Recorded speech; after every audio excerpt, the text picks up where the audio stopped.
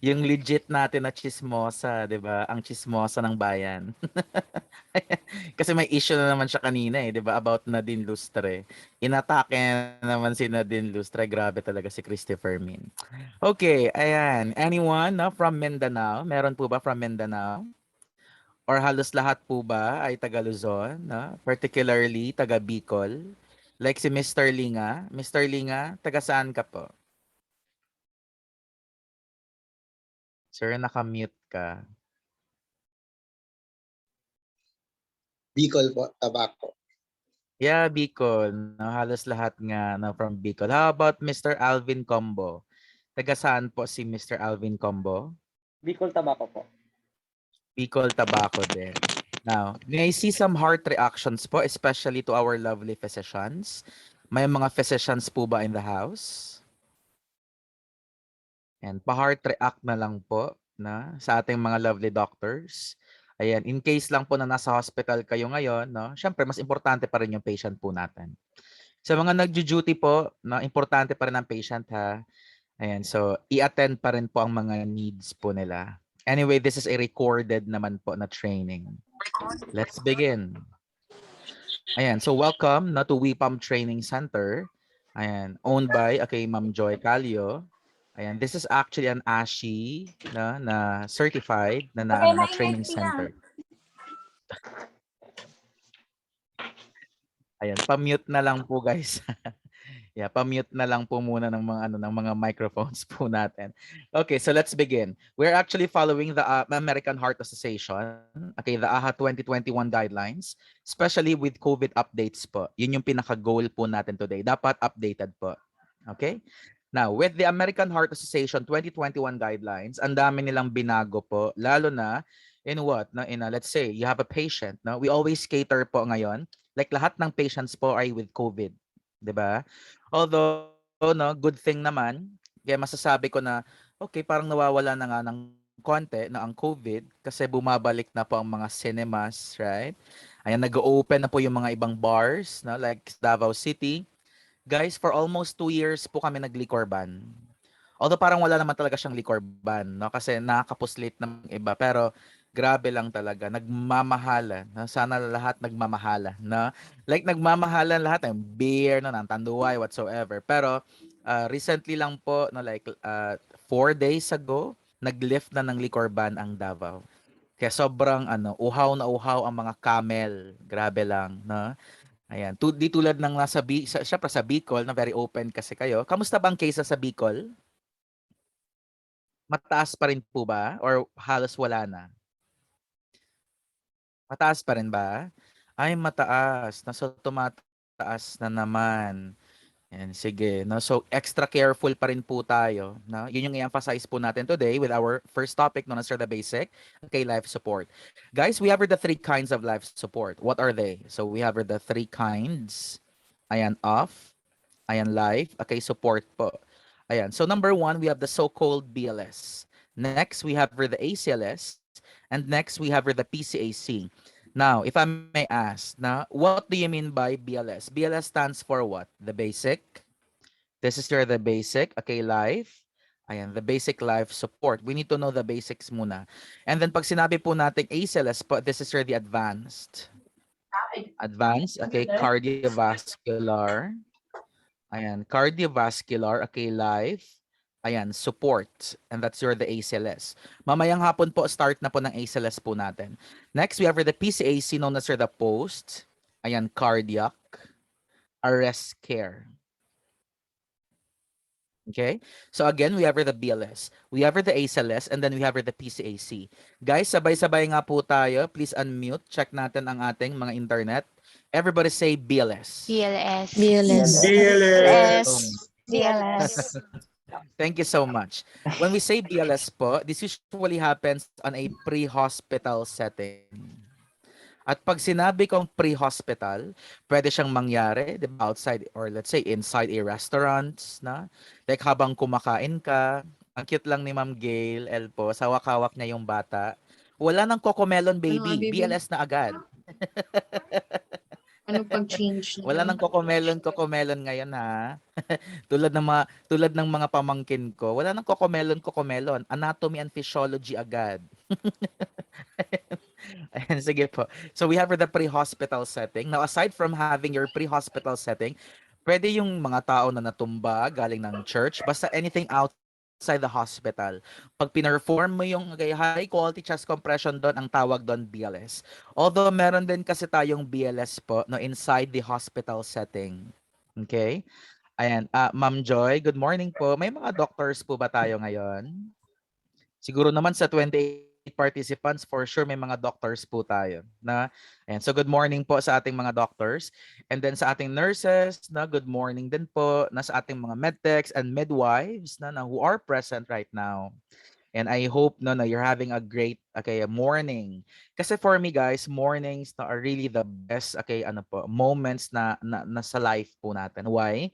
Kasi we need to be grateful, no, Char. Katrayo na. And for me kasi we need to be grateful na nagising pa po tayo. 'Di ba? Nagising tayo na healthy, 'di ba? Na nagising tayo nakasama po natin ang family po natin, ang ating mama, ng ating papa, 'di ba?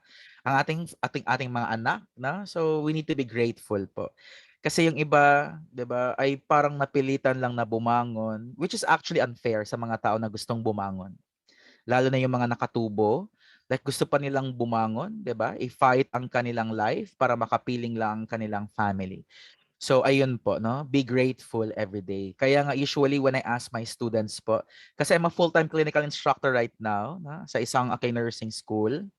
Like sinasabi ko always sa kanila, ayan, no? How's your morning? Pag sagot nila okay lang, nagagalit ako agad. Ayoko kasi ng sagot na okay lang, na dapat I feel so blessed, sir. I feel so happy, 'di ba? I feel so, 'di ba? Ano ba? Na basta, madami mga superlatives kasi na pwedeng mag-define ng mornings po natin. Okay? Ayan. So we have for the ACLS. The ACLS kasi, no, for me ha, while having this training po, the BLS alone is kinda mabibitin ka.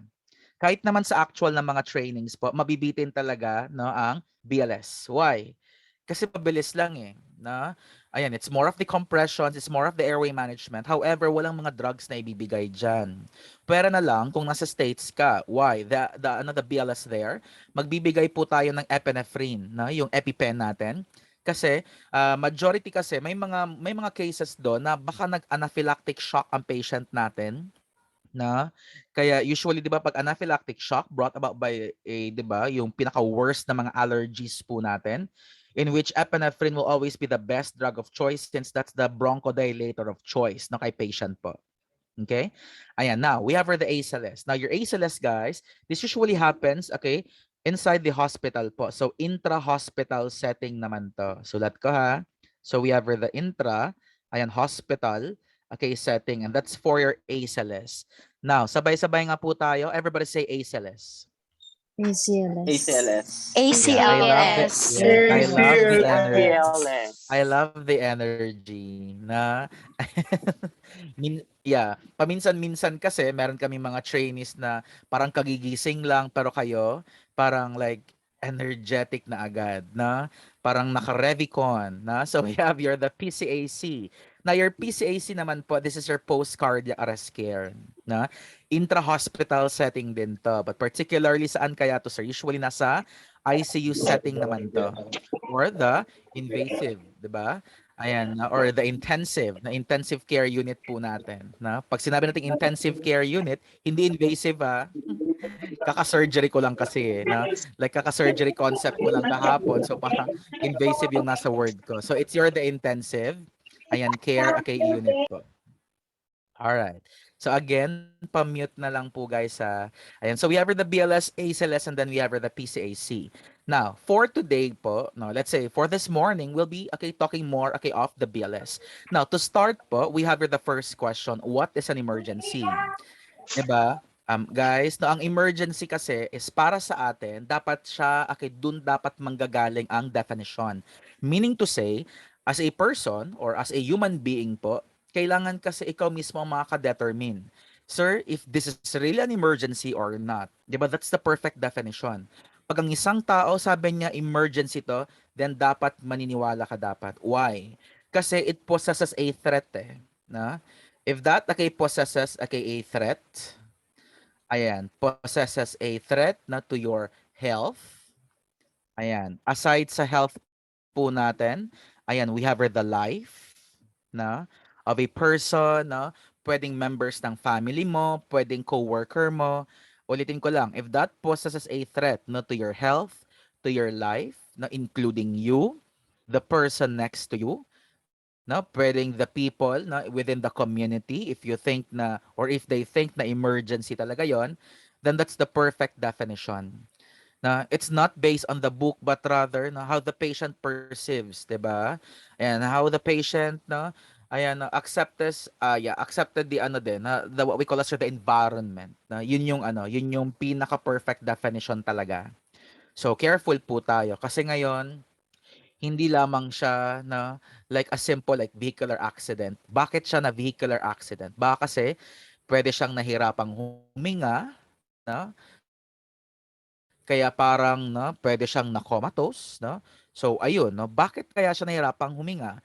Kasi baka COVID positive ang patient na 'yon. So ang daming mga 'no, mga what if, 'di ba, mga buts po 'no. So careful po tayo today or not today, but rather sa ano, sa ating, pag-intervene during an emergency. Now, tulad nito, this pictures po 'no, siyempre this was okay ano pa, before COVID na so puwedeng madami pa. Pero ngayon kasi na dapat kasi 'di ba may social distancing, you need to limit personnel para hindi po magkakahawa-hawaan. Tulad ng nangyari sa ano sa 911. Ang nangyari kasi sa 911 guys 'no, like yung isa na exposed 'no. So ayun 'no, pagbalik nila sa ano sa kanilang kampo, ayun 'no. So damay-damay na lahat. I'm from Davao City. So meron po kaming 911 dito. And of course na my brother works na sa 911 din. So ayun, medyo na-update din talaga ako from time to time aside sa mga instructorship na mga ano po, na mga seminars po namin. Na yun yung pinakaimportante na dapat updated po tayo. Okay.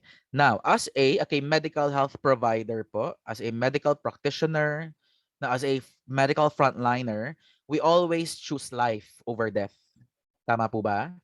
Kasi kawawa naman yung patient po natin, na? Ayan, we always choose life, no? And then careful lang po tayo ha. Kasi are you aware that the last, 'di ba, senses po, no, na mawawala sa isang tao is yung hearing.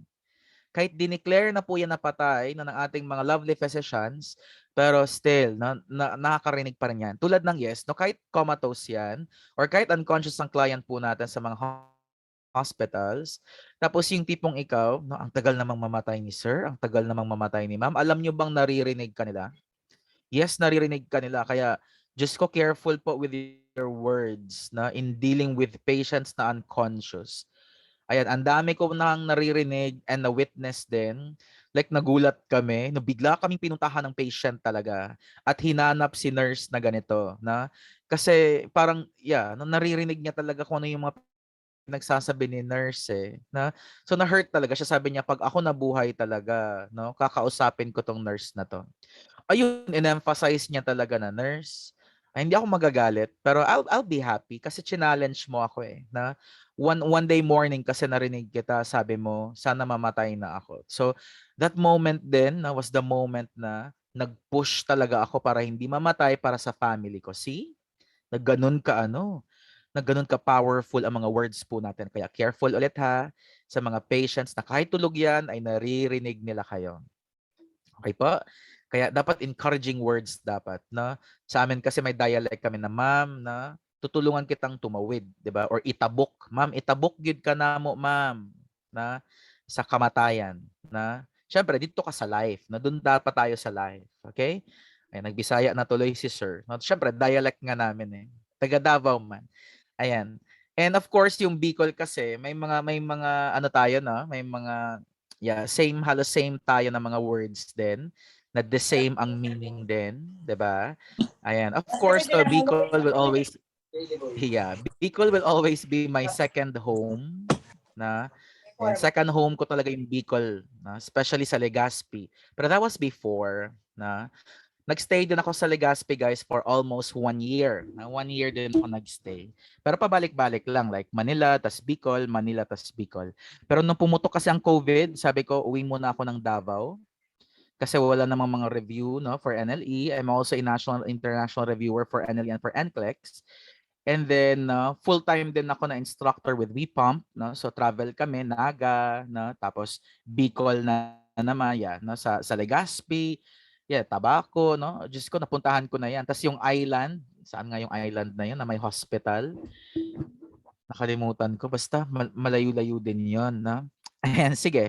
So again ha, na as medical frontliners, we always choose life over death. Ano pa ang saysay na nag-aral tayo ng medicine, 'di ba? Nag-aral tayo no ng mga let's say mga updates po na kung pipiliin lang naman natin ang death. Okay, so we have for the first topic known as the basic life support. Now, when we talk of BLS kasi, this is a combination of high quality chest compression plus your defibrillation. Guys, napapansin niyo ba? Dapat dalawa yan. Na, sir, it should be high quality chest compression check plus your early defibrillation known as your the AED. Guys, when we talk of AED, everybody say AED. AED. AED. Yeah, thank you so much. Your AED, thank you so much. Your AED stands for Automated External Defibrillator. This is actually a walking and talking device na your AED kasi guys will analyze na the rhythm. And are you aware na when we talk of defibrillation kasi, 'di ba, meron tayong mga shockable rhythms, meron din tayong non-shockable rhythms. Ayan, ipakita ko ha ang mga shockable, meaning kailangan mong i-defibrillate for a while. Medyo maingay lang 'to ha. Ayan, so I'll be presenting po no yung ating mga shockable rhythms. Tignan mo sa screen.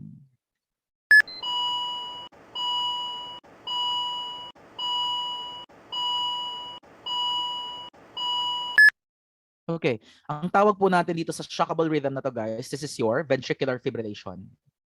Now, if patient suffers from ventricular fibrillation, then the patient suffers from a sudden cardiac death experience. Na may sudden cardiac death tayo. Now, for sure nakita nyo na yan, 'di ba?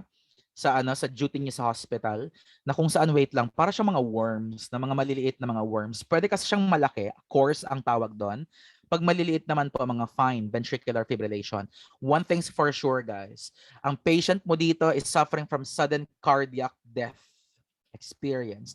So malamang pwedeng patay talaga ang patient mo dyan. Pero since magaling ka at na-check mo at na-recognize mo na the patient suffers from ventricular fibrillation, code blue, code blue, code blue. Naririnig ba natin ang word na code blue? Pag sinabi po natin code blue, that means what? No, cardiopulmonary, 'di ba? May problem sa cardio or sa heart, may problem din po sa lungs niya. Kaya cardiopulmonary. And that needs cardiopulmonary resuscitation, meaning that's the CPR. Kaya pag narinig na natin si code blue, although marami kasi mga codes, di ba? May mga code white, no code black, no code red, code pink, okay? So madami-dami din. Now aside from ventricular fibrillation, meron pang isa. Wait lang ha, delete ko lang ang kanyang heart rate. Okay. Guys, ang tawag dito, this is your what? Na the pulseless ventricular tachycardia or the VTAC. Okay? You show me your thumb. You show me your thumb. Now, 'di ba? Pag idikit-dikit mo yung thumb mo, ang tawag diyan ventricular tachycardia. However kasi, we need to be specific. Kung single form lang siya, one form siya, tulad ng nasa screen po natin, this is your the monomorphic, meaning isang form, isang itsura lang. Pero pag madaming forms na po yan, ang tawag doon polymorphic. Ano itsura nun? Ayan.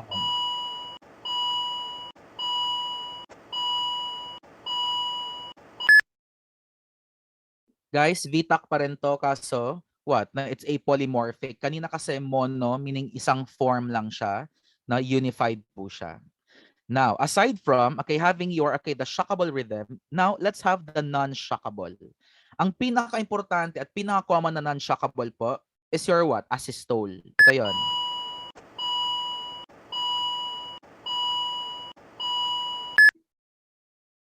That's your the flat line na.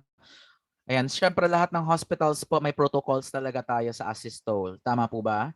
Number one, if that's really an asystole, you check for pulse. After checking for pulse, you check for ECG leads, na? Tapos sasabihin mo all ECG leads are in place. And then, ayan, may nagti-TikTok na tuloy. Okay lang yan. Aside from checking for ECG, ayan, leads po. Na, ang cute lang ng anak ni Ma'am Bermas. Anak mo yan, ma'am? Nagti-TikTok na kasi. Cute lang. So ayun po, checking for ECG leads. Aside from checking for the ECG leads, you need to maximize ECG 5 to 10 times to confirm if that's really an asystole. Why? There are cases kasi na akala po natin asystole, pero pag zoom in mo sa flatline na yan, Diyos ko, nag-ventricular fibrillation pala ang patient natin. Na? So dapat baguhin dapat natin ang protocols. So meaning to say, pag sinabi kong, okay, shockable and non-shockable, so ayan na, sulat natin. So we have here the shockable, and that needs okay, immediate defibrillation. Next, we have here the ayan, shockable. Pag sinabi po natin shockable, dalawa lang yan eh. So we have here the VFib or ventricular fibrillation. Next, we have here the pulseless. Make sure guys na dapat pulseless, ventricular tachycardia. Why? Meron kasi tayong VTAC na may pulse. Malamang, wag mo namang i-shock, 'di ba? Wag mo namang i-defibrillate ang taong may pulso. Diyos ko po. Lahat ng walang pulso, malamang sila kaya pwede mo silang i-defib. Now, for non-shockable rhythm naman, syempre, flatline lang to eh. Ang purpose kasi ng defibrillation, guys, is para gulatin po ang heart ng patient. Tapos, 'di ba? After stunning the heart, syempre, maano siya, change na po natin yung conduction system po natin, yung mga intrinsic conduction system po natin. So we have the non-shockable. Example, we have the asystole. Aside from the asystole po, we have the PA. PA stands for what? The pulseless electrical. Ayan, pulseless electrical activity po. Ayan. Pulseless electrical activity. So again, we have the shockable and then we have the shockable, rhythm. So ayan. Now, let's discuss na po na your BLS. Now, with your BLS kasi, or the basic, life support, ayan, we have the BLS or the first, kind of life support. Guys, we are still, following, again, the 2021 guidelines and we are. Ayan, sige po. So pag BLS kasi natin, ano ba ang natin, sequence natin dito? Anyone from the group? Ano kayang sequence natin? Is it ABC or CAB? ABC or CAB? Guys, when we talk of BLS kasi, automatic unconscious ang patient mo. So we have the C, letter A, and then we have the letter B, known as the CAB. When we talk of CAB, number one, we have the circulation. Next, we have the airway. And next, we have the breathing. So meaning to say, circulation, airway, and then we have the breathing. Meaning to say, sir, that only goes to patients who are unconscious. Pero pag conscious si patient still it's your ABC. Okay po, i-clear ko lang yan. Kasi may mga tao na pag sinabi ko, what's the priority here? Guys, the patient is conscious. Sagot nila, CAB. No. CAB only goes to patients who are unconscious. But if you are conscious, again, CAB, it's for unconscious. For conscious patients, ABC. Pagkausap mo pa ang patient, airway ang pinaka-importante. Lalo na yung patency ng airway po nila. Like in the case of choking. So later, may videos po tayo regarding choking. Kasi syempre emergency din po ang choking. So with your BLS kasi, aside from that, sir, ano bang ginagamit natin na compression to ventilation ratio? Ayan, the compression to ventilation ratio pa rin is 30:2. Ayan, for 5 cycles. Meaning to say, 30 compressions yan. Tapos, 2 full breaths dapat yan. So we have full, breaths. Ayan, pag 5 cycles po, alam niyo ba ang 5 cycles? It should run for at least 2 minutes. Kaya nga 'di ba pag sinasabi ng mga doctors po natin, 2 minutes up. Ayan. Pag 2 minutes up po, malamang you need to stop the compression because we are going to recheck, 'di ba? Kung may mga return of spontaneous circulation po tayo. Ano ba yung mga signs na bumalik na po sa life ang patient po natin? Na syempre pag may pulso si patient, pag humihinga ang patient mo, yun naman talaga eh. Pero what if, 'di ba, sa drowning na scenario, let's say na-drown ang patient, na ayan, nalunod na sa mga pangako, na hindi sa mga pangako, but rather nalunod talaga sa dagat, na in case lang pag nalunod talaga, like drowning episode, the patient usually coughs na uubo talaga ang patient. Pag ubo niya, ano yung lalabas, guys? Isda or tubig? Grabe ka kung isda, syempre tubig, na syempre tubig yung lalabas. So that's the time, 'di ba, na ang priority natin will be, and isa-side lying na po natin si patient, na kasi, ayan, or the recovery position, kasi okay na ang patient mo, umubo na eh. Tapos 'di ba, alam natin na na ano na po natin, na brought back to life na po natin ang patient natin. Okay, so we have the compression to ventilation ratio. Now, depende din kasi yan, no? Let's say for the adult patient, 'di ba? For the adult patient, next we have the child patient, and then we have the infant. Ayan, na patient po natin. Guys, pag sinabi po nating adult, na may bracketing kasi sila eh. Ito yung mga 8 years old, okay, and above. Sa compression to ha, nagbe-base na compression. Pero pag i-base po natin yan sa mga developmental milestone, malamang hindi pa talaga yan mga adult. Pero if base sa AHA, base sa BLS po, ayan, 8 years old and above, na considered as you're an adult patient. Meaning, okay, pag child pala, 1 to 8 years old. Okay po, 1 year old to 8 years old, guys, na para masabi natin na child. Pag infant po, we have the 1 month to 1 year. Infant, na. Ayan. So basically, guys, na pag adult ba, ilang hands ang gagamitin natin? Both hands. Tama po? Both hands. Pag child naman, one hand technique yan. Pero pag, no, syempre, infant po, no, we have the 2 fingers. Okay? Now, 'di ba? Dati kasi, ito yung focus natin, no, for the adult. Alam niyo ba may bago ngayon? Look at me sa camera. 'Di ba? Before, ganito. Na, ngayon may mga bago. Ilalapat mo na lang daw yung kamay mo. Na, ayan, on top, okay, sa tinatawag na non-dominant hand mo.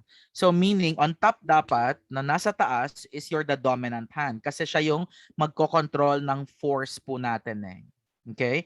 Before kasi, medyo nakakatakot to. Yung interlocking digits. Kasi what if, na may mga long, okay, fingernails po tayo, that can cause, 'di ba, pwedeng ma-traumatize ang patient, no? Baka may mga scarring na mangyari. Okay po ba? So ngayon, no, since naka-gloves ka, hindi naman siguro siya mas-slip, 'di ba, or mas-slide. Ayan. So yun lang naman yung mga rational po nila. So pag ano naman, makikita ka din na sinusuportahan yung isang kamay, 'di ba? May mga ganun din na mga styles na ayan. So depende din kasi yan, sa nabasa ko din, usually yung ibang gumagamit nun is alam mo na may mga arthritis, 'di ba? May mga problems po pero gusto talaga nila, willing silang mag-help. Or pwede rin yung iba pagod na, yung masakit na yung mga kamay nila. Kaya okay, mamaya sa video po makikita po natin 'yon. Pag sa child naman, one hand technique. One hand lang. Guys, may nakikita ba kayo na na mga videos? Ako ang dami ko nakikitang videos na sa Facebook.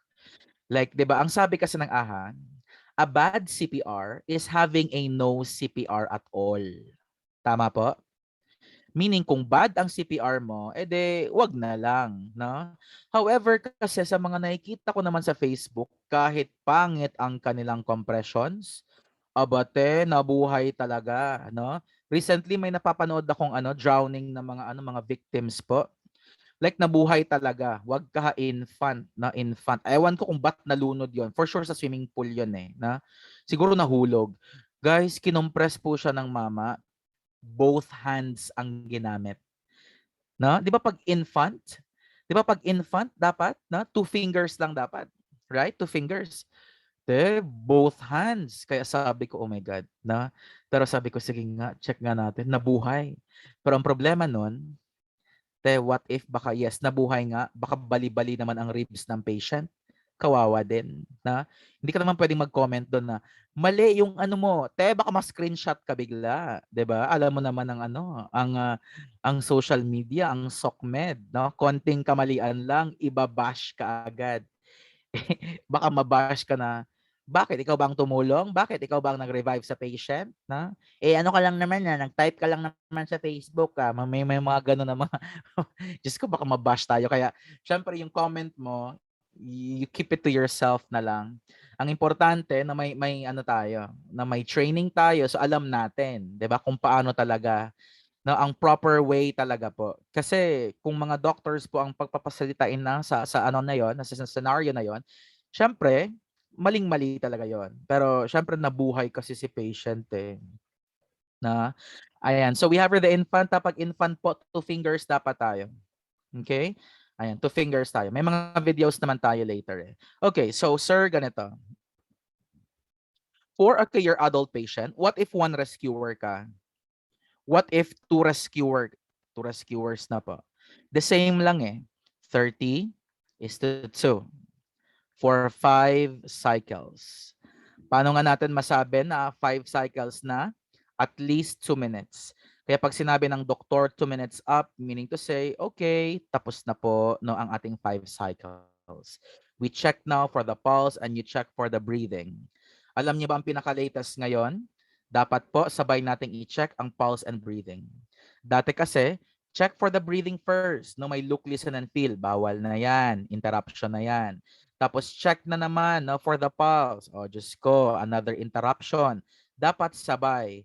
Check for pulse, check for breathing. Let's count. 1, 1,000, 2, 1,000, 3, 1,000, 4, 1,000, 5, 1,000. The patient has no pulse. Let's start. No? And the patient has no breathing. Let's start. High quality chest compression.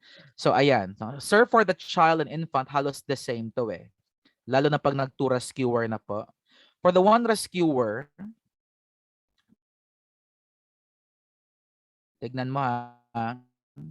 For the 1 rescuer, guys, a child and infant, 32. Ayan, for 5 cycles. Halos the same kay adults. However, kasi, magbabago na po yan pag 2 rescuers na. Kasi pag 2 rescuers po, magiging 15:2. Ayan, times, ayan. So we have the, 10 cycles na siya. So again ha, pag 2 rescuers po, infant and child, 15, is to 2. Ayan, for 10, cycles. Sige nga, sir. Paano ba mag-count ng 30:2? Listen carefully. To count for 30:2, it should be 1, 2, 3, 4, 5, 6, 7, 8, 29, 1. Bakit may hindi kayo mawawala?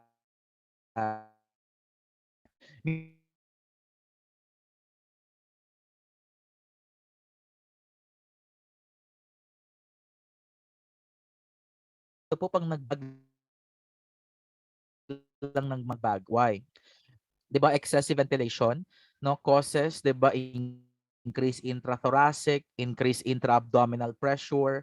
So mas madami ang complication kay patient. Nakikita po natin 'yan no, Diyos ko sa ER, 'di ba? Sorry ha, pero nangyayari talaga siya no. Like bag lang ng bag lang ng bag. Tay may proper counting po. Hindi pwede bag lang ng bag lang ng bag. Pwedeng mamatay si patient at cause of death ni patient yung bagging na. And we do not call that one as your ambu bag. It should be properly addressed, known as your the BVM, the bag, the valve, and the mask. Na yung iba sa atin, na matagal na sa hospital, ang tawag niya ambu bag. Tapos pag check niya, hindi naman ambu bag ang brand nito eh. Because ambu bag is a brand name. We don't promote brands. Akala mo ambu bag ang brand? No. Mahal ang ambu bag. US, sila lang talaga ang napapatronize ng ng ambu bag. Usually ang nakikita ko sa hospital, iba ang mga mga brands made in China. Tama? Because sabi nga nila, God created the world and the rest is from China. Ayan, halos lahat. Kaya may gusto sana akong bilhin eh, yung yung parang small talaga na ambu bag, no? Like naka-clip na siya, guys. Sa US kasi dapat 'yon. As in maliit lang siya, no? Pero ayun, no, kinapin na kasi siya ng China. Sige, so sa China na lang ako. Mas mura pa. Instead of having that 8,000, nasa 4,000 ata ang China or nasa 3,500 na ay yung pocket size na ambu bag. As like mafo-fold-fold talaga siya. Now, whatever, 'di ba? Kasi what if, 'di ba, may mga may mga incidences na kailangan mo talagang mag-compress na Ayan. And then feeling mo talaga na si patient is having COVID, so i-bag na lang po natin. If kaya mo naman. Pero kasi pag single rescuer ka, na wag ka na mag-focus guys sa airway ngayon. In the event na kasi, say no talaga sa airway. Kung gusto mong magka-COVID, sige, na. And are you aware sa BLS pa lang, sa pag-compress mo pa lang kay patient, you are already exposing yourself po. Kaya ang protocol ngayon, 'di ba? Before you start with your high quality chest compression, ayan, suspected man na COVID or not, we always protect ourselves. You wear your mask before putting the mask din sa patient. Okay po? Kaya nga na yung itsura na ng protocols nila ngayon is ganito. Guys, this is your COVID-19 adult, okay, CPR or adult, okay, hands only CPR. Bakit hands only? Because we don't give no rescue breaths here. Lalo na pag may COVID na and pandemic kasi siya na kung sa amin pa pandemic, pandamay. Ang daming mga business na naapektuhan, 'di ba? Ayan, yung learnings ng mga estudyante. And I'll be surprised no if ever kung ano na talaga kung face to face na. Siguro next year, possible. Pero sa school kasi namin, kami ang may pinakamaraming nursing po na or student nurses na here in Davao City, which is San Pedro College na. So, ayun, sabi ko, parang imposible pa ata to. Kasi madaming estudyante May mga schools kasi guys na nag-attempt talaga na mag face to face. Pero wag kate, day 2 nagkahawaan na. So ayun, napatigil na naman ang face to face. Kasi kawawa na yung nurses sa hospital kasi wala na silang uutusan. Yan lang naman yun 'di ba? Sabi nga ng mga friends ko, "Mark, wala pa talagang estudyante?" Sabi ko, "Why? Pagod na kayo 'no?" Sabi niya, "Yes." Sabi ko, "Sige lang, tiis-tiis muna na baka who knows next year, mag-start na mag face to face ang fourth year po namin." Na parang ibabala na sila, 'di ba? Ilalaban na sila sa digmaan, na. Sige, so step 1 po natin. Ayan, this is based on American Heart. So you need to call 911.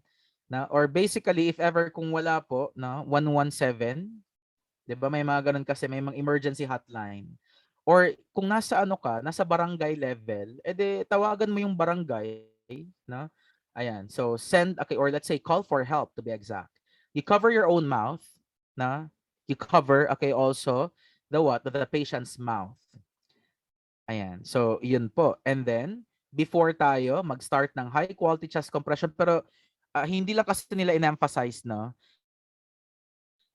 before kasi step 1, dapat na-determine mo na walang pulso, 'di ba? Wala pong, okay, let's say breathing ang patient po natin. Okay po ba? Ayan, and then yun na. Pero syempre before ka po lalapit kay patient again you need to wear your mask and then lagyan mo din siya ng mask. And then if ever po na-determine na po natin, natawag na, then this is the time po na mag-perform tayo ng hands only CPR. There should be no, let's say, breathing management. Wala yan. Bawal na bawal. Kung gusto mong magka-COVID, sige. Alam niyo ba, the moment na mag-compress kayo, 10 inches pwede pong lumipad ang virus po natin. Madidisperse po siya sa air. Kaya nga ang tawag natin, what are examples of an aerosol generating? Pag sinabi nating aerosol generating procedure, yung mga viruses ay what? Kakalat, madidisperse sa air.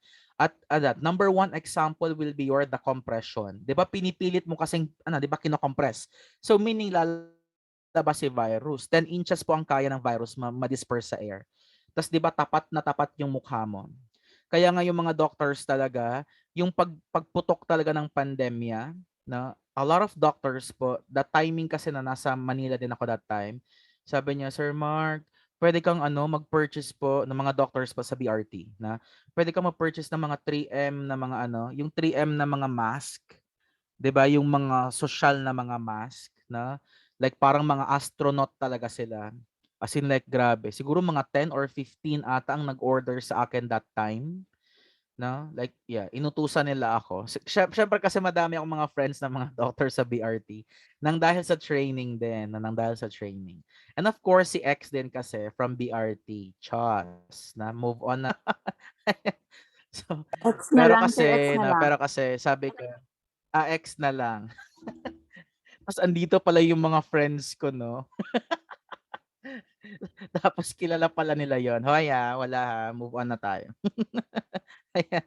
So ayun na po na. So we have your okay adult, not child, and then we have for the infant. Now let's discuss na po guys na the what we call as your the principles. Ayan, of high quality chest compression or high quality CPR. Now, sabay-sabay nga po tayo. Everybody say high quality. High quality. High High quality quality. CPR. High quality High quality CPR. CPR. Ayan, thank you so much na. Ayan, pag sinabi po natin principles of high, ayan, ayun, medyo delayed ang internet nun. Diyos. Ayan, si Ma'am Johara Marie for sure. Ma'am, ano internet natin, ma'am? Ikaw kasi ang pinaka-last eh. Dial-up, sir. Dial up. Hindi ko pa narinig yung ano na yan. Pero kasi mabilis ba? Mabilis ba ang converge sa inyo? Or medyo nagloloko din na parang mga jowa natin? 'Di ba may converge kayo no? Sa amin kasi sa PLDT talaga ang pinaka-worst na dito. Like papasahin ka lang no like for 1 month, 'di ba with 100 Mbps. Tapos after 1 month, Diyos ko, iiwanan ka ng bigla. Okay, 100 Mbps na down to 10 Mbps real quick. Kaya Diyos ko, nakakatakot. No? Kaya from time to time, monitor ko ang aking internet kung tama ba yung mga binabayaran po natin. Ayan, for the principles of high quality chest compression, I have my own mnemonic here known as the mnemonic pucha. So isulat po natin ang mnemonic na okay, pucha, okay, pababa. Okay, with your pucha kasi, okay na mnemonic guys, ang dami pong mga latest protocol ngayon. Lalo na yung ayan, 'di ba if you're going to check for consciousness ng patient, hey, are you okay? Hey, are you all right? Na? Or let's say kung barangay level, sir, okay ka lang. Sir, are you all right? Na? Or sir, na? Ayan, sir, gising po. Sir, gising, na? Ganon, 'di ba? Kasi sometimes, yeah, may na-learn din kasi ako sa isang instructor. Sabi niya, kung masyadong based daw on bookish daw tayo, tas medyo hindi daw natin let's say na i-relate sa barangay level or 'di ba lalabas ka ng bahay. So syempre barangay level talaga 'yan, no? Ayan, so baka daw ma-intimidate lang daw yung yung mga tao yung, hey, are you okay? Hey, are you all right? No? Hindi pong, ay, ang arte naman ito. Siyempre, no? Nag-train kami sa sa we pump no? So dapat alamin natin no ang ideal, no? From okay, the super ideal. Ideal talaga guys is yung sir, gising sir. Sir. 'Di ba? May mga trapezius squeeze pa 'yan, na? Yung iba tinatap lang nila, guys. Dati kasi nakikita ba ako? Dati po no, 'di ba both hands kasi 'yan, 'di ba? Hey, are you okay? Hey, are you all right? No, ngayon bago na po. Isang hand ka na lang, dapat away dapat sa isang shoulder ni patient. Na? Yung tipong, hey, are you okay? Hey, are you all right? Kasi we need to limit exposure eh. Kasi pag gaganon ka, 'di ba, mas lalapit ka kay patient, na? So ngayon, no, step back, 'di ba? Dapat distance pa rin, tas tap mo ang shoulder na malapit sa iyo, na? Shoulder ni patient na malapit sa iyo using one hand. Hey, are you okay? Hey, are you all right? Pero syempre tignan mo pa rin, na? Pero syempre wag yung yung tipong marites na yung chismosa, nag one hand ka na nga pero nilapit mo pa rin yung mukha mo, wala, epic fail, na? So again you distance okay yourself po or else baka mawat no makuha natin, 'di ba? Si what na si COVID. Ayaw natin 'yon. Okay lang sana kung ikaw lang. Kaso damay-damay ang family natin, 'di ba? Maka-quarantine.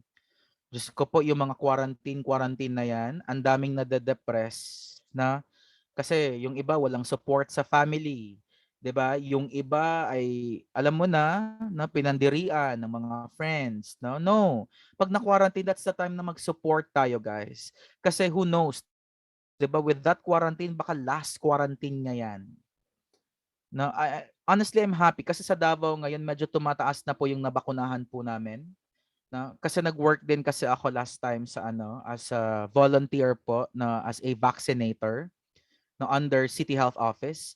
Like grabe, na although may mga choosy talaga na mga tao. Kamusta ang vaccination niyo diyan sa Bicol?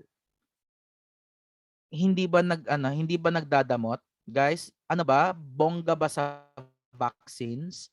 Kasi honestly kami sa Davao, sobrang bongga sa vaccines. Like halos lahat ng vaccines, no? Up to the point na kami na lang po ang magtatawag sa labas, "Sir, magpabakuna ka na, sir." Kasi halos na bakunahan na po namin lahat. And ngayon, nag-start na po kami sa 12 to 18 na. So, 12 to 18 years old, start na. Pero kasi ang daming may mga asthma. Pero dapat controlled ang asthma. Ayan. Sige po. So, we have the pucha na mnemonic. Now, letter P stands for what? You push hard. You push, okay, hard. And then you push, okay, fast. Sir, push, okay, push it hard, no? And push it fast. Ayan. So, pag sinabi mo natin push it, okay, fast, of a rate of 100 to 120 compressions, okay, per minute po. Ganun kabilis. 100 to 120 compressions per minute po. Pwede ka bang sumobra ng 100? Yes, no? Ayan, i-maximize mo pa up to 120 compressions per minute, walang problema. Lalo na pag ikaw lang, pwede ka bang sumobra? Walang problema. Usually, nagkakagulo lang kasi yan pag may partner ka na. Kasi syempre, hindi niya din alam kung kailan siya magbabag. Kasi kung bag lang siya ng bag, eh baka magkaroon ng hyperinflation, di ba? Yung tipong increase intrathoracic pressure, increase intra-abdominal pressure, so kawawa ang patient. Instead of reviving, baka yun pa yung reason. Cause of death, na excessive ventilation. Now, aside from that, we have the unnecessary, okay, interruptions. Ayan, unnecessary interruptions, okay, must be minimized po. Sir, ano yung mga forms of interruption? Listen carefully. Na unnecessary changing of the position of the patient is a form of interruption. Na aside from unnecessary, okay, repositioning of the patient, pag natagalan po tayong mag-analyze ng rhythm, let's say nagko-code na nag-code blue. Tapos nahirapan po, no? Wait lang, anong rhythm na to? Na? So ayun, no? It's also an interruption. Next. Ayan, guys, na lalo na pag natagalan ka sa pagkabit ng AED is also a form of interruption. Kaya dapat na quick dapat na ang paglagay po ng AED, yung automated external defibrillation kay patient. Or else na ayan, syempre with that interruption kasi, sir, ayan, unnecessary interruption must be minimized. Ilang seconds, sir? Not more than 10 seconds. Ay, okay. Ayan, not more than 10 seconds. Kaya pala, sir, no, ang pag-check po ng ng pulse at saka ng breathing po natin, ayan, ano na siya eh, pack na eh. Sabi kong pack, ganito yan. Check for pulse and check for breathing. Ilagay mo lang yung kamay mo, okay, sa what? Sa chest area ng patient po natin. So you count, 1,000, 2, 1,000, 3, 1,000, 4, 1,000, 5, 1,000. However kasi, alam nyo ba, sa pag-check nyo ng pulso kay patient, pwede rin yung what? Na yung mata nyo, i-check nyo din yung surroundings nyo. Baka kasi may hazard na naman. Although nag-check ka na ng hazard kanina, ngayon, habang magka-count ka, ba kasi 'di ba, ang tutulungan mo pala ay may kabangga, no? So meaning, syempre magagalit 'yon. Ay, wait lang, bubuhayin niya pala 'to Pwes, no, sasaksakin ka. May mga stories na gano'n eh. Ikaw ba naman, no? Yung mo, yung pwedeng yung ni-revive mo, madaming kaaway at ang kaaway niya ay nasa, okay, what? Na nasa vicinity lang, nasa area, na ayan, so kawawa na ikaw tuloy ang what? Na ang ma-stab, 'di ba? Ikaw ang mabaril. Na so ayun, kawawang-kawawa. Ayan, so ayun po, no? So ulitin ko lang unnecessary interruption must be minimized to not more than 10 seconds. Next po guys, we have letter C. Compression deafness must be adequate. Compression, okay, deafness must be, ayan, must be adequate po.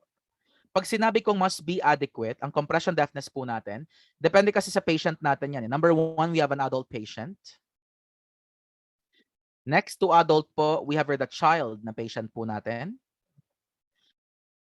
Next to your child is that we have the infant na kina-patient po natin. Ayan, with adult patient, it should be with the word at least. Ayan, pag child naman po, it should be about. And then, okay, pag infant naman po, na it should be about. Ayan, pag adult guys, adult should be at least ilang inches nga yun? At least 2 inches. But not more than 2.4. But not more than 2.4 okay, inches po. So far, hindi pa naman nila okay, nilagay na at least 2.4. Ang sabi lang nila, at least 2 inches, pero hindi ka pwedeng sumobra ng 2.4. How will I know, sir? Usually, ang first okay, na pump mo, magka-crack talaga. Feeling mo makrack eh. Pag na-feel mo yon, meaning to say, okay, no? Ayan, so far, no? Kaya nga 'di ba may mga terms sila eh. Dapat kailangan may crack, no? Dapat may crack dapat para masabi mo na okay, maganda ang CPR po natin. Kasi pag walang crack medyo parang shallow lang daw talaga, no? Wag naman to the point na mababalid na talaga ang ribs mo. Yung cracking sound lang, na kasi first time siyang maano eh, na ma-compress. May I see the ano po, may I see a heart sign? Sino na yung nakakompress ng mga actual na mga tao talaga? Hindi lamang sa dummy, but rather sa mga tao. Sige nga. Can I see a heart sign? Or heart reactions po natin? Ayan, nakalagay po yung reaction dyan guys sa baba. Ayun, madami-dami nga. Na madami-dami nga. Na, how's the experiences? Or how's the experience po? Okay lang, 'di ba? Yung tipong yung iba sir, grabe talaga sir. Tas ang ano at the end of the day, patay naman si patient. Pero at least, no, trinay mo pa rin ang best mo, 'di ba? Na mabuhay ang patient po natin. See? Ayan yung iba ay natuto na pong okay mag-heart react. Ganun kasi kami sa online class eh, no? Can I see some heart reaction, 'di ba? Can I see some ganito, no party popper, mga party or mga festive na mga reactions, 'di ba? Ayan. So ayun po. So we have the adult patient. Next to adult patient po, we have the child. Pag child naman po guys, it should be about no 2 inches. That's for the child. And then for the infant naman po, it should be about no 1.5 inches po. So again ha, I am referring to compression deafness. Now again, these are updated po. Alam niyo ba lahat ng mga learnings natin today and tomorrow, magagamit mo yan sa NCLEX mo, not only for NCLEX but also for your prometrics and for your HAAD in case lang na mag-abroad ka talaga. And lahat ng mga certificates na matatanggap mo today and tomorrow po, magagamit po natin yan sa HAAD, na yung sa Abu Dhabi at saka sa prometrics din, magagamit din po siya. Okay? Ayan, naka-heart. Dun talaga na pa-heart no reaction si ma'am. Yes, no? Kasi 'di ba, yung iba na umay na po sa pag-serve no sa countrymen po natin. Na it's the time na din 'di ba na mag-abroad na para syempre na matustusan ang family nyo, 'di ba? And para mas masagana ang buhay. Iba talaga pag nasa abroad, no? Although kasi ako, syempre, waiting pa rin, na waiting pa rin. Like, ayun, na. So, so we have the compression. No? So aside from the compression, okay, deafness must be adequate, guys. We have our letter C, letter H, and then we have our letter A. So para makompleto na ang mnemonic na pucha. Now, letter H, okay, stands for what? Na? Ayan, dapat has an obvious chest recoil. There should be an obvious chest recoil here. Guys, pag sinabi natin has an obvious, okay, chest, ayan, recoil po. Recoil means what? Na yung chest mo returns, okay, back no, sa kanyang normal position. Kasi yung iba, normally dapat ganito. You compress, ibalik mo. Compress, ayan. Yung iba kasi kung compress gigil na gigil. Ganito mag-compress, hindi niya man lang inallow na mag-chest rise, no? Puro fall lang ng fall lang ng fall lang ng fall, ang ending pa fall. So has an obvious chest, okay, recoil dapat. Why? Kasi if there's no obvious chest recoil, baka kasi ang patient po natin ay nagkaroon ng rib fracture. Okay? And from rib fracture kasi that causes tension pneumothorax. Kaya pala ang patient, na absent ng breath sounds ng patient mo, tapos may mga tracheal deviation, no? Kawawa naman ang patient natin. Now, lastly, we have our letter A. Ayan, we need to avoid excessive ventilation. Sir, focus on the word excessive ventilation. Alam niyo ba, ang excessive ventilation, that causes, okay, two things po. Number one, increase intrathoracic. Increase intrathoracic pressure. Sorry. Aside from increase, okay, intrathoracic pressure, magkukos din yan ng increase intra-abdominal. Increase intra-abdominal, okay, pressure. Then what happens, sir? I-trace natin ha. Ganito yan.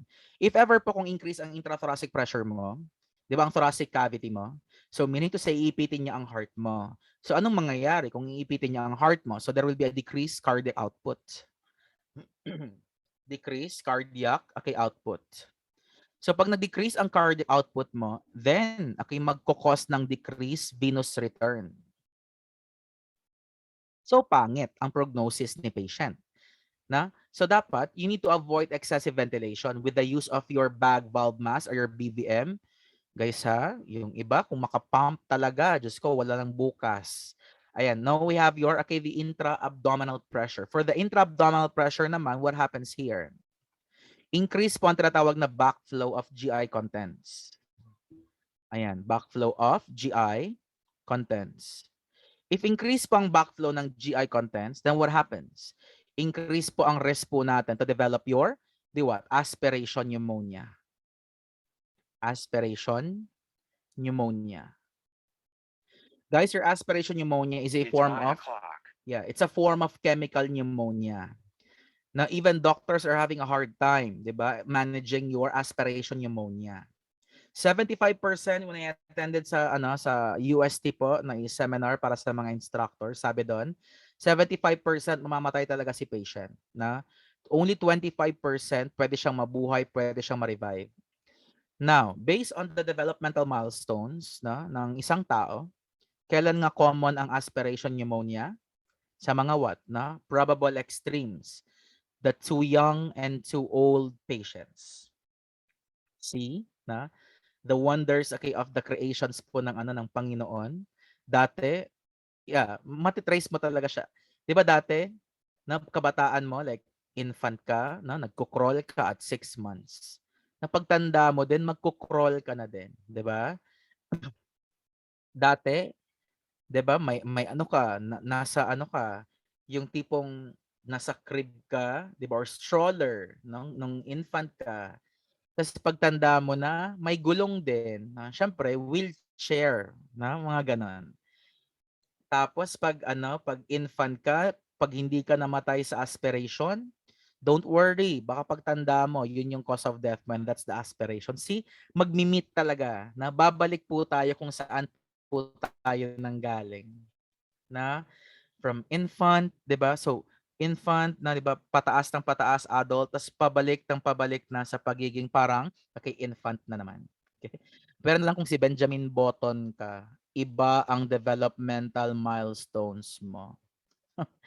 Ayan, I have a situation here na what if the patient has pulse rate pero the patient is not breathing, negative RR. Ano ang management mo doon? It's the rescue breaths. Rescue. Ayan, breathing po ang tawag natin. Guys, pag sinabi po natin okay, rescue breathing, of course, we need to na syempre, 'di ba, prevent the increase ng tinatawag na intrathoracic, na intra-abdominal pressure. So kailangan okay, you follow this. We have the adult. Next, we have the child. Next, we have the infant, okay, patient po natin. Guys, pag adult patient kasi, it's one rescue breath na every, okay, what? Every 5 to 6, okay, seconds po. And that's for the adult. Ayan. Pag child naman po and infant, the same lang yan. It's 1 rescue breath. Ayan, every 3 to 5 seconds.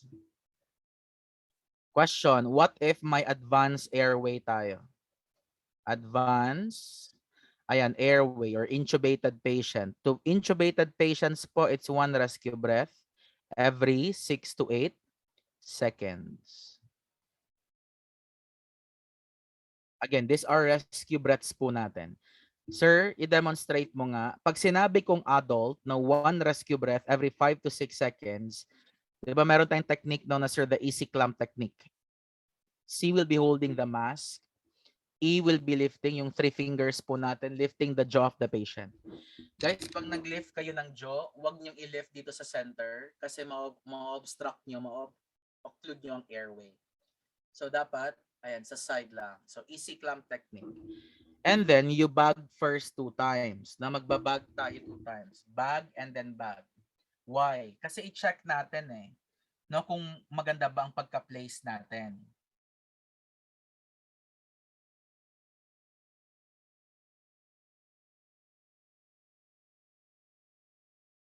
Before ka mag-second, it should be like this. 1, 1,000, 2, 1,000, 3, 1,000, 4, 1,000, 5, 1,000 blow. Full squeeze. 1, 1,000, 2, 1,000, 3, 1,000, 4, 1,000, 5, 1,000 blow. 1, 1,000, 2, 1,000, 3, 1,000, 4, 1,000, 5, 1,000 blow. Guys, dapat 5 blows tayo. Meaning 5 cycles dapat yan ng rescue breaths po natin. Ulitin ko. Pag adult, full squeeze. Pag child, half squeeze. Pag child, half. Pag infant po, 2 fingers lang. Okay? 2 fingers lang dapat yan. Yung iba grabe. Infant ang patient pero finul squeeze niya. Just ko po. Infant, ganun lang Okay? Ayan, so ulitin ko ha. Ulitin ko. Pag adult, full squeeze. So, paano ang counting ng child, sir? Let's say sa child, half squeeze ha.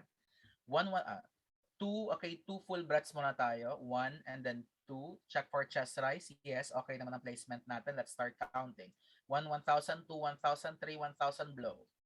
1, 1,000, 2, 1,000, 3, 1,000 blow. Okay? Now, what if, okay, pag infant naman yan. Infant naman po, di ba? 2 fingers lang dapat infant ha. Careful. Ayan, so 2 full breaths, 1 and then 2. Observe for chest rise, obvious chest rise. Let's begin counting. 1, 1,000, 2, 1,000, 3, 1,000 blow.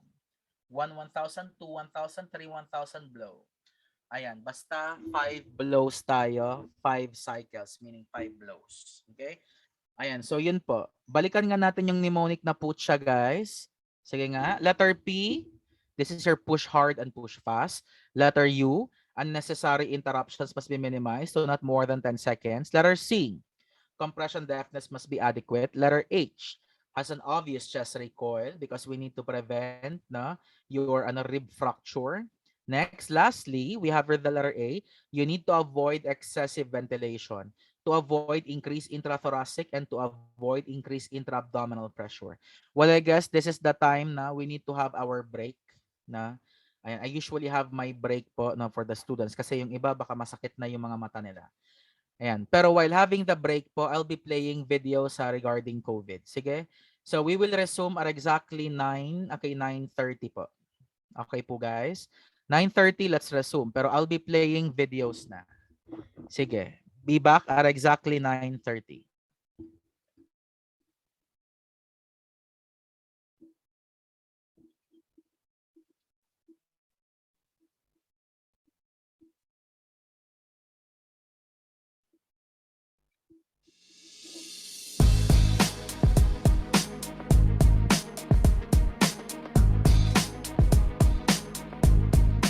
This is SARS-CoV-2.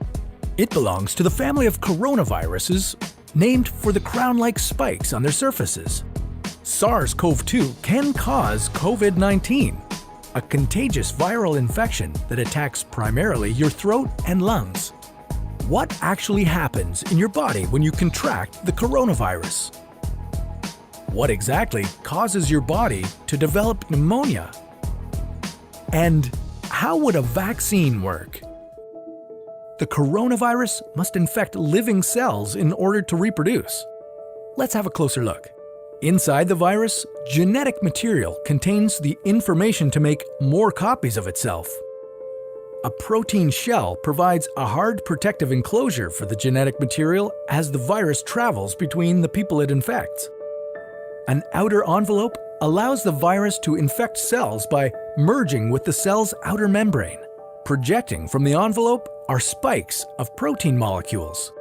Both a typical influenza virus and the new coronavirus use their spikes like a key to get inside a cell in your body, where it takes over the cell's internal machinery, repurposing it to build the components of new viruses. When an infected person talks, coughs, or sneezes, droplets carrying the virus may land in your mouth or nose and then move into your lungs. Once inside your body, the virus comes in contact with cells in your throat, nose, or lungs. One spike on the virus inserts into a receptor molecule on your healthy cell membrane like a key in a lock. This action allows the virus to get inside your cell. A typical flu virus would travel inside a sac made from your cell membrane to your cell's nucleus that houses all its genetic material. The coronavirus, on the other hand, doesn't need to enter the host cell nucleus. It can directly access parts of the host cell called ribosomes. Ribosomes use genetic information from the virus to make viral proteins, such as the spikes on the virus's surface. A packaging structure in your cell then carries the spikes in vesicles which merge with your cell's outer layer, the cell membrane. All the parts needed to create a new virus gather just beneath your cell's membrane. Then, a new virus begins to bud off from the cell's membrane. Now, with the virus spreading in your body, how can you develop pneumonia symptoms? For this, we'll have to look into your lungs. Each lung has separate sections called lobes. Normally, as you breathe, air moves freely through your trachea or windpipe, then through large tubes called bronchi, through smaller tubes called bronchioles, and finally into tiny sacs called alveoli. Your airways and alveoli are flexible and springy. When you breathe in, each air sac inflates like a small balloon. And when you exhale, the sacs deflate. Small blood vessels called capillaries surround your alveoli. Oxygen from the air you breathe passes into your capillaries, and then carbon dioxide from your body passes out of your capillaries into your alveoli so that your lungs can get rid of it when you exhale. Your airways catch most germs in the mucus that lines your trachea, bronchi, and bronchioles. In a healthy body, hair-like cilia lining the tubes constantly push the mucus and germs out of your airways, where you might expel them by coughing. Normally, cells of your immune system attack viruses and germs that make it past your mucus and cilia and enter your alveoli. However, if your immune system is weakened, like in the case of a coronavirus infection, the virus can overwhelm your immune cells, and your bronchioles and alveoli become inflamed as your immune system attacks the multiplying viruses. The inflammation can cause your alveoli to fill with fluid, making it difficult for your body to get the oxygen it needs. You could develop lobar pneumonia, where one lobe of your lungs is affected, or you could have bronchopneumonia that affects many areas of both lungs. Pneumonia may cause difficulty breathing, chest pain, coughing, fever and chills, confusion, headache, muscle pain, and fatigue. It can also lead to more serious complications. Respiratory failure occurs when your breathing becomes so difficult that you need a machine called a ventilator to help you breathe. These are the machines that save lives and that medical device companies currently ramp up production for. Whether you would develop these symptoms depends on a lot of factors, such as your age and whether you already have an existing condition. While this all sounds scary, the push to develop a coronavirus vaccine is moving at high speed. Studies of other coronaviruses led most researchers to assume that people who have recovered from a SARS-CoV-2 infection could be protected from reinfection for a period of time. But that assumption needs to be backed by empirical evidence, and some studies suggest otherwise. There are several different approaches for a potential vaccine against the coronavirus. The basic idea is that you would get a shot that contains faint versions of the virus. The vaccine would expose your body to a version of the virus that is too weak to cause infection, but just strong enough to stimulate an immune response. Within a few weeks, cells in your immune system would make markers called antibodies, which would be specific for only the coronavirus, or specifically its spike protein. Antibodies then attach to the virus and prevent it from attaching to your cells. Your immune system then responds to signals from the antibodies by consuming and destroying the clumps of viruses. If you then catch the real virus at a later stage, your body would recognize it and destroy it. In other words, your immune system is now primed. Collecting evidence on whether this will be possible, safe, and effective is part of what's taking researchers so long to develop a vaccine. It's a race against time to develop a vaccine amid a pandemic.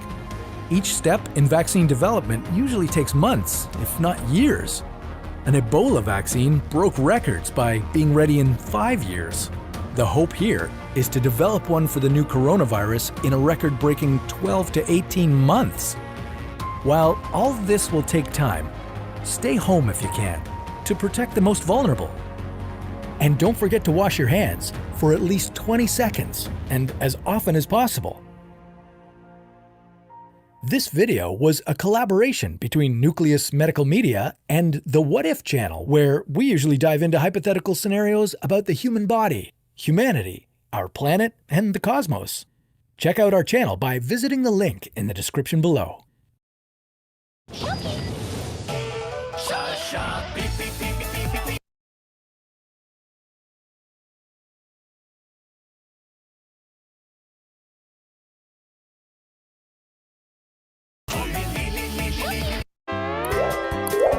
It's some time. Symptoms of coronavirus, COVID-19. Novel coronavirus, or 2019 nCoV, is a new strain of coronavirus which was first detected in Wuhan, China in December 2019. The disease caused by novel coronavirus is named as COVID-19. Fever, tiredness, and dry cough are the most common symptoms of COVID-19. Some infected people may also experience aches and pains, nasal congestion, runny nose, sore throat, or diarrhea. Symptoms of COVID-19 are usually mild and begin gradually. Also, surprisingly, some infected people don't even develop symptoms and don't feel unwell. It is estimated that more than 80% of people recover without the need of special treatment. But it is also estimated that 1 out of 6 people suffering from COVID-19 will become seriously ill and will develop difficulty breathing. Also, people with underlying medical problems like high blood pressure, heart problems, or diabetes, as well as older people, are more likely to develop serious illness. It is advised by WHO that people with fever, cough, and difficulty breathing should seek medical attention. Protective measures against coronavirus, COVID-19. Washing hands frequently. Washing your hands with an alcohol-based sanitizer kills viruses and thus stops the spread of COVID-19. Maintaining social distancing. When someone infected with COVID-19 coughs or sneezes, they spray small liquid droplets from their nose or mouth,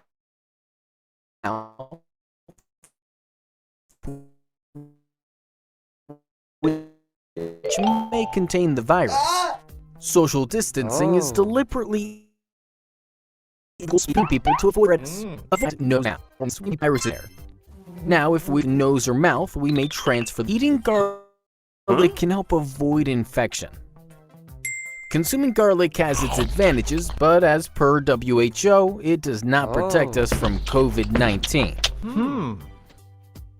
Myth number 2. Drink water every 15 minutes. There's no evidence to suggest that this virus can be flushed out of the system by drinking a lot of water. Myth number 3. Don't eat ice cream. It is being believed that not eating cold food and thus keeping the body heated will make it difficult for the virus to survive. This is not true. Myth number 4. Drinkable silver. Some are suggesting drinking tiny particles of silver suspended in liquid. It is risky to do so, and it is not shown to cure COVID-19 nor boost our immunity. Myth number 5. Holding breath. If a person can hold breath for more than 10 seconds, then one can avoid infection. Experts say this is simply not true. Myth number 6. Use of vodka as a hand sanitizer. This is not true because it does not contain enough alcohol to kill the virus. What is a coronavirus? It is an alien which is haunting all of us. Oh, some. Coronaviruses are a large family of viruses. They are found in animals as well as humans. Some of them are known to infect people and cause illnesses such as Middle East Respiratory Syndrome, as in MERS, and severe acute respiratory syndrome, as in SARS. Novel coronavirus, or 2019-nCoV, is a new strain of coronavirus which was first detected in Wuhan, China in December 2019. The disease caused by novel coronavirus is named as COVID-19. Here, CO and VI are taken from the word coronavirus, while D stands for disease and 19 stands for year 2019. Some people might suffer from mild symptoms like runny nose, sore throat, cough, and fever because of the virus, while some might experience severe symptoms leading to pneumonia. For some people, this disease has also proven to be fatal. Research is still on, but the animal source of the novel coronavirus has not yet been identified.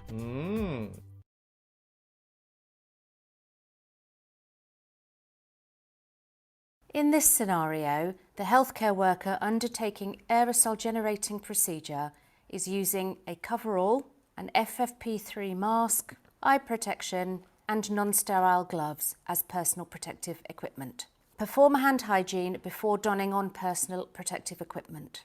Ensure that you are bare below the elbows and wash your hands with soap and water, or use an alcohol-based hand rub. Put on a coverall that is the appropriate size for you. Do not apply the hood of the coverall, as there is no requirement for airborne transmission. Also, we recommend putting it on back to front, as it is safer to remove afterwards. Your buddy can zip up the back of the coverall. Next, put on the FFP3 mask. Ensure this is the model of mask you have been fit tested with. Perform a fit check. Next, put on eye protection. If using the visor, ensure it fully covers your face. Lastly, put on gloves. Ensure the gloves cover the cuff of the coverall. The healthcare worker is now fully donned. When you have finished the care activity, personal protective equipment must be promptly removed. It is imperative that you protect the mucous membranes of your eyes, nose, and mouth. While inside the room, remove the gloves first, as these are the most contaminated part of your personal protective equipment. Do not touch the outside of the gloves, as this is contaminated. Dispose of them in the bin and then perform hand hygiene. Next, step outside into the amber zone. Close the door and perform hand hygiene. Areas where aerosol generating procedures are taking place, such as the spinal cord injuries unit and CHDU, are recommended to have an amber zone where there is not a lobby. The amber zone is where the staff member stands to remove their coverall, FFP3 mask and eye protection. This is marked with yellow tape and has a clinical waste bin inside the zone, and hand hygiene is accessible. In the amber zone, your buddy will be needed and should be wearing aprons and gloves. Ask your buddy to unzip the coverall. Then carefully remove the coverall from top to bottom, touching only the inside. Dispose of it properly and then perform hand hygiene. Next, remove your eye protection. Do not touch the front of the visor or goggles. Dispose of it properly and then perform hand hygiene. Lastly, remove your FFP3 mask. Do not touch the front of the mask. Dispose of it properly and then perform hand hygiene.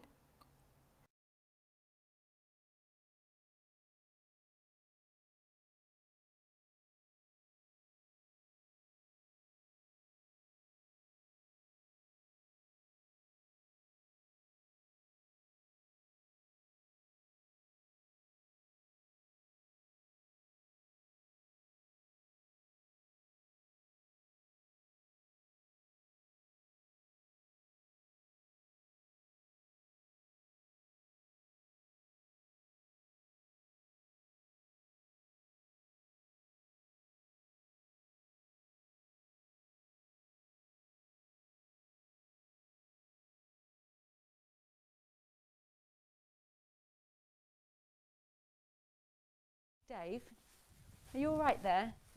Dave, can you hear me? Can you hear me? Can I have some help in here, please? Hi Zoe, what's wrong? I don't think Dave's breathing properly. Just hang on a second, I'll just check. 2, 3,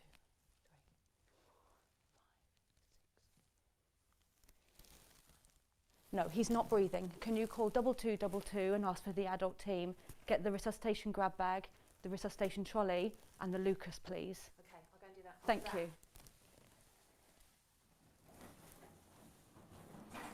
Thanks.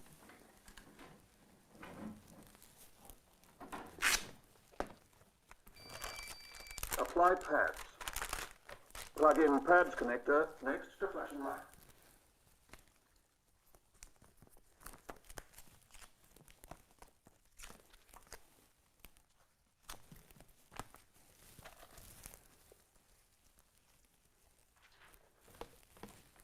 Stay clear of patient. Analyzing. Stay clear of patient. Shock advised. Stay clear of patient. Deliver shock. Shocking. Shock delivered. Begin CPR.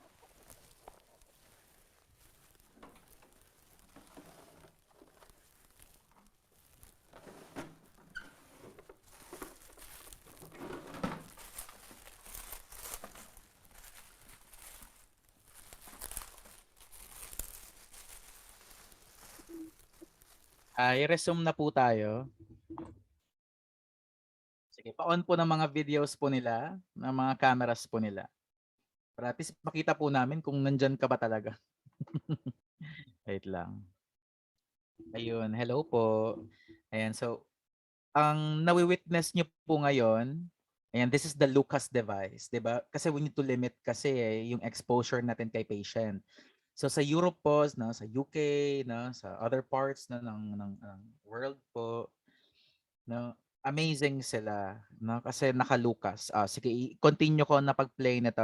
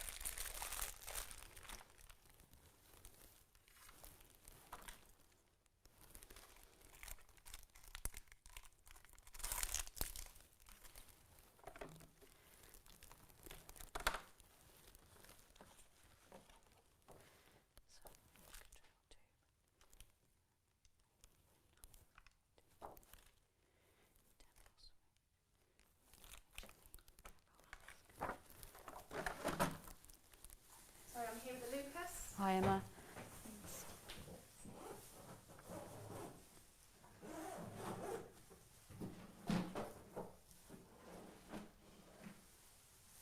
Okay, sit the patient forward. Okay. On 3. 1, 2, 3.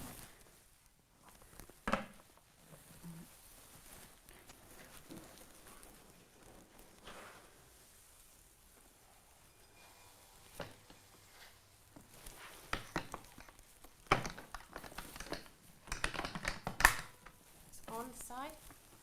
Happy with position? Yes. Okay, turn the Lucas on.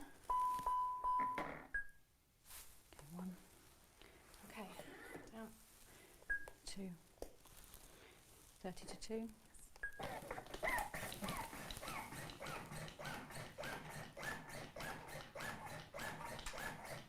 Stay clear of patient. Analyzing. Okay, Emma and Zoe, you get changed to PPE gear. I'm Caroline, I'm going to be team leader. I'm Oliver, I'm the anaesthetist. Lovely. I can see a shock has been delivered. Are you happy to intubate? Yes. Jane, will you be happy to help and pass me the blue box, please? I'll pause the Lucas when you're ready. And when you have a free hand, Jane, will you pass me the blue box? Yep.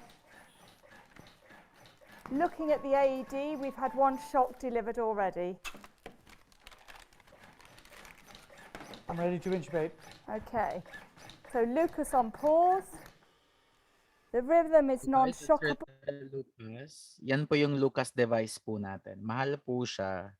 Pero I hope no maka-purchase po yung Philippine hospitals. Sige, so let's continue na po.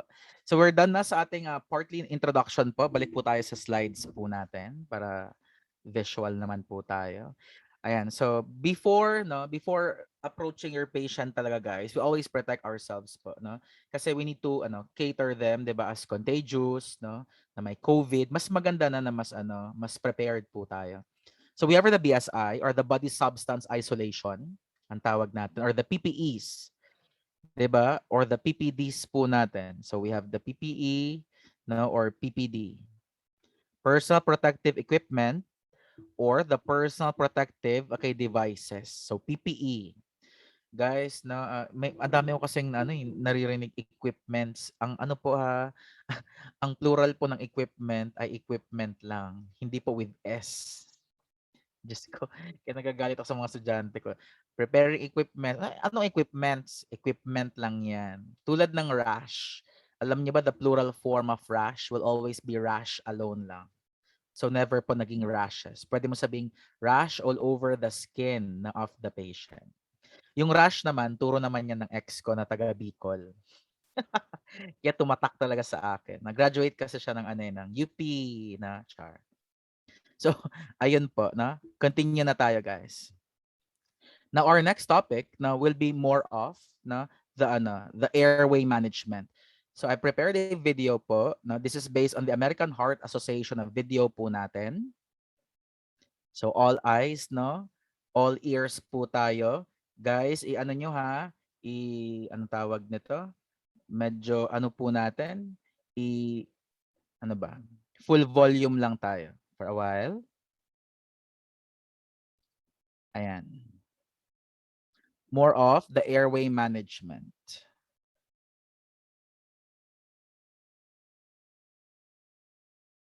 This will run for about 20 minutes po.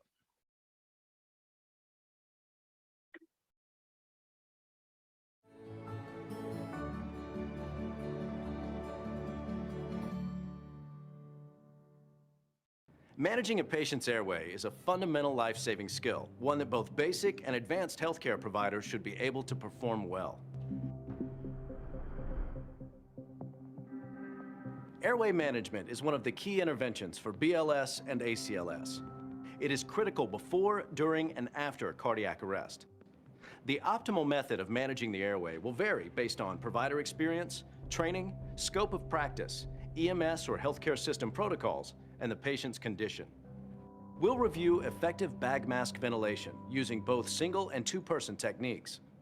We'll review the steps of responding to a respiratory arrest and the recommended use of waveform capnography to monitor and confirm the placement of advanced airways.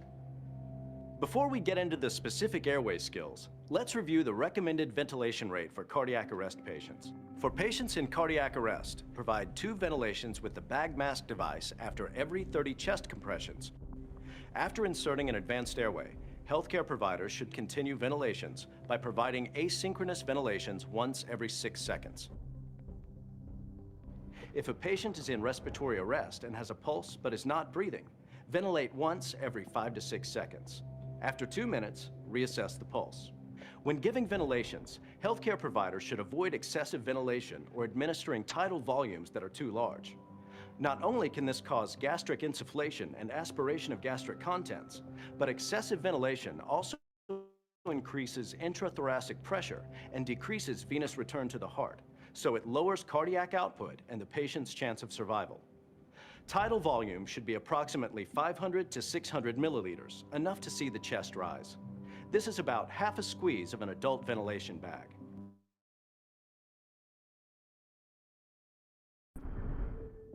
Let's begin with basic airway skills. The first 2 steps in any airway management response involve opening and clearing the airway. First, open the airway by using a head tilt chin lift maneuver. Place one hand on the forehead and one on the chin, and push with your palm on the forehead to tilt the head back while lifting the jaw to bring the chin forward. This simple maneuver lifts the tongue from the back of the throat, opening the airway. This procedure is typically performed on patients without any evidence of head or neck trauma. In patients with suspected cervical trauma, a jaw thrust without head extension is used. In a jaw thrust maneuver, place your fingers just under the angles of the lower jaw and lift with both hands, displacing the jaw forward. If the jaw thrust does not open the airway, use the head tilt chin lift because maintaining a patent airway is a priority. The second step is to clear the airway. Providers should suction the airway immediately if there are copious secretions, blood, vomit, or a foreign body. Use large bore, non-kinking suction tubing and a large suction catheter with a rigid pharyngeal tip. High suction pressure may be required.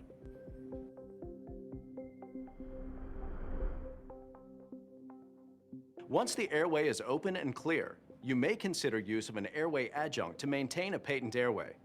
There are two types of airway adjuncts: the oropharyngeal airway, or OPA, and the nasopharyngeal airway, or NPA. OPAs are commonly used for patients who are unconscious and have no gag reflex.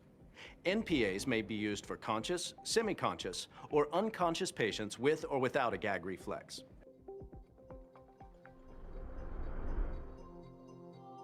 The OPA is a J-shaped, single-use, disposable plastic device. OPAs are available in various sizes, with the most common adult size ranging from 8 to 10. Here's how to choose the correct size OPA. Place the OPA against the patient's cheek. When the flange of the OPA is at the corner of the mouth, the tip is at the angle of the mandible. A properly sized and inserted OPA results in proper alignment with the glottic opening. To use the adjunct, insert the OPA so that it curves upward, with the tip pointing to the hard palate. As the OPA passes through the oral cavity and approaches the posterior wall of the pharynx, rotate it 180 degrees into the proper position. Alternatively, the airway can be inserted sideways and rotated 90 degrees into place. Once properly inserted, the OPA holds the tongue away from the posterior wall of the pharynx. It also provides access to the throat for suctioning and prevents the patient from biting an advanced airway. OPAs that are too large may obstruct the larynx or cause trauma to the laryngeal structures. OPAs that are too small or inserted improperly may push the base of the tongue posteriorly and obstruct the airway. Healthcare providers should insert the OPA carefully to avoid soft tissue trauma to the lips and tongue. Remember to use OPAs only in unresponsive patients with no cough or gag reflex. If the patient has a cough or gag reflex, the OPA may stimulate vomiting and laryngospasm. Only healthcare providers trained in the OPA should attempt its insertion. The NPA is a soft, curved, hollow tube that can be inserted through the nostril to facilitate ventilation and suctioning. Unlike oral airways, NPAs may be used in patients who are conscious, semi-conscious, or unconscious, with or without a gag reflex. In choosing the correct size, make sure that the length of the NPA is the same as the distance from the tip of the patient's nose to the earlobe. Before inserting an NPA, lubricate the airway with a water-soluble lubricant or anesthetic jelly.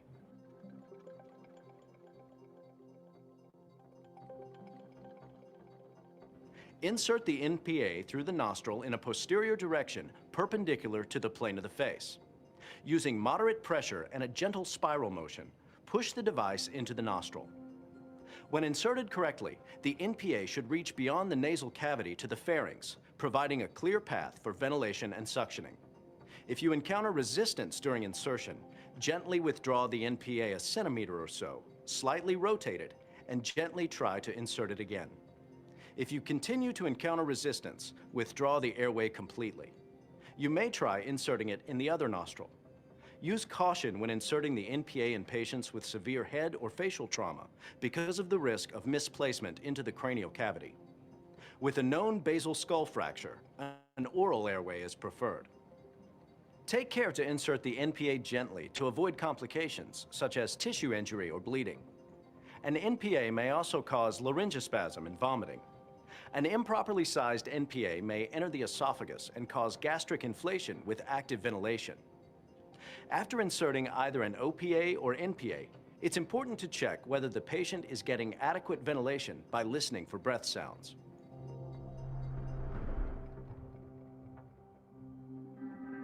During resuscitation, patient ventilation is commonly provided with a bag mask device. First, let's look at the device itself. A bag mask device is composed of a self-inflating or flow-inflating bag that is attached to a clear, cone-shaped face mask that covers the patient's nose and mouth. The edge of the mask has an inflatable cushion, enabling a tight seal around the nose and mouth when the provider applies pressure to the mask and lifts the jaw. Now, let's see how to properly use a bag mask device. First, position yourself directly at the top of the patient's head. Place the mask over the patient's face. Before providing bag mask ventilation, the provider must first perform a head tilt and then press the mask against the face while lifting the jaw into the mask. This is best achieved by forming a C with the index finger and thumb of one hand on the top side of the mask at the bridge of the nose. This motion firmly secures the mask to the face. At the same time, the 3 remaining fingers form an E and should be used to lift the jaw, opening the airway. While maintaining a tight seal between the patient's face and the mask and maintaining a jaw lift to open the airway, the provider should squeeze the bag, taking about 1 second to deliver 1 breath. For a patient who has spontaneous circulation but needs ventilatory support, the provider should give rescue breaths at a rate of 1 breath every 5 to 6 seconds. An effective breath results in visible chest rise. The most effective way to deliver bag mask ventilation is to use the 2-person technique. The first provider focuses on keeping the airway open and securing the mask, while the second provider delivers ventilation with the bag. The first provider uses both hands to seal the mask to the patient's face and lift the jaw. The thumbs and index fingers of both hands each form a C, ensuring a good mask seal against the face, with the 3 remaining fingers of each hand forming the E, lifting both sides of the jaw into the mask. The second provider squeezes the bag enough to cause visible chest rise. When using a bag mask device, whether there are 2 providers delivering breaths or just 1, be careful not to press too hard on the mask, which could push the patient's jaw down and obstruct the airway.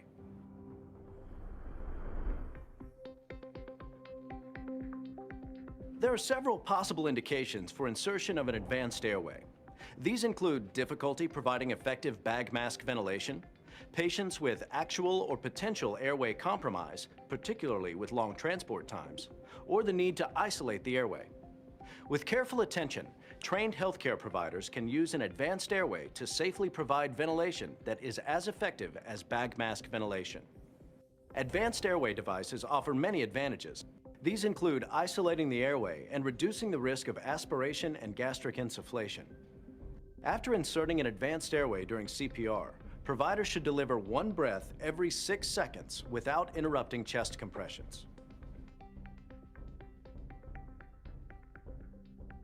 Unfortunately, insertion of some advanced airway devices, like an endotracheal tube, may require interruptions in chest compressions that last longer than 10 seconds. These interruptions may reduce survival rates for VF arrest patients. It should also be noted that there is no evidence that advanced airway measures improve cardiac arrest survival rates in either in-hospital or out-of-hospital settings, so providers must carefully consider all these factors before performing the intervention.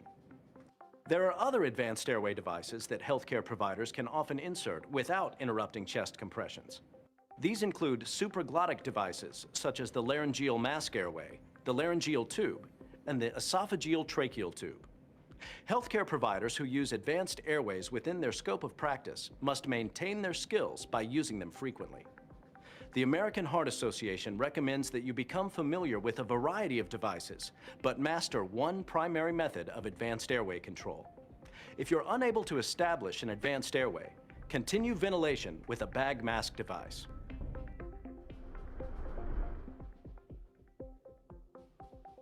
The laryngeal mask airway is a supraglottic airway device that healthcare providers can insert without visualizing the glottis. In addition, it can be inserted during CPR while chest compressions continue uninterrupted. This makes training easier and insertion more reliable. The laryngeal mask airway is a tube with a distal inflatable cuff shaped like a mask that is placed in the patient's hypopharynx. Place the laryngeal mask airway in the open mouth with the opening of the mask facing the patient's tongue. Advance the device to the back of the tongue. In a smooth motion, use your index finger to press the laryngeal mask airway against the roof of the mouth and guide it downward. Continue advancing the device until you feel resistance, which indicates the distal end of the tube has reached the hypopharynx. Withdraw your finger and inflate the mask. Once inflated, the laryngeal mask airway will center itself in the mouth. If placed correctly, oxygen will flow through the lumen of the device and into the trachea. The laryngeal tube is a supraglottic device that can be inserted in an unconscious patient. Providers can insert the device during CPR while chest compressions continue. The device can also be inserted without visualizing the glottis. The laryngeal tube is a single lumen device with two cuffs inflated through a single inflation port. The distal tip of the tube is angled and beveled to easily slide into a collapsed upper esophagus. The design also reduces the likelihood of tracheal insertion. When the tube enters the esophagus, you should feel resistance. Inflate the cuffs with a single syringe.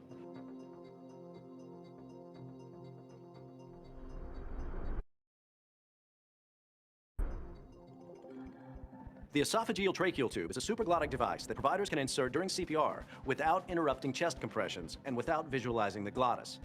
The esophageal tracheal tube is made up of two lumens permanently joined.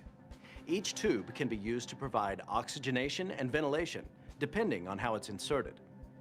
The longer blue tube, marked with a number 1, provides ventilation through 8 small side openings of the lumen in the pharyngeal section. The shorter clear tube, marked with a number 2, provides ventilation directly through the lumen to the end of the tube. Once the tube is in place, use the large blue syringe to inflate the pharyngeal cuff through the port labeled number 1. Then use the smaller syringe to inflate the distal cuff through port number 2. The distal tip of the device will rest in either the esophagus or the trachea. If the tube rests in the esophagus, which happens most frequently, the cuff blocks airflow in and out of the esophagus, and ventilation occurs via lumen number 1 and through the small side openings into the trachea. If the tip of the tube comes to rest in the trachea, however, the rescuer can use lumen number 2 to deliver ventilation directly into the trachea. Caution: it's critical to confirm the proper placement of the esophageal tracheal tube, because if ventilation is delivered to the incorrect lumen, it will prevent adequate oxygenation and ventilation and result in severe hypoxia. Incorrect delivery of ventilation to the esophagus will also produce gastric insufflation that will complicate ventilation.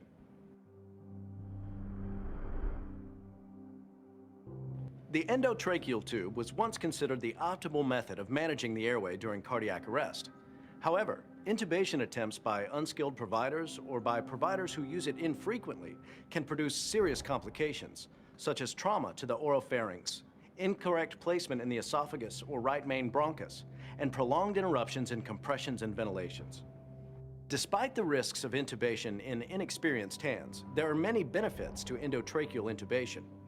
These include keeping the airway patent, allowing suction of the airway, speeding the delivery of high concentrations of oxygen, providing an alternative route for some drugs when intravenous or intraosseous routes are not available, and, when using a cuff, potentially protecting the airway from aspiration. The endotracheal tube is a single clear lumen with a single cuff. To insert the endotracheal tube, place the patient's head in the sniffing or neutral position. Insert the laryngoscope blade into the patient's mouth. Lift the laryngoscope vertically up and away to expose the vocal cords and glottic opening. Insert the endotracheal tube directly between the vocal cords and into the trachea until the cuff passes the cords. Once the endotracheal tube is in place, inflate the cuff and attach a waveform capnography monitor to confirm proper tube placement. When choosing to use an advanced airway, you need to be confident that it is inserted correctly and that you're providing effective ventilation while avoiding excessive ventilation. Watching for chest rise, checking for bilateral breath sounds, and listening for gurgling sounds coming from the stomach can help you confirm the placement of an advanced airway. Beyond these clinical assessments, there are several devices that can help you determine whether you have inserted the airway correctly. Waveform capnography monitors how much carbon dioxide is exhaled by the patient. The American Heart Association recommends using waveform capnography to confirm and monitor the correct placement of an endotracheal tube. Scientific studies have not yet validated waveform capnography as a method of confirming proper placement of supraglottic airways. However, effective ventilation through these airway devices should produce a capnography waveform. A normal end-tidal CO2 waveform looks like this. The measurement of the amount of end-tidal, or exhaled, carbon dioxide can be shown as a waveform, where the carbon dioxide level goes up when we exhale and falls back to zero when we inhale. Even when healthcare providers are properly ventilating the patient, chest compressions will produce a low end-tidal CO2 reading because even the best CPR produces cardiac output and pulmonary blood flow that's about 25 to 30% of normal. In contrast, ROSC can cause an abrupt increase in end-tidal CO2. Waveform capnography devices that display both a waveform and a number will give you the most comprehensive information. Connect the monitor between the advanced airway and the bag or ventilator. Waveform capnography provides a graphic demonstration of the carbon dioxide exhaled with every breath. Humans with healthy lungs have a characteristic waveform that is divided into 4 phases that occur during inspiration and expiration. When the patient first begins to inhale, the curve falls sharply to zero. As the patient continues to inhale, the reading on the monitor should remain at zero. When the patient first exhales, the initial portion of the breath consists of the air in the dead space from the breathing tube and the trachea. As air from the alveoli begins to empty into the circuit, carbon dioxide levels start to increase. This is shown as an upward deflection at the beginning of the exhaled carbon dioxide curve.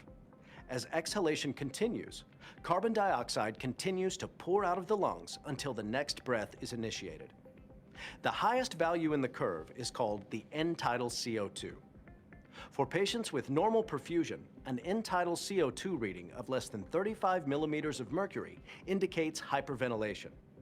A reading of more than 45 suggests hypoventilation. In the patient with adequate circulation, the key uses for waveform capnography include the placement and monitoring of an advanced airway and the management of ventilation support. In cardiac arrest patients, waveform capnography reflects the effectiveness of chest compressions during CPR, and a sharp increase in end-tidal CO2 signals the return of spontaneous circulation. The higher the end-tidal CO2 pressure, the higher the cardiac output is during resuscitation. An end-tidal CO2 of less than 10 millimeters of mercury suggests that the cardiac output is insufficient to achieve ROSC. If the CO2 readings are low during resuscitation, the team should optimize CPR quality by minimizing interruption in compressions, delivering compressions at a depth of at least 2 inches and at a rate of at least 100 but no more than 120 compressions per minute, allowing complete chest recoil and avoiding excessive ventilation. Sudden changes in the waveform should trigger immediate reassessment of the patient. When the waveform jumps up during resuscitation, this may indicate ROSC. A sudden drop in waveform of 20 points or more could indicate a sudden, severe decrease in cardiac output that might be caused by a pulmonary embolus, acute blood loss, or a life-threatening arrhythmia. A decrease to zero indicates no gas exchange or no carbon dioxide delivery, such as occurs with a displaced endotracheal tube, or the sudden stopping of blood flow, such as occurs with ventricular fibrillation. A rising baseline in the end-tidal CO2 waveform suggests that carbon dioxide is re-entering the side stream sampler during the inspiratory phase of ventilation. This reading might indicate that the patient is rebreathing carbon dioxide. This waveform has a prolonged phase 4, or inhalation, section. This suggests that there's air entering the trachea beyond the entryway that's being monitored. This happens if the cuff on the tube is deflated or if the tube is too small for the patient. In both arrest patients and post-cardiac arrest patients, ventilation and perfusion must be optimized to prevent lung injury, cerebral ischemia, and cardiogenic shock. The use of waveform capnography can dramatically enhance your ability to manage cardiopulmonary patients.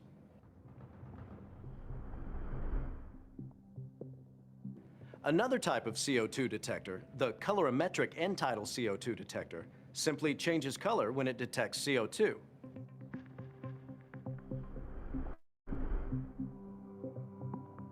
One additional confirmation device is the esophageal detector device, or EDD. The EDD is a bulb that providers compress and attach to the endotracheal tube.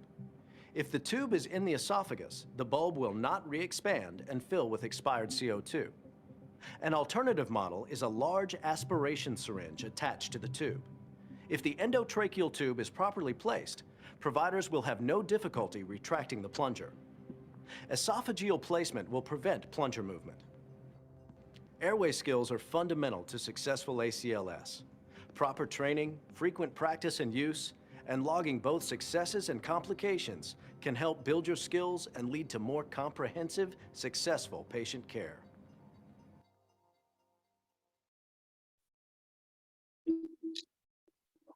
Okay. Ayan, sige po. So let's resume na. And for me, yun yung pinakamaganda na na detailed po talaga na video po regarding airway management. Now, let's try to apply po no yung ating BLS. So again, with your BLS, guys, always check for hazards dapat. So we'll be having the BLS sequence po. Ayan. Ano ba yung mga sequence po natin? So number 1, you determine for scene safety dapat. So again, this is number 1. So scene, okay, safety po. After, okay, what? Na-establishing na, okay, sige, safe po ang scene po natin, checking hazards, di ba? Looking up and down, side to side, if ever kung may mga hazards po tayo. Ano ba yung mga examples ng hazards po natin? Yun nga, guys, considered po ngayon as hazard po ang madaming tao.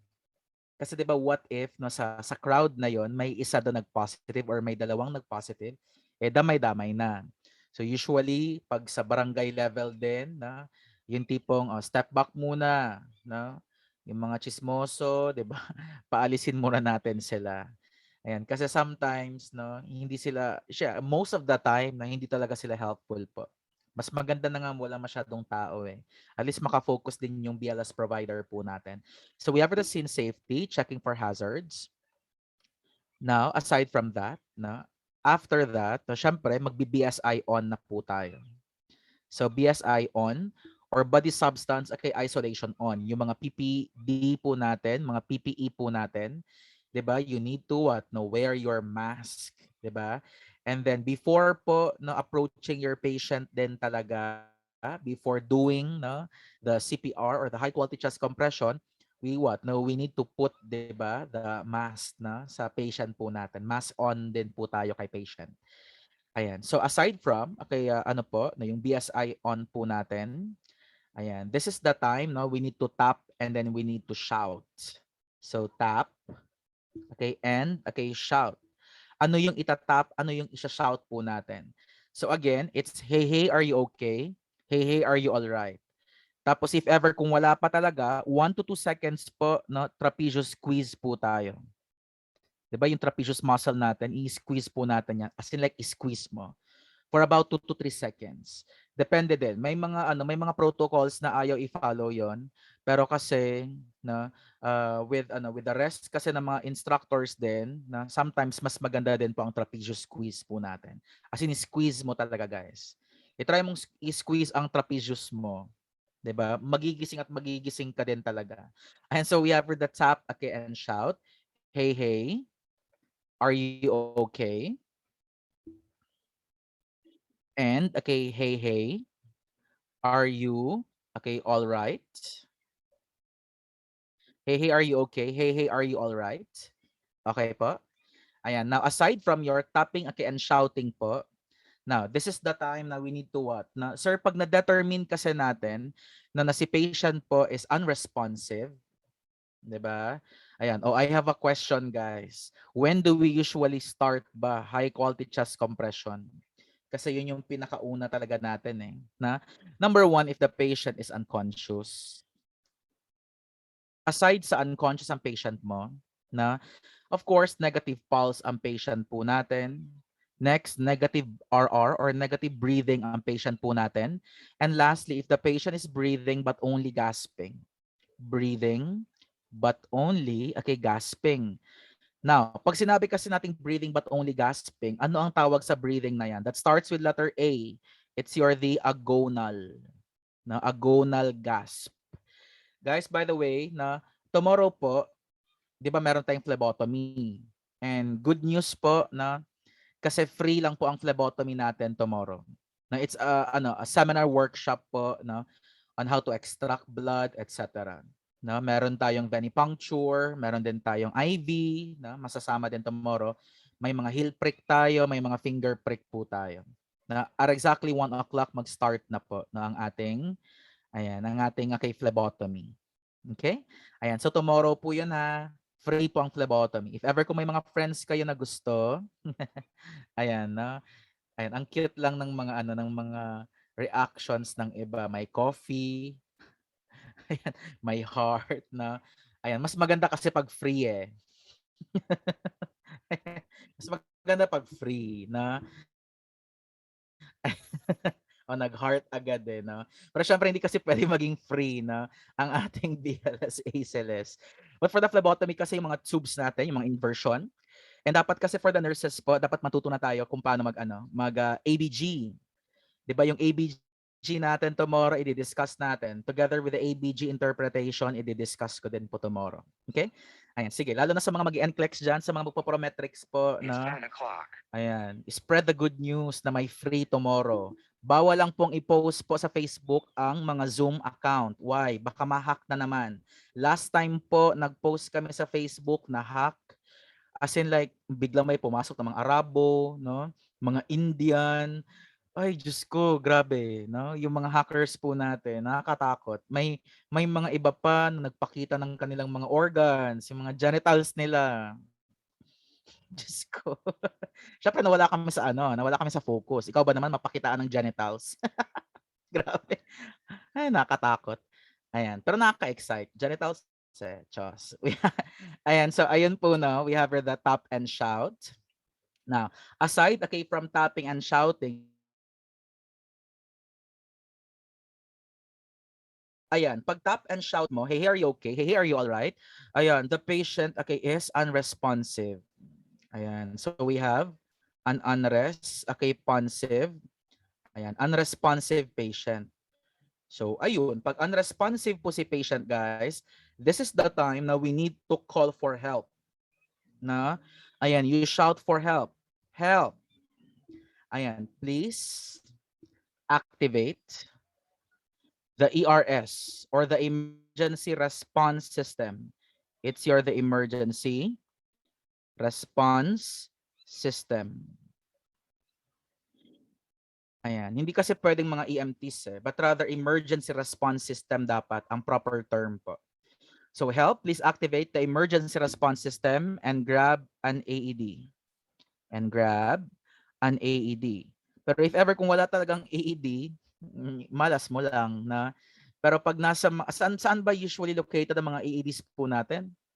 Ayan, anong mga places po? Syempre airport, number 1 na. Sa Davao, yes, mga hotels na may mga AEDs po. Ang problema lang kung paano gamitin. Yan yung pinaka-issue. Kasi yung iba hindi naman BLS trained, na. Kasi pag sinabi mong BLS trained, dapat part and parcel na po ang ang ating AED or defibrillation. And then ayun po, no, sa airport, 'di ba? Selected na flights, 'di ba, ng Cebu Pacific kasi syempre piso fare, so malamang pag piso fare, malamang walang AED yan, charot. Pero pag kasi pag Philippine Airlines na halos lahat na may AED talaga, ganun kasosyal ang Philippine Airlines. I'm not sure lang sa sa iba. Basta alam ko sa selected flights ng Cebu Pacific, yes, na may mga AED sila.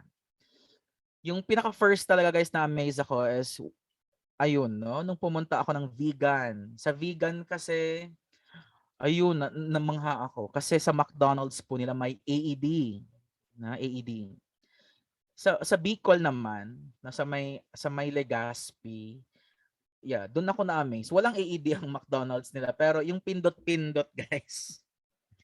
'Di ba doon ko first na experience. Wag ka, kaya nasabi ko talaga na ang daming mayayaman sa Legazpi, na kasi McDonald's nyo pa lang pinaka first na pindot-pindot. Kaya parang ignorante talaga ako that time, na. Kaya nag-enjoy talaga ako. Diyos ko, na-miss ko talaga ang Bicol. na ang mga pagkain, na tapos yung basta ang daming pwedeng na-miss. Siyempre sila Ma'am Joy, yung mga friends ko diyan, yung owner ng We Pump, na sila Sir Paul, na sila Sir Raymart. Ay Diyos ko, na sila Ma'am basta madami pa sila. So ayun guys, no, we need to shout for help. Please activate. Siyempre pag mag-shout ka ng help, i-raise mo din yung hand mo. Help. However, we need to be very specific. Na pag mag-call ka ng help, dapat ituro mo dapat. Help, sir na naka-black, na naka-maroon ng shirt, na mga ganon, specify mo. Kasi pag nag-shout ka lang ng help, syempre sila, wait lang, sino tinuturo niya? So, ayun, it boils down na walang tutulong. No? So, dapat mag-assign ka dapat no, para ma-pressure din siya. Help. Ikaw, sir, na naka-polo shirt ng maroon, no? Please call 911 or if ever man po, no, yung mga malapit na barangay. Ayan. Tapos, if ever kung may AED, then ayun po, padala na lang po if ever kung may AED. Ang pinaka-awkward lang is that, yes, no, nag-call ka ng 911, 'di ba? Tas may AED na siya. Ang ang problema hindi ka marunong, no, maggamit or let's say gumamit ng AED, wala din, 'di ba? Sayang lang din. So ayun po. So aside from okay what, na shouting for help, we have our number 5.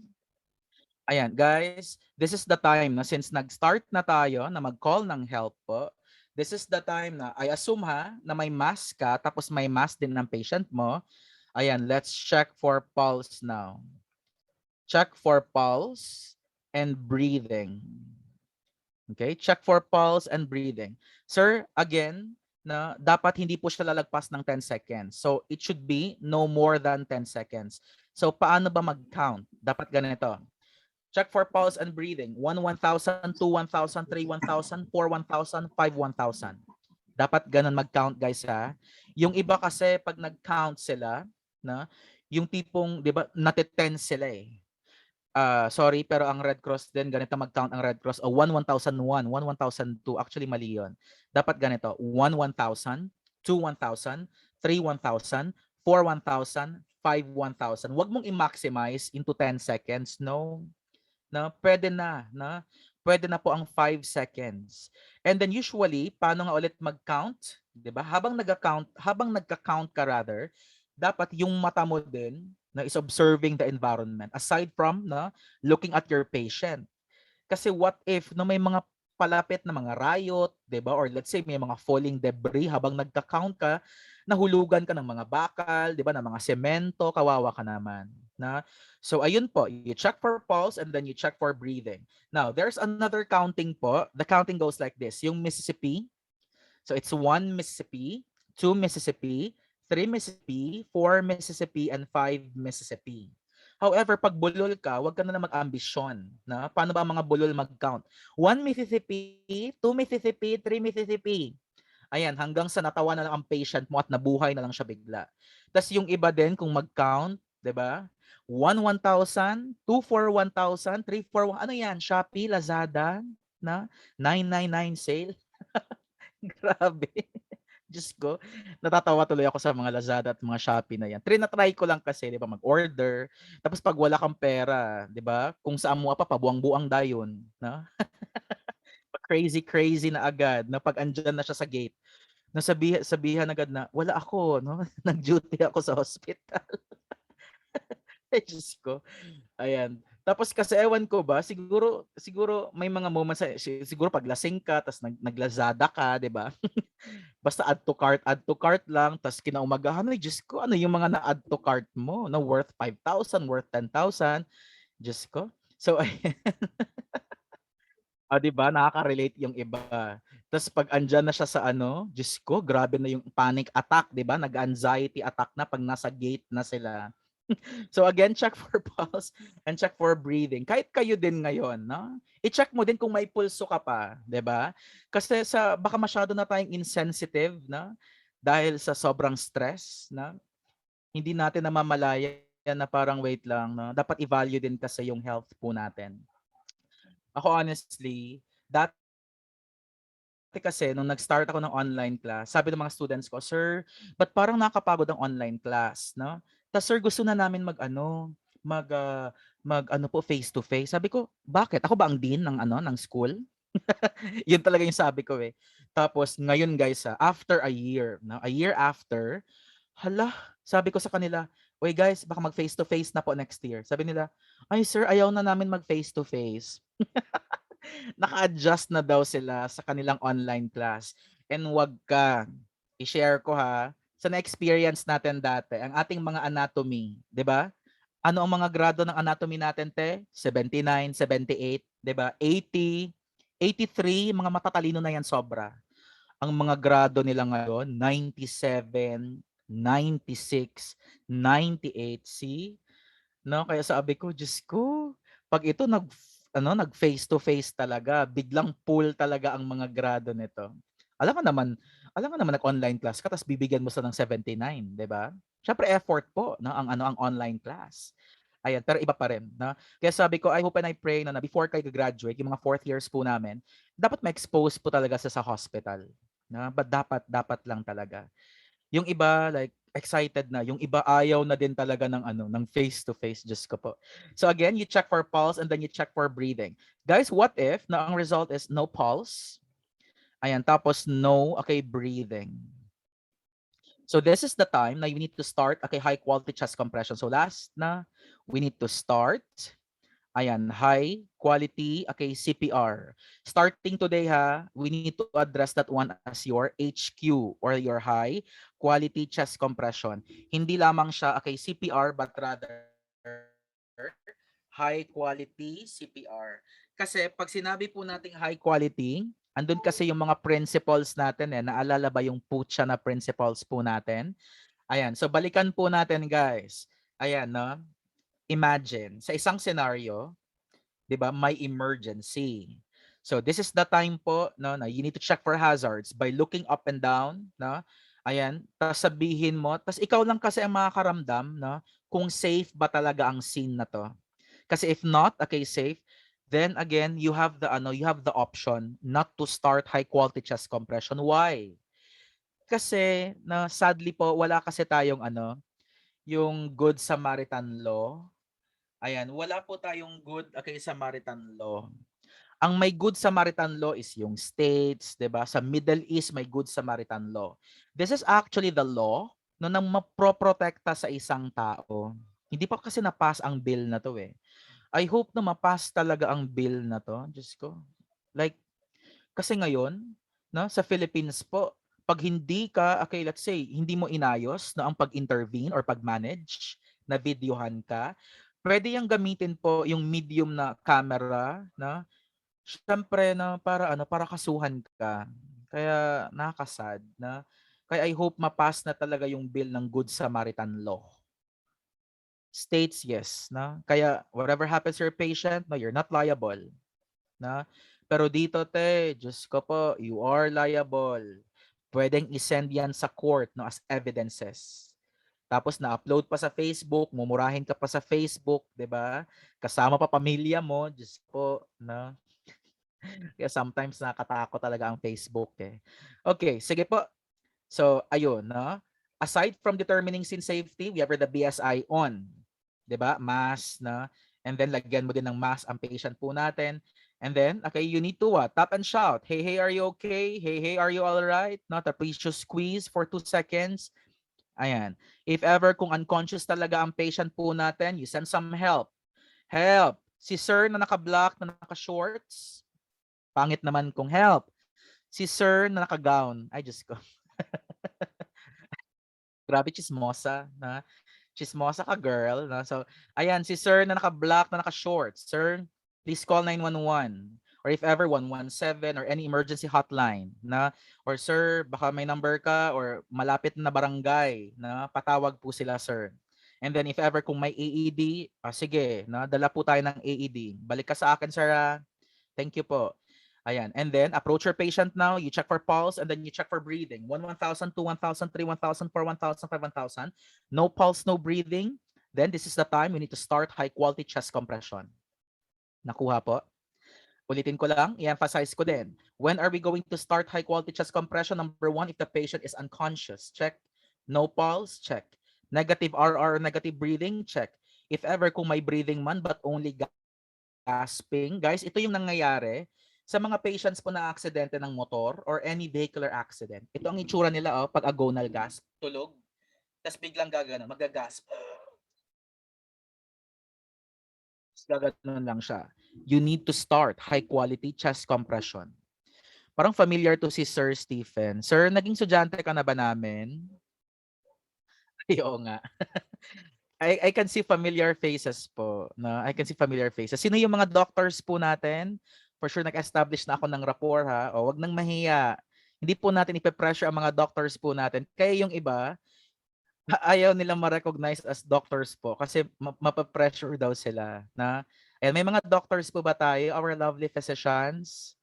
Kasi my heart goes sa mga sa mga nag-exert din si Doc Cyril Chua, tama ba ako? Dr. C. Tama. Ay, yes po. Hello Doc, good morning po. Taga saan ka, Doc? Legazpi. Okay. Saan ka ngayon, Doc? Like sa BRT? Part-time sa BRT. Ay, okay, Doc. Ayan, good morning po. Ayan, sino pa po yung mga doctors po natin? Doctors? Ayan, ito ata si Dr. Ann Santos. Kasi naka white coat. Ayan, sige. So good morning po sa mga lovely physicians po natin. Ayan, sino po yung mga medtechs po natin? May mga medtechs po ba? Ayan, can I see heart reaction sa mga medtechs po? Ayan, sa ating mga midwives, na good morning din. And of course, na sa mga kabaro kong mga nurses. Ayan, go lang din sa live, na kahit sobrang kinakapagod na yung mga PPEs po natin. Are you still wearing your your full PPE ba talaga? Alam ko sa BRT ba nagfo-full PPE pa rin ang sa BRT na? Siyempre, kasi halos lahat naman ng cases ay pumupunta doon, na tama ba ako, Doc Chua? Nagfo-full PPE pa rin? Yes. Ayan. How about, meron ba dito ang from Tanchuling? Na-miss ko talaga i-pronounce ang Tanchuling eh.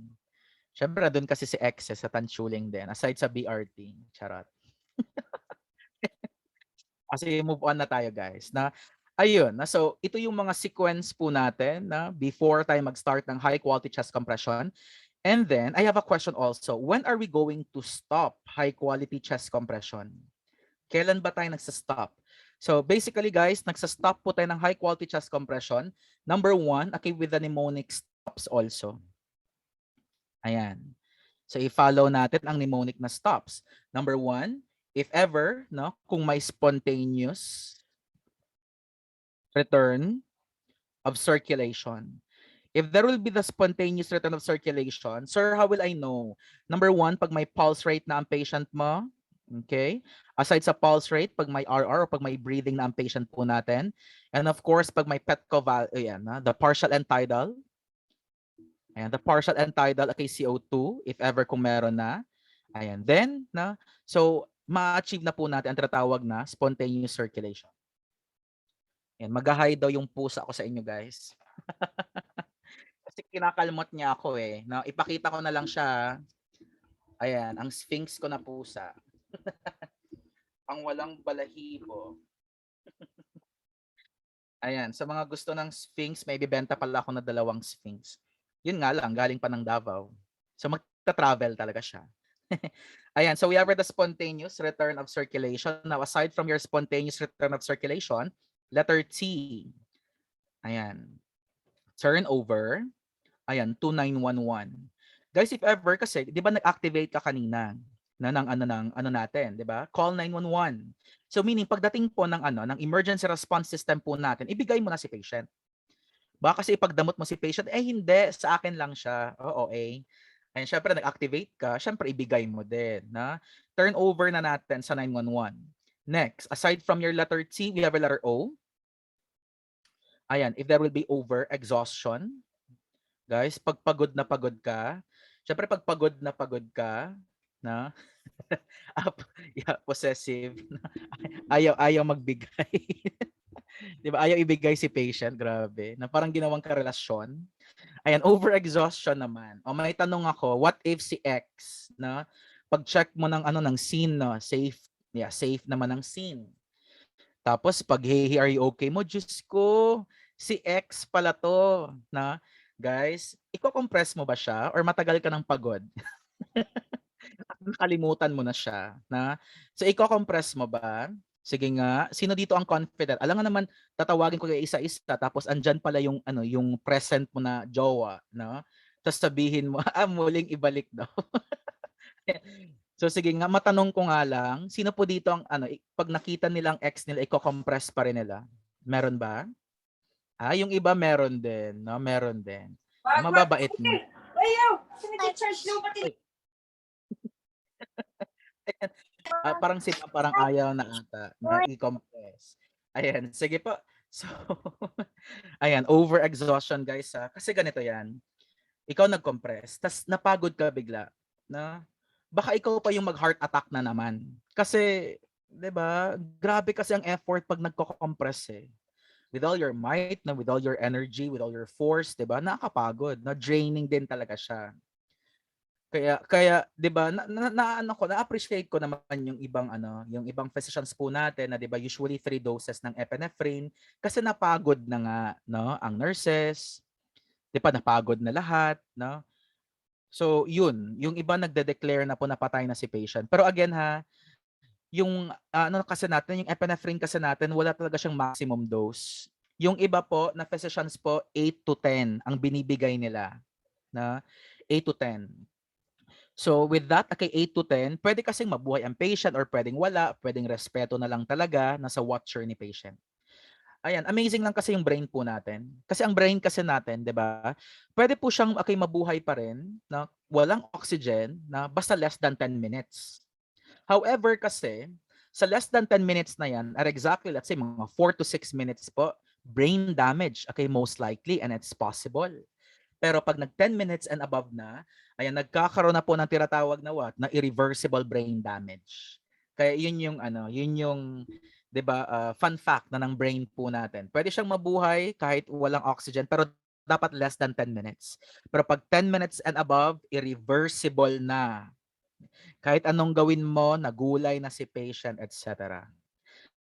Ayan, hello Doc Chua. Doc Chua, surgeon po or IM? Anong ano po, specialty ni Doc Chua? Ay, okay. Nice, nice, Doc Chua. Ayan, kasi yung ex ko kasi pediatrician eh, Chos. Pero ano naman, in good terms naman kami. Hindi naman po kami bitter sa isa't isa. Na-miss ko lang kasi mag-pek-pek shorts, na tas mag-drink ng coffee sa Starbucks niya dyan. Na-miss ko talaga yon. Tapos yung eat all you can no, sa may airport banda. Mukhang Na-miss kilala ko ko yun. yun. Ang dami kong oh, syempre si Malaking Mama, Doc. Syempre kilala mo yan, Doc, for sure. So, syempre pag pupunta ulit ako ng Bicol, syempre another doctor na naman, Chos. We have here letter P. O, timing na timing. Letter P, physician. Ayan, if the physician assumes responsibility. Now, if the physician assumes okay, responsibility, then ang physician po natin mismo ang magde-declare, 'di ba? Napatay na ang patient. Now, question, kasi guys, wag kang maniwala if ever kung si nursing aide, sabi niya, time of death, ganun. Only the doctor lang po ang magko-confirm na patay talaga si patient po natin. Ito lang yung nakakasad na part, lalo na pag DNR. Kasi sometimes, 'di ba, pag DNR na patulad ng sa father ko dati, na DNR na namin siya. Kasi syempre lasenggo, tapos nagmotor, tapos ayun na. So DNR. So matagal dumating ang doctor, like mga siguro mga 5 minutes na. Tapos ayun, ako na actually nag-declare na patay na si Papa kasi bigla siyang nag-jaundice. And then yun 'no, naka-attach kasi sa mech vent 'no. So all the while na siyempre minsan nakakabobo din talaga 'no, 'pag family mo na ang involved. Kaya sabi ko maganda naman ang Autosat niyo, tapos nakalimutan ko guys, hook na pala siya sa mech vent. Kaya maganda talaga ang Autosat niya na. So yun lang pala yung bumubuhay sa kanya. And then ayun 'no, nag-iyakan na kami tapos dumating si doc na like 5 minutes 'no. Tapos ayun po, yun yung nakakasad lang na part sa pag-DNR or do not resuscitate, 'di ba? Ayan, so physician assumes responsibility. What are the signs of death? Ayan, sige nga, what are the signs of death? Number one, we have the pallor. Pallor is also what? Na first sign of death. Next, we have the rigor mortis. Ayan, rigor mortis. Aside from rigor mortis, we have the algor mortis. Aside from algor mortis, we have the livor mortis. I-discuss natin sila isa-isa. Aside from livor mortis, we have the putrefaction. Putrefaction. And next po, no, of course, we have the decomposition. Decomposition po. So again, we have the pallor. Pallor, guys, means paleness. Pero hindi lahat naman ng patay, ay hindi naman lahat ng pale ay patay. Malay mo anemic lang talaga siya, grabe ka. Niliteral mo naman, hala pale ka, na patay ka na. Grabe, na. Pero ito lang talaga yung na-observe natin sa patay, 'di ba? Pale na pale sila, like exaggerated paleness. Na next, we have the rigor. Guys, the rigor, letter R means rigidity. At pag sinabi kong rigidity, that means stiffness. Na, ayan, so stiffness or rigidity, that's where the rigor mortis. Next po, ayan, we have the algor. Algor means a drop in the temperature. A drop in the temperature. Meaning to say, nanlalamig. Guys, ang panlalamig po hindi lamang sa mga patay. Pwede rin sa relasyon nyo ngayon. Pag nanlamig na ang relasyon, Diyos ko po, hiwalayan na ang solusyon. Siyempre hindi na ayan, well, na depende din kasi yan na so ayun, na sometimes kasi pag ano na no, pag like tulad nito, like good morning be, 'di ba? Eat na you, 'di ba? Tulog na you. Diyos ko ang boring naman ng mga ano ng mga text mo. Dapat baguhin mo din. Kasi pag 'di ba, pag paulit-ulit na lang, yun na yun eh, na boring na talaga. So baguhin mo, 'di ba? Good morning, na ilang ml ang tae mo ngayon, 'di ba? Good morning. Ilang ml ang urine mo ngayon, no? Sumuka ka ba today, 'di ba? Ang vomitus mo ilang ml. So babaguhin na po natin para hindi talaga siya boring. Ako mabilis ako mabore sa ano sa relasyon, no? Kaya sometimes, yeah, mas pinili ko ngayon na ano, mas maging single na lang. Ang importante happy sa life. Kahit mababa ang sweldo ng paaralan, sige lang basta pag bumalik na talaga ang ano, ang let's say review, no, ang mga training, ay Diyos ko babalik talaga ako doon. So we have the livor. Ayan, pag sinabi po nating livor, ayan, this is derived from the word lividity. Guys, pag sinabi kong lividity, can you imagine itong tao na to? Pale siya sa harap, pero lahat ng dugo niya nasa likod. Okay po? And that's your lividity. This is the settling down of the blood, na from the upper parts, na pupunta sa likod yan. Kaya 'di ba napansin mo yung mga biktima ng mga ano na salvage, 'di ba? Masyadong pale, pero as you turn to what, no sides ang patient po natin, ayan, that's your lividity. Andun lahat ng mga dugo. That's livor mortis. Next, we have putrefaction. Guys, putrefaction is your bloating. 'Di ba nag-bloat ang patient po natin? That's bloating. Na, ayan. That's bloating. Kaya nga 'di ba anong itsura ng mga patay like na salvage, gano'n no? 'Di ba gano'n like nag-bloat talaga sila. Tapos 'di ba yung mga skin nila like sobrang black na and all. So that's where the putrefaction. Ayan, and next we have the decomposition. Syempre pag may foul smelling. Tama po? Pero wag ka namang judgmental, no? Di porket, 'di ba may foul smelling ka na katabi, no? Alangan naman tatanungin mo, na nag 40 days ka na ba? Puwede kasing ano talaga, no, lack po or let's say unhygienic lang talaga yung tao na yon, no? So again, these are the signs of death, ha. So we have the pallor, rigor mortis, algor, livor, putrefaction, then we have the decom, okay, possession. So we have if the physician assumes responsibility. Ayan, now aside na from your letter P, we have letter S, tama po? Ayan, sir, if the scene is, okay, unsafe. If the scene, okay, is unsafe po. So basically guys, if the scene is not safe, then do not start sa high quality chest compression natin. Never attempt. Kasi baka ikaw lang po ang what? Na mapapahamak. Hindi ka naman gagawa ng rebulto dito 'di ba? Ayan. So, careful lang po, no? Like, sobrang careful dapat tayo. Okay? Ayan, sige. So, at this point in time, I'll be entertaining po questions. Questions muna tayo. Question and answer portion muna tayo. Before tayo mag-proceed sa ating airway, okay, management. Questions, okay, from the group? Wait lang ha, stop ko lang ang screen sharing po natin. Questions, guys? Ayan, questions po. We will entertain, okay, questions now. Wala po? If ever kung walang questions, okay. So we will, okay, ayan, continue na po with our topic known as the airway. Ayan, management. Share screen lang ako Guys, magpapa-quiz. Mag-e-exam po kayo ha. Meron po kayong BLS exam na later. So, ayun. No? Ang gusto namin, dapat, ang errors dapat, nasa 3 to 5 lang ang errors po natin or mistakes. So let's have the airway management. Now, with your airway management po, we have the airway adjuncts. Dalawa kasi yung airway adjuncts natin. We have the OPA or the OPA, and we have the NPA plus your BVM. So meaning tatlo sila. So we have the OPA or the OPA. Next, we have the NPA or the nasopharyngeal airway adjunct. And then we have the BV, ayan, BVM. Guys, everybody say OPA. Opa. Opa. Ayan, tulad ng Opa. Korean, no? Opa, opa. Opa. Guys, pinanood ko talaga si si Hometown Cha-Cha-Cha. Ay, the best, no, the best. Like for 2 days pinanood ko talaga siya, na basta ang ganda lang ng pagkagawa ng Korean na 'yon. Try niyo ha, Hometown Cha-Cha-Cha. Ay, the best. So we have the OPA or the OPA. Next, we have the NPA. Next, we have the BBM. Guys, for the OPA kasi or the oropharyngeal, this is for the oro. Ayan, pharyngeal.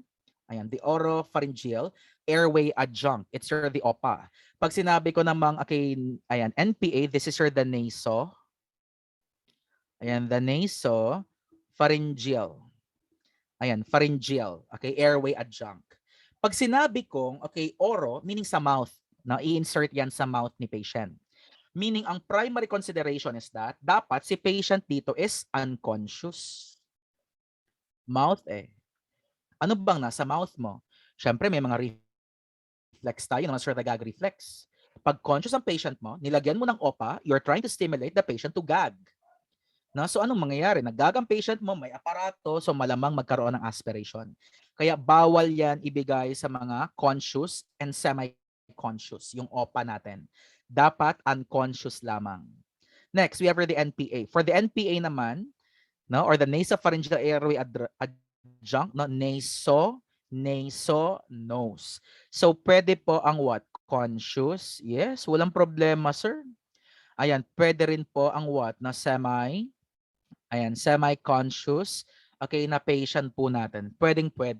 Na, ayan, so we have the unconscious for OPA, and then we have the airway adjunct po. Now, we have the NPA for the conscious and semi-conscious patients po natin. Siyempre, your BVM naman, no, pwede siya sa conscious, pwede siya sa unconscious. Kasi may patient na, let's say, ang patient mo may pulso, pero hindi naman siya humihinga. Gagamitan po natin siya ng BVM na to assist po the patient okay, in breathing. Okay po ba? Ayan. Now, ano bang mga itsura nila, sir? So, we have the first airway, known as the OPA or the OPA. Now, how to insert by your OPA? Siyempre, you need to measure that one from the corners of the mouth towards the angle of the jaw. From the corners of the mouth towards the angle ng jaw po natin. Dapat kasi dapat ganun ang perfect na size. Kasi if that's too short, guys, pag too short po yan, 'di ba? Kunwari too short. Ano ba ang nangyayari pag too short? Pag insert mo ng ganon, tongue po ang yung tongue mo ang mahihit. So meaning pag ang tongue po natin mahihit, ipupush niya further backwards. So meaning sir, anong mangyayari tuloy? So syempre, tongue obstruction. Hindi na tuloy patent ang airway natin kasi hindi siya correct size Kaya if that is too short, If that's too short, it will push the tongue further backwards, causing an obstruction. Pero if that's too long naman, okay, ayan, sir, ano yung too long? O, pag insert mo pa, no, nasobrahan din. Mismo yung tip po natin, it causes an obstruction. So if this is too long, then that causes an obstruction, mismo siyang mag-obstruct. Kaya careful po tayo. It should be properly measured dapat na it should be from the corners of the mouth towards the angle of the jaw. And that's for the OPA. Ayan, paano ba mag-insert, sir? This is the first technique na yung hard palate mo dapat matouch po ng tinatawag na OPA mo, tapos i-rotate po natin yan 180 degrees na i-rotate mo 180. Ito 180. However, I'm going to present also the fastest way. May fastest way tayo para mag-insert. Halfway na. Ayan, pwede mo siyang ganituhin, halfway na to, para paglagay po natin, 90 degrees na lang po ang turning po natin, hindi na 180 degrees. So saan ka? Siyempre, dyan na tayo. Na? Ayan, sige po. That's for the OPA ha, that's for the OPA. Guys, pag sinabi nating airway adjunct kasi, yung purpose, kasi sana hindi po ma-repeat yung purpose, and that is to maintain, di ba, airway patency. Yun yung goal natin eh. Kasi 'di ba kahit magaling ka pang mag-compress na or let's say no with all the let's say mga management, pero hindi pala patent ng airway mo, useless lang, sayang lang ang nasimulan po natin. Kaya if ever kung nasimulan mo na ng maayos, itodo-todo na po natin. Ayan, so ganito dapat ang itsura niya, and that's your a fully inserted na po na OPA, or other oropharyngeal airway adjunct po natin. Now next guys, ayan, we have ito yon. This is the too long and this is the too short. If that's too long, mismo siya ang magkukos ng obstruction. If that's too short, it will push the tongue ayan further backwards na causing an obstruction. Okay? Ayan, sige. And so next topic, we have the pharyngeal airway adjunct. Now, with your NPA kasi guys, ito contraindicated to sa mga taong may skull fracture, known as the basilar skull fracture, because it causes further damage sa patient po natin. And sometimes baka magulat ka na lang since dahil may fracture, Diyos ko, baka ma-true and true po tayo. Baka biglang nawala ang tubo, no? Baka biglang nawala ang tube na to, no? Kasi nga may fracture ang patient po natin, no? Or may mga head trauma. So usually ganito dapat ang itsura niya. Paano ba i-measure? Ulitin ko lang ha. Your nasopharyngeal airway po, no, pwede po yan sa conscious at saka sa semi-conscious na patient po natin. Guys, ayan. Paano ba mag-measure? Dapat, actually medyo may malito eh. Dapat kasi, from the tip of the nose towards the tragus of the ear dapat. Ito yung correct. Na? Yan yung correct. From the tip of the nose towards the tragus na ng ear po natin. Okay? Ayan, that's the proper measurement dapat. And then, again, it's contraindicated po ha, no? Sa ating may mga basilar skull fracture.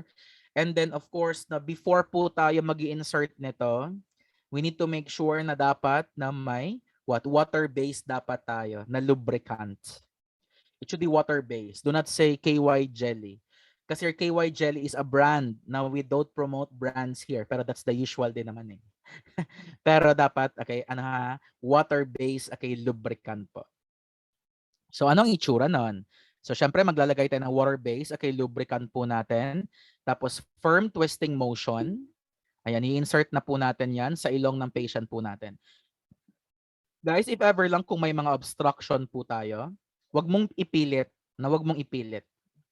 Kasi baka may mga, 'di ba? May mga congenital problem pala ang patient po natin na ayan. So ayan po, lalo na pag may mga choanal atresia ang patient mo, na since birth hindi siya na correct, no? Choanal atresia kasi is an obstruction ayan between your naso and your pharynx po. Na obstruction sa nasopharynx siya. So magulat ka na lang, what if baka may polyps din pala ang patient mo? So in-insert mo talaga hanggang sa dumugo ang ilong. If ever kung may obstruction, no, you withdraw and then you check kung may obstruction ba talaga. Ayan, so ganito ang itsura. It may look so funny pero grabe po ang effect niyan, 'di ba?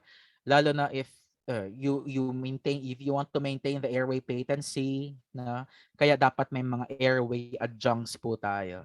Next guys, we have the BVM. Ito yung sinabi ko kanina, the easy clamp technique. C will be holding the mask. E will be lifting the jaw of the patient. So C, E clamp technique or easy clamp technique.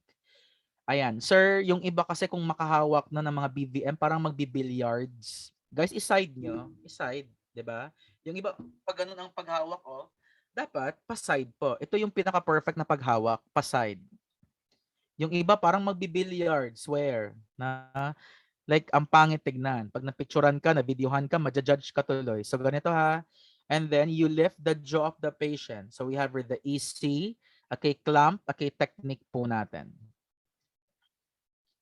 So, ito naman, this is the two rescuer approach ng BVM po natin. Okay po? That's the two approach. Ayan, or the two rescuer approach po. Sige, speaking of, okay, mga approaches po natin, guys. Ayan. Parang, wala ata akong picture. Dapat may picture kasi dapat ako nun eh. Especially in in 'di ba, opening the jaw, or let's say paano ba mag-open ng tinatawag na mouth ng patient natin. If ever kasi guys, kung ang patient po natin ay walang history ng falls, walang history ng let's say vehicular accident, or let's say mga spinal cord injury, then pwede po natin siyang i-head tilt chin lift. Pero if ever kung may mga history po siya ng fall, 'di ba? May mga spinal cord injury, then it's the jaw thrust maneuver. Okay po? So we have the head tilt chin lift pag wala po siyang spinal cord injury, pero pag may spinal cord, we have the jaw, okay, thrust maneuver po natin. Okay? Questions. Tapos na po tayo sa ating airway management kasi yung intubation po natin, that will be discussed po sa ating ACLS po. Questions? Guys, for we are about to end na kasi, na. So, ayun. Pero may ipapakita ako na video po ha. For sure lahat po ay makaka-appreciate nito kasi yung iba baka BLS only lang yung iba. Ipakita ko na kung paano pa mag-perform ng tinatawag na BLS based on the Before American anything Safety else, and Health pause Institute. and assess the scene for hazards. If the situation is dangerous to you, do not approach. If it is safe, quickly assess for responsiveness. If unresponsive, activate EMS and send someone to get an AED. Okay, let me clarify this. Ito yung wala pang COVID. Kaya meron siyang one-way valve. Pero kasi pag may COVID na po, hindi na tayo nagbibigay ng mga breaths po talaga. Or else, 'di ba? Makukuha natin si COVID. D.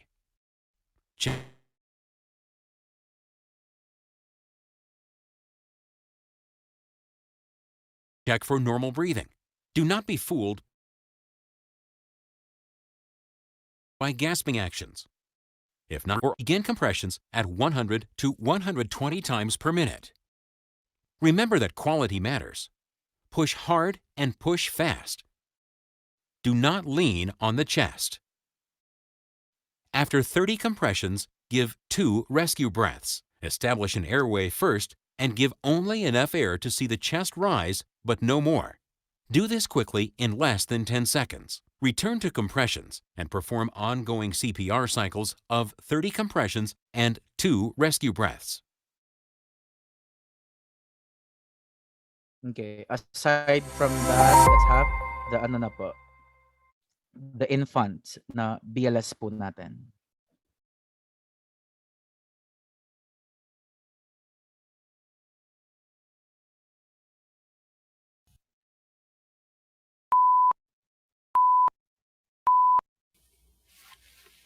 Baby, baby. Greg, she's not breathing. Activate emergency response. Got it. 1, 2, 3, 4, 5, 6, 7, 8, 9, 10, 11, 12, 13, 14, 15, 16, 17, 18, 19, 20, 21, 22, 23, 24, 25, 26, 27, 28, 29, 30.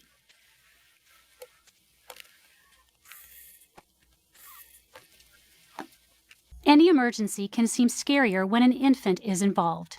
However, the principles of performing CPR on infants less than a year old are the same as they are for adults and older children, with a few significant differences. To begin, let's take things in the same order as we did for adult CPR. We're going to teach you the skills you will need for 1- and 2-person infant rescue. First, check the victim for a response and breathing. If the infant is unresponsive and not breathing or only gasping, send someone to activate the emergency response system and get the AED. Check the infant's brachial pulse. Place 2 or 3 fingers on the inside of the upper arm, between the infant's elbow and shoulder. Press the index and middle fingers gently on the inside of the upper arm for at least 5 seconds and no more than 10 seconds when attempting to feel the pulse. If there is no pulse, or if the heart rate is less than 60 per minute, with signs of poor perfusion, make sure the infant has adequate oxygenation and ventilation. If he or she does, begin CPR. Place the tips of your 2 fingers in the center of the infant's chest, just below the nipple line. Do not press on the bottom of the breastbone. Push hard and fast, to a depth of at least 1/3 the depth of the chest, or approximately 1.5 inches or 4 centimeters, at a rate of at least 100 compressions per minute. After each compression, completely release the pressure on the breastbone and chest, allowing the chest to recoil completely. Count out loud as you give compressions. Give 30 compressions in a row. 26, 27, 28, 29, 30. Let's look at a couple of key differences when you are performing 2 rescuer versus 1 rescuer CPR on an infant. One is a different hand placement. When you do 2 rescuer CPR, the compressor will place both thumbs side by side in the center of the infant's chest on the lower half of the breastbone. Do not press on the tip of the breastbone. The thumbs may overlap in very small infants. 1, 2. The other key difference is in the compression to breath ratio. With 2 rescuers, for the child or the infant, you will use a ratio of 15 compressions to 2 breaths. Now let's review the entire sequence of BLS for an infant. Just watch now. You'll have a chance to practice momentarily. First, check for responsiveness and breathing. If the infant doesn't respond and is not breathing or only gasping, shout for help. If you're alone, begin the steps of BLS. If others are present, send them to activate the emergency response system and get the AED while you remain with the victim to check the pulse and begin the steps of BLS. Check the infant's brachial pulse by gently pressing 2 or 3 fingers on the inside of the upper arm, between the elbow and the shoulder. Do this for at least 5 seconds, but no more than 10 seconds. Begin compressions at a ratio of 30 compressions and 2 breaths. 9, 10, 11, 12, 13, 14, 15, 16, 17, 18, 19, 20, 21, 22, 23, 24, 25, 26, 27, 28, 29, 30. The defibrillator and code. When a second rescuer arrives, you switch to a ratio of 15 compressions and 2 breaths. 1, 2, 3, 4, 5, 6, 7, 8, 9, 10, 11, 12, 13, 14, 15. One other note. Rescuers switch roles after every 10 cycles of CPR to prevent fatigue. Pag sinabing e-wallet, ano ang naiisip mo? Dapat Paymaya, cause we... Okay, for our last video po, and we'll be having the choking.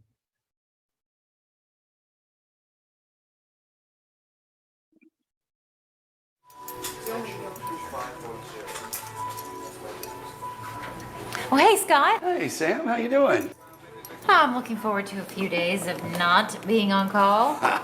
I didn't think you ever needed rest. Oh, I'm not resting. I've got my whole family coming into town this weekend, and they're expecting me to provide the entertainment. What's wrong? I think he's choking. Are you choking? I'm gonna help you.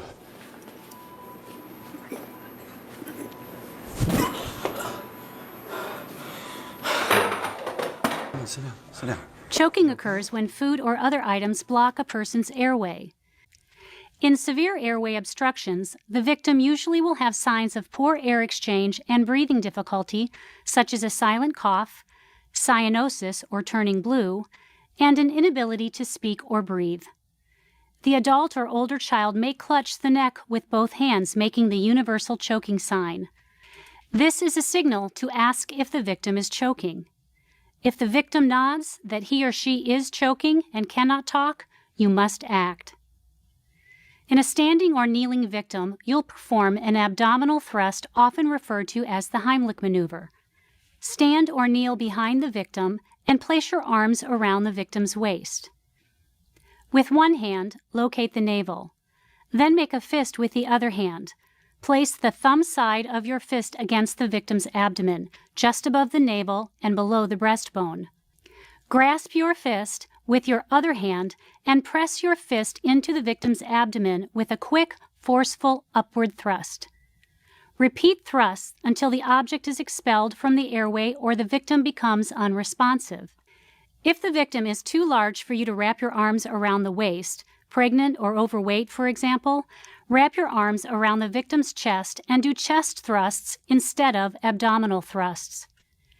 If your attempts to relieve choking in an adult or child are unsuccessful or the victim becomes unresponsive, send someone to activate the emergency response system. Perform CPR using the CAB sequence with one exception. Each time you open the airway to give breaths, look for the obstructing object in the back of the throat. If you see an object that can be easily removed, carefully remove it, but do not perform a blind finger sweep as the object may become lodged further back in the airway. Choking is also a fairly common emergency among infants. The steps to relieving choking in an infant are quite different than those for older children and adults. If you find an infant choking and they are responsive, first sit or kneel with the infant in your lap. Hold the infant face down with the head slightly lower than the chest, resting on your forearm. Support the head and jaw with your hand. Avoid compressing the soft tissues of the infant's throat. Rest your forearm on your thigh to provide support. Deliver up to 5 back slaps forcefully between the infant's shoulder blades using the heel of your hand. Deliver each slap with sufficient force to attempt to remove the foreign body. Then place your free hand on the infant's back, supporting the head with the palm of your hand. This will cradle the infant between your 2 forearms as you turn the infant over while carefully supporting the head and neck. Keep the infant's head lower than the chest and deliver up to 5 quick downward chest thrusts the same way you perform compressions, just below the nipple line, over the lower half of the breastbone. Do this at a rate of about 1 per second.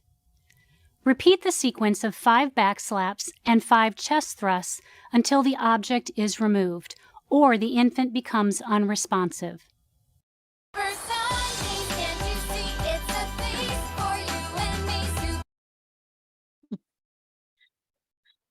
Ayan, sige po. Questions? If none, no? So start na po tayo sa ating exam, Ma'am Joy.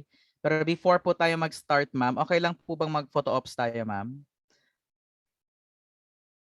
Picture tayo, guys. Mag-screenshot po tayo. Group picture tayo. Pa-on ang mga cameras po nila. Ayan. Tapos syempre dapat i-upload nyo dapat sa inyong Facebook para sabihin nila, ay, wow, nag-update siya. Ay, matalino to kasi nag-update. Dapat ganon. Sige, wait lang ha. Pa-on po ng mga ano nila, ng mga videos nila, please.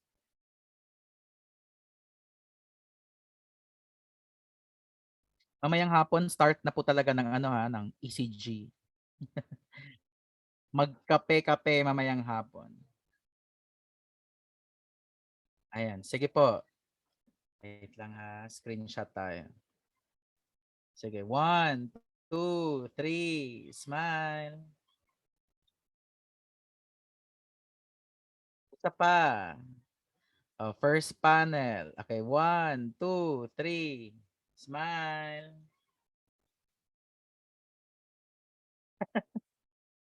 Ayan, thank you so much. And then, ayun na po, naisesend na po nila ang link po. Okay. Wait lang. Si ma'am. Hindi po pala na-discuss kung saan exactly magko-compress. Nasa video na po kanina, ma'am. Dapat magko-compress po tayo at the center of the chest. Okay po? Sa center ng chest. And then, wala na kasi sa C4 process, wala na yon. Center ng chest. Usually, ang technique po namin dyan, pag mabilisan po, locate mo lang yung armpit ng patient, tapos across agad. So, that's the center of the chest. Yung mabilisan. So, armpit, tapos brush agad sa side. Then, dito na tayo magko-compress. Sige nga, i-brush nyo nga yung armpit nyo. Brush armpit, tapos side, tapos ayun. That's the center of the chest. Yung mabilisan. No? Ayun, slide agad. So, yan. Sige. Questions? Wala na po? Okay, thank you, Ma'am Dixie. Hindi ko din kasi nabasa yung chat eh. Sige po. Ma'am We Pump, admin. I guess they're now ready po to take the exam. Hello, ma'am. We Pump. Sige, aral muna kayo guys. Check niyo muna yung mga notes niyo po. Wait lang po, sir. Hello, We Pump. Yes po. Isi-send na nila yung link. Guys, Send ko kailangan na po yung test exam. Okay, thank you, ma'am. Guys, pa-click na lang po yung chat po natin. Nakalagay po, BLS exam. I-click niyo lang yung Google form po natin. Kailangan mag-quiz kayo ha. Kasi hindi po kami magbibigay ng certificates pag hindi kayo nag-exam. Again, sa BLS only, thank you for choosing WePump.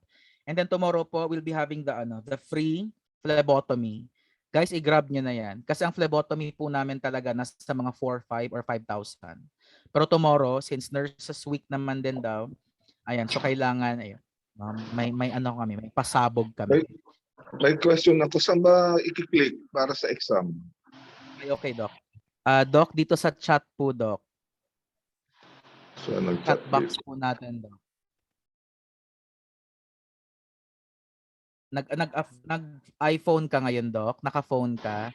Kasi pag sa laptop, Doc, medyo mas mabilis siya. Naka-phone ako. Okay po, Doc. Nasa may chat, sa chat na area, Doc. Tapos andun po, yung link po. Tapos i-click lang po natin.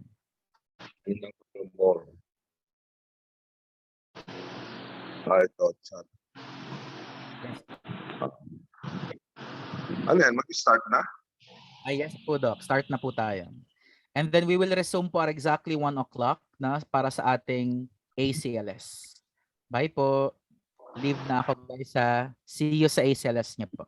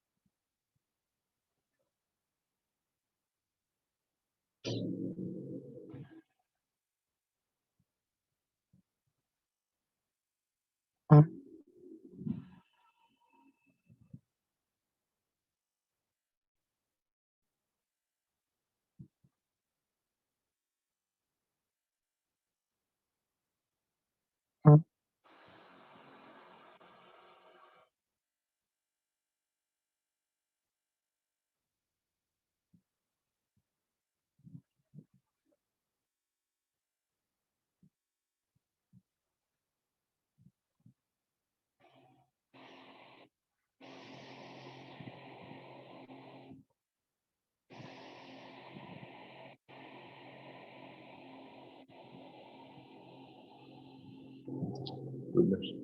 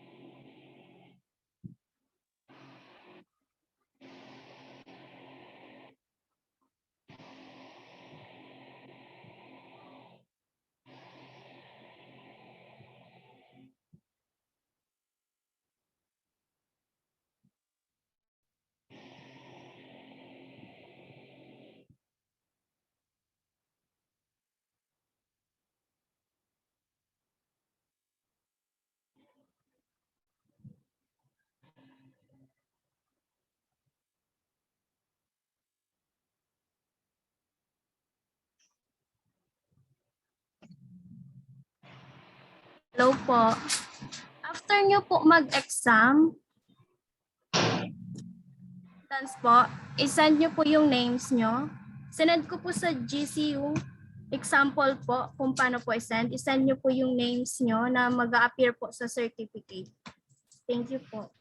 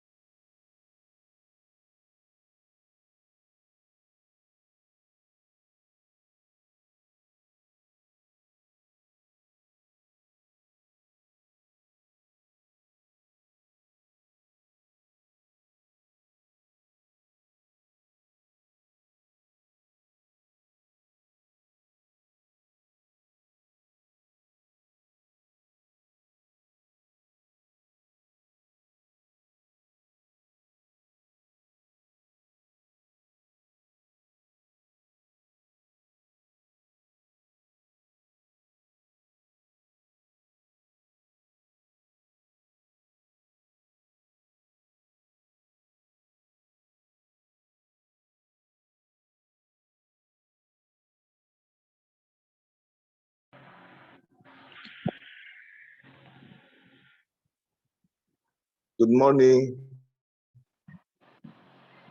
Good morning.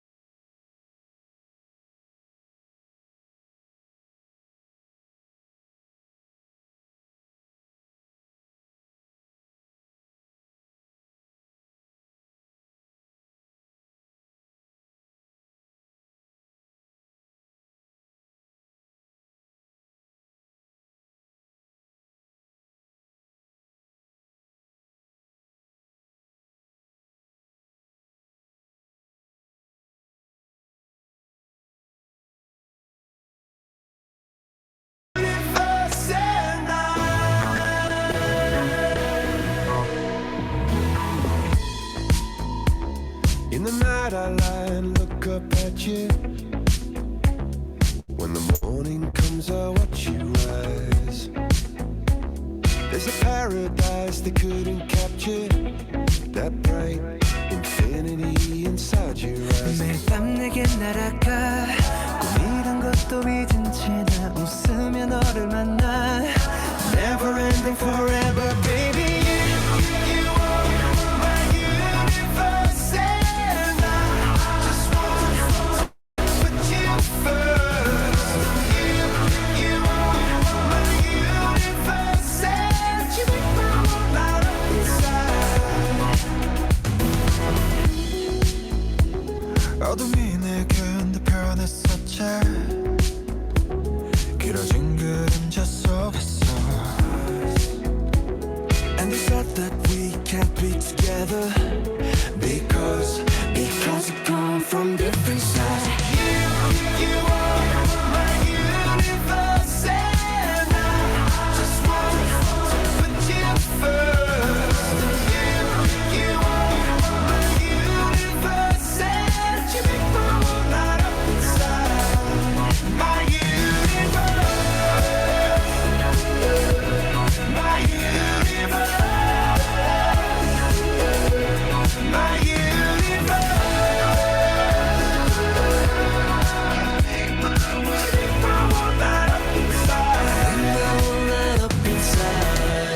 나를 밝혀주는 건 너란 사랑으로 수놓아진 별. 내 우주에 넌 또 다른 세상을 만들어주는 걸. 너는 내 별이자 나의 호주니까. 지금의 시련도 결국엔 잠시니까. 너는 언제까지나 지금처럼 밝게만 빛나줘. 우리는 너를 따라 이긴 밤을 수놓고. 너와 함께 날아가. When I'm without you I'm crazy. 자 어서 내 손을 잡아. We are made of each other, baby. You are my universe, and I just want to put you first. You are my universe, and you make my world light up inside. My universe, my universe, my universe.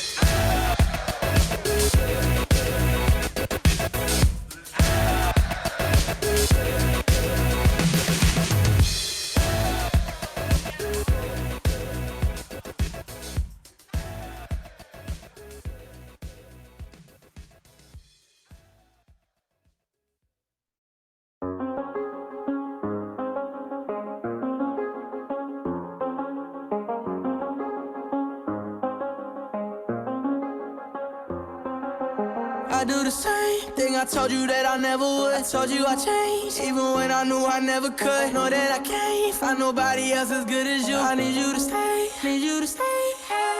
I get drunk, wake up, I'm wasted still. I realize the time that I wasted here. I feel like you can't feel the way I feel. I'll be fucked up if you can't be right here.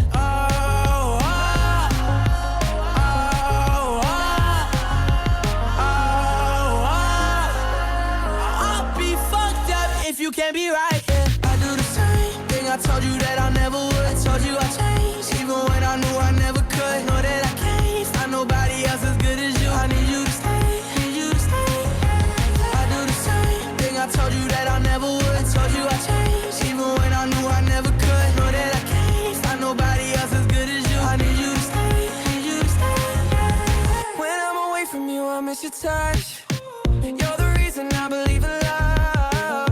It's been difficult for me to trust, and I'm afraid that I'ma fuck it up. Ain't no way that I can leave you stranded, 'cause you ain't never left me empty-handed. And you know that I can't live without you. So baby, stay. Oh, oh, oh, oh.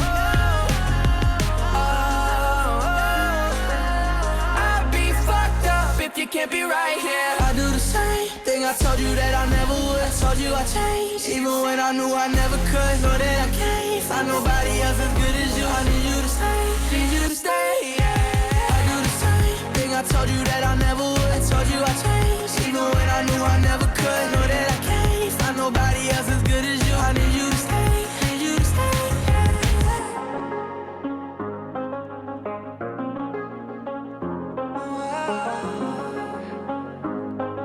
I need you to stay, need you to stay.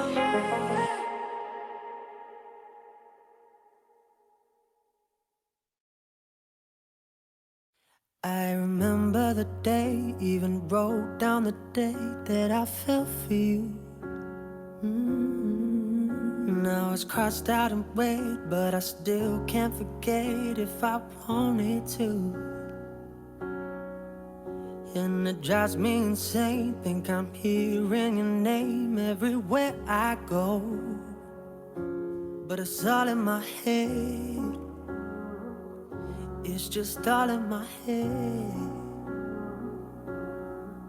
But you won't see me break, call you up in 3 days or send you a bouquet saying it's a mistake. Drink my troubles away, one more glass of champagne. And you know I'm the first to say that I'm not perfect, and you're the first to say you want the best thing. But now I know a perfect way to let you go. Give my last hello, hope it's worth it. Here's your perfect. My best was just fine. How I tried to be great for you. I'm flawed by design, and you love to remind me no matter what I do. But you won't see me break, call you up in 3 days or send you a bouquet saying it's a mistake. Drink my troubles away, one more glass of champagne. And you know I'm the first to say that I'm not perfect, and you're the first to say you want the best thing. But now I know a perfect way to let you go. Give my last hello, hope it's worth it. I'm the first to say that I'm not perfect, and you're the first to say you want the best things. But now I know a perfect way to let you go. Give my last hello, hope it's worth it. See,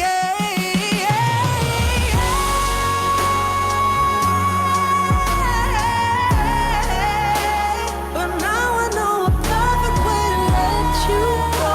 Give my last hello, hope it's worth it. Here's your perfect.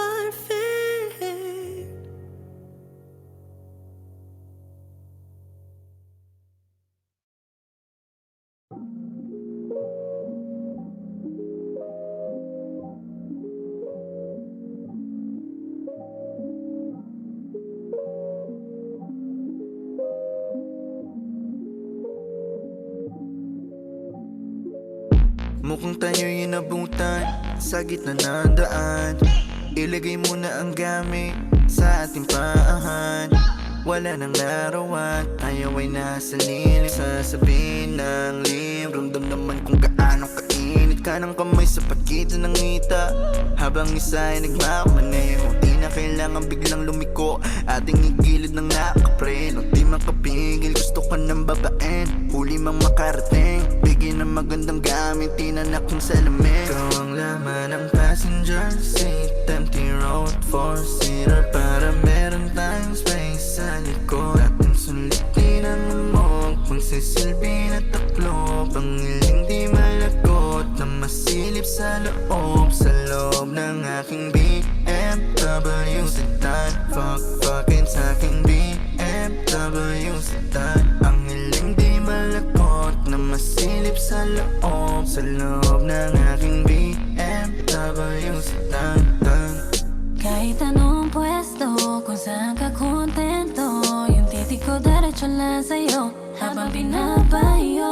Pwede mag-take it slow, basta walang hihinto.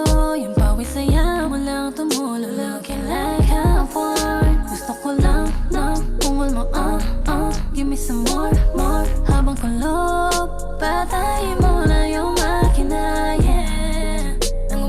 pa maakit ka na. Sige magalit ka, fuck me hard na. Passenger seat, empty road, four-seater para meron tayong space sa likod. Ating sulipin ang hamog, magsisilbi na taklo. Pangiling di malakot na masilip sa loob. Sa loob ng aking BMW sedan. Fuck-fuckin' sa'king BMW sedan. Ang hiling di malakot na masilip sa loob. Sa loob ng aking BMW sedan.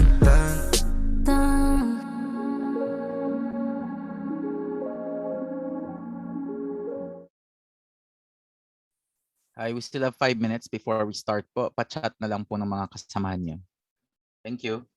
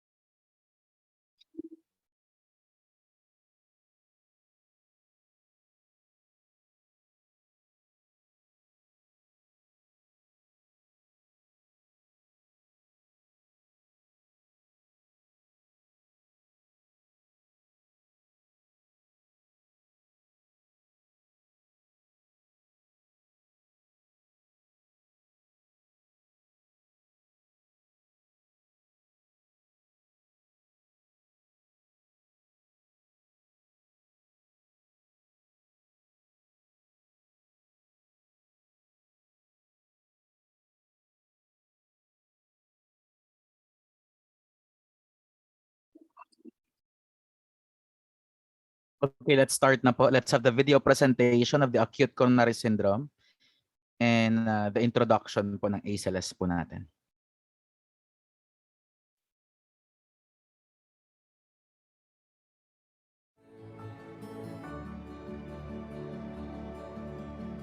Full volume, please.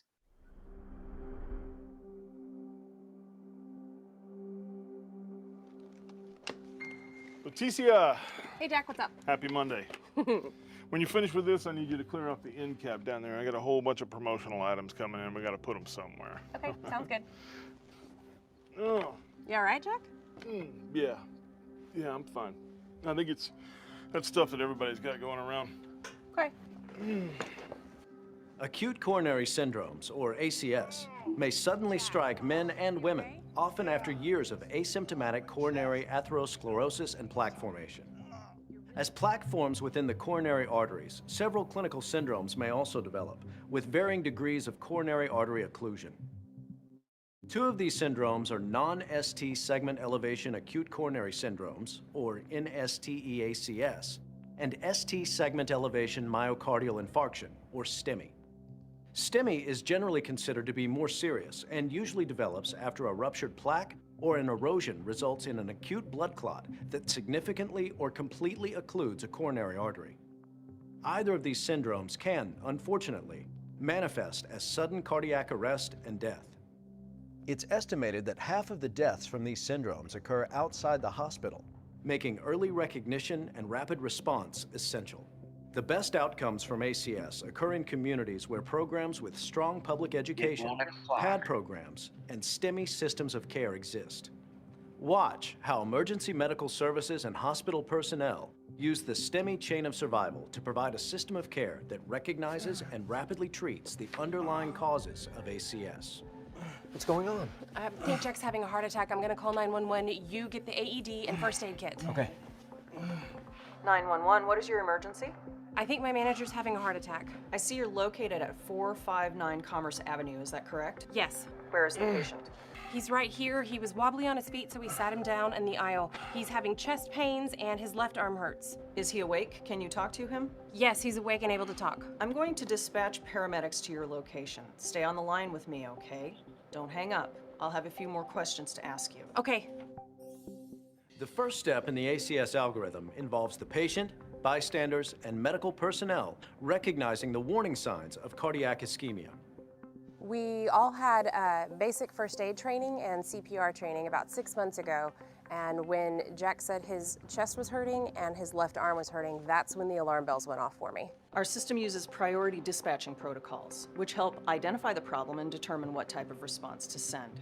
What the caller described fit the protocol for ACS, which required a high priority EMS response. While waiting for EMS to arrive, dispatchers may advise patients to chew 160 to 325 milligrams of non-enteric coated aspirin. This recommendation should be in line with approved medical protocols, and only if the patient has no history of true aspirin allergy or gastrointestinal bleeding. Okay, paramedics are on their way. Stay on the line with me until they arrive. Do you have a first aid kit with you? Yes, and I have our AED too. Great. Is the patient still conscious? Yes, he is. Okay, then we won't need to use the AED right now. Ask if he has an aspirin allergy or any recent bleeding from his stomach. Jack, do you have an allergy to aspirin? No. Have you had any bleeding in your stomach recently? No, I don't think so. No. No to both questions. Look in the first aid kit. If it has aspirin, have him chew 2 to 4 baby aspirins or 1 adult aspirin while you wait for the paramedics to arrive. That brings us to the next step in the ACS algorithm: assessment, care, and hospital preparation. What happened? He's been having chest pains for about 10 minutes, and the 911 operator said to give him an adult aspirin to chew. Sir, how you feeling? Not so good. It's my chest. I feel like somebody's squeezing it. Okay. Well, we're gonna help you out, reduce that pain. I'm gonna get a 12 lead. Go ahead and get his blood pressure and put him on a pulse ox. When we arrive on scene, the clock is ticking. I know I've got to assess, but if he doesn't need immediate resuscitation, my highest priority is to obtain a 12-lead ECG, manage the symptoms, initiate transport as soon as possible. Every minute matters. The longer it takes to get to the hospital, the poorer the outcome for the patient. In fact, half the people who die from ACS are dead before they even reach the hospital. So I follow the ACS algorithm closely just to make sure that doesn't happen. Administer supplementary oxygen if the patient's oxygen saturation value is less than 90%. Give aspirin if the patient hasn't taken any yet and there are no contraindications.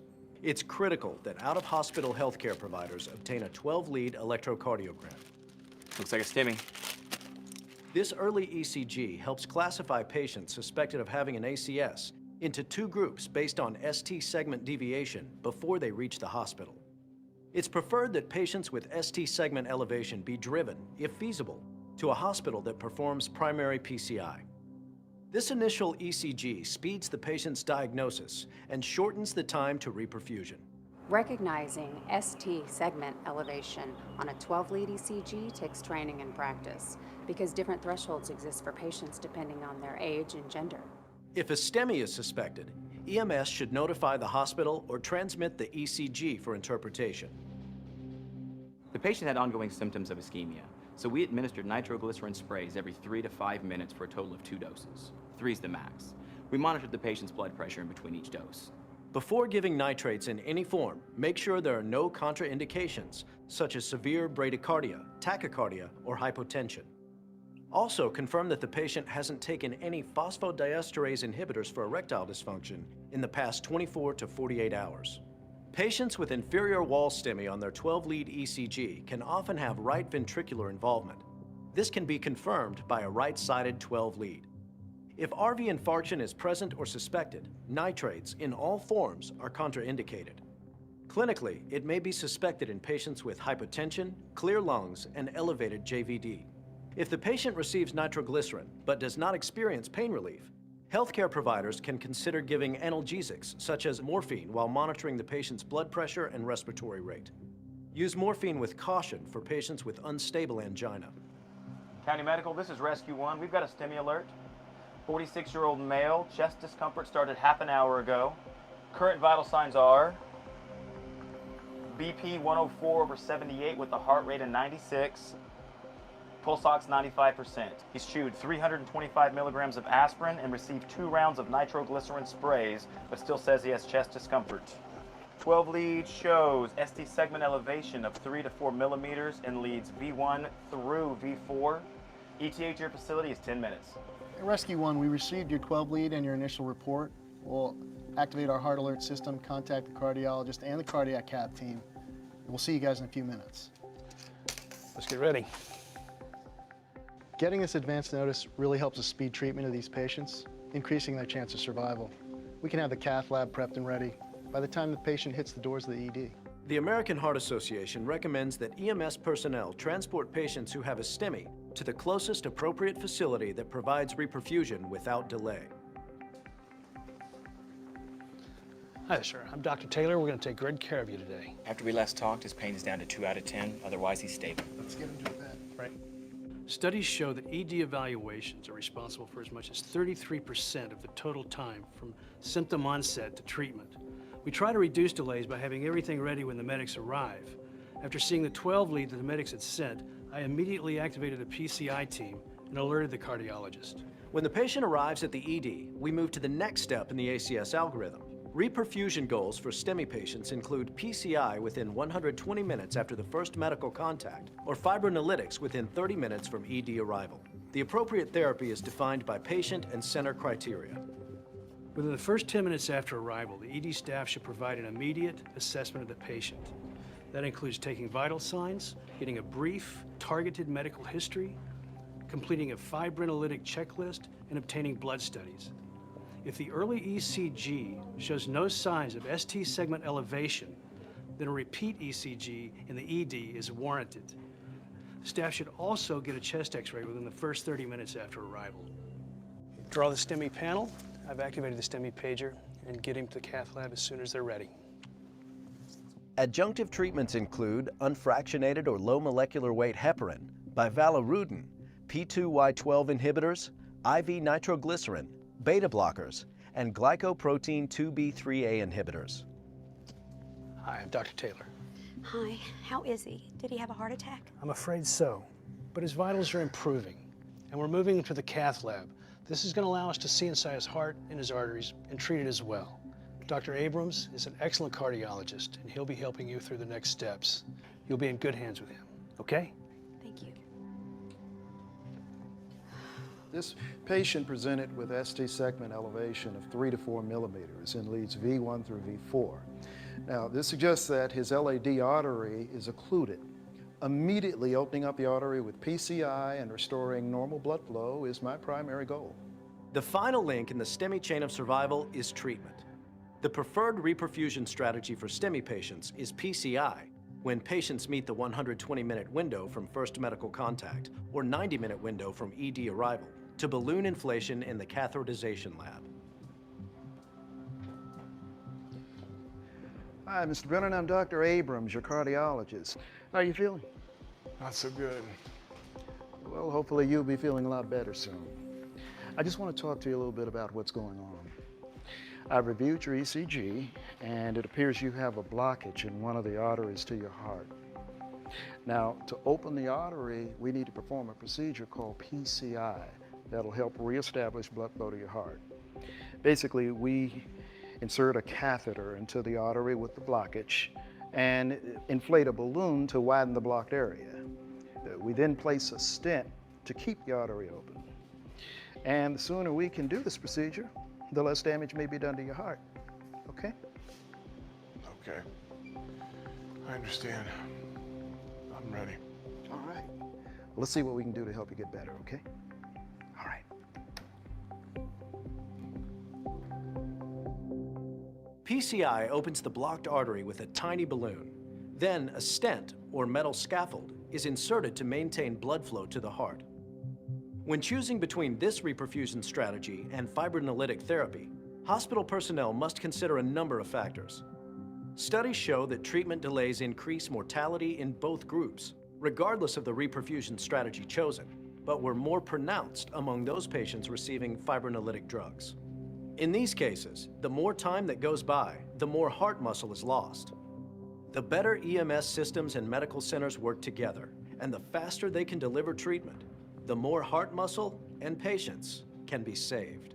We had a great outcome with that patient, but we wouldn't have if every link in the chain hadn't been working cohesively. All the pieces fit together perfectly, and it all began with a call from his coworker. The dispatcher assisted in the administration of aspirin prior to our arrival. We were able to get to him in time, identify a STEMI, and move him quickly to a hospital where they were ready to do PCI. He's back at work today because of it.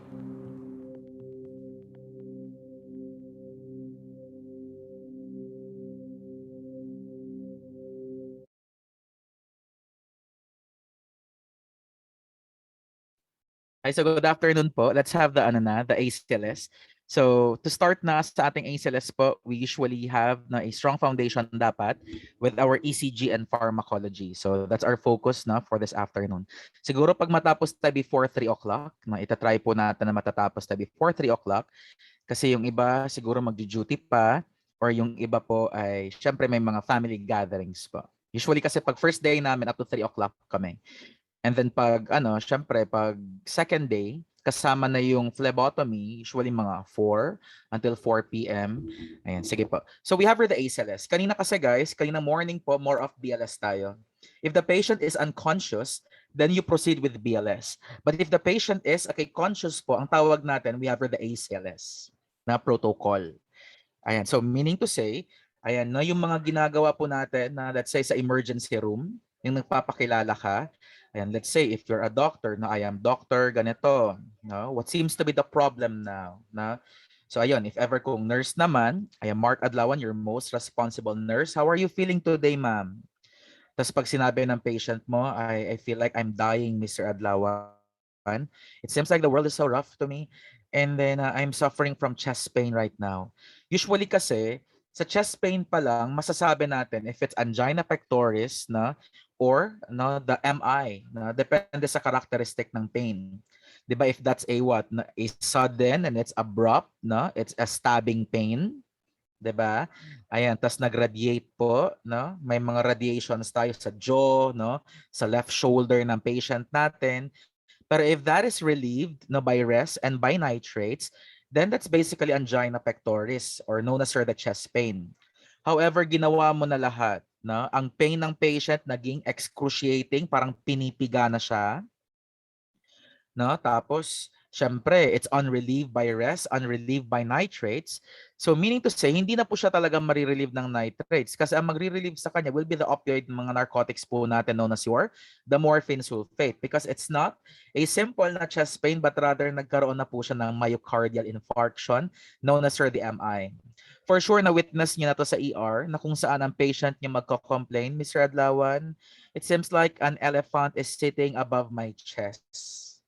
Na pag elepante na te ang nakaupo sa kanyang chest, malamang mabigat na yan. And that's your characteristic po ng MI natin or myocardial infarction. So let's begin. With your ACLS kasi, na our objectives na for this afternoon, we will be, syempre, na we want to update you on what's okay with the current issues po ng ACLS, especially for the drugs natin.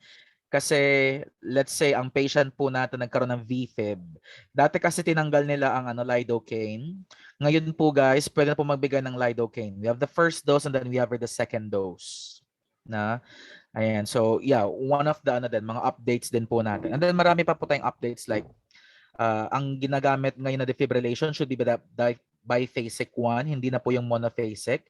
Kaya ang maririnig po natin 'di ba sa ER, sa ICU, charge the patient to 150 joules or charge the patient to 200 joules. So wala ka na pong maririnig na mga yung mga 360, wala na po 'yon.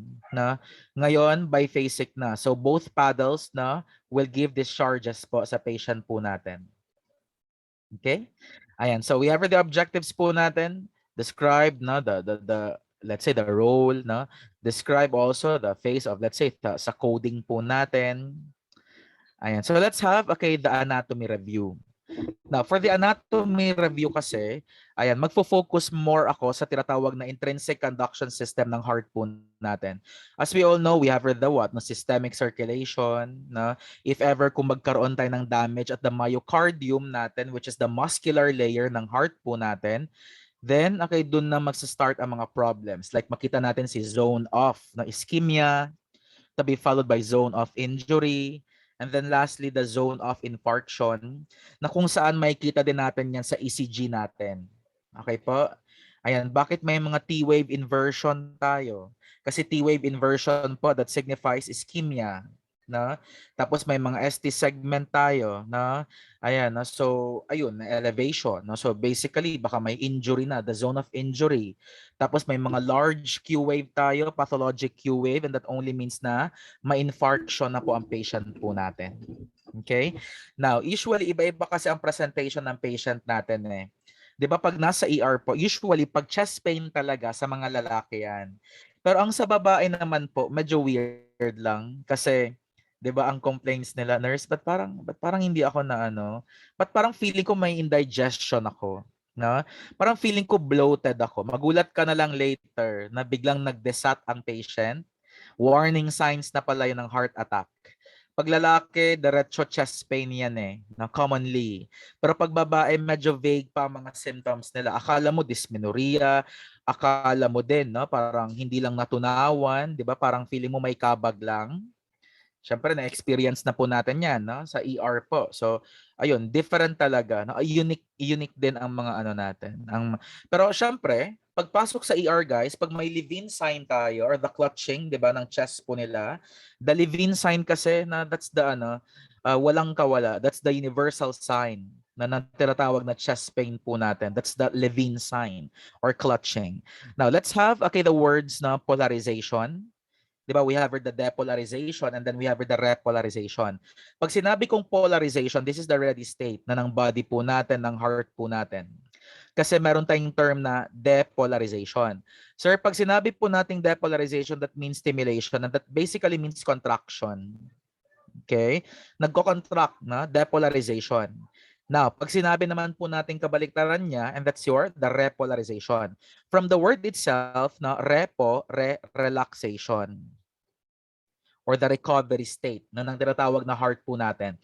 Kasi meron tayong ano guys meron tayong mababasa later like atrial depolarization, atrial repo, na ayan, we have the ventricular, 'di ba? Ayan, we have the ventricular repo, ventricular na depolarization din na. So, yun po yung mga makikita po natin later. Okay? Ayan, kasi yung P wave mo, no, yung QRS natin, and then we have the T wave that represents polarization. Whether atria, whether ventricular, na. Ayan, sige.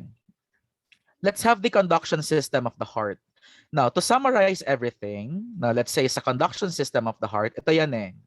From the SA node, ayan, conduction down no, to the atrioventricular, 'di ba? And then we have the left and right, no? We have the bundle of His, no? Tapos up to the Purkinje fibers. For a while i-discuss natin 'yan. Ayan, sige po. Usually guys, no, ang technique ko dito will be the mnemonic sublerp. Ayan, okay, lerp. Bakit daw sublerp? Letter S stands for the SA node or the sinoatrial node.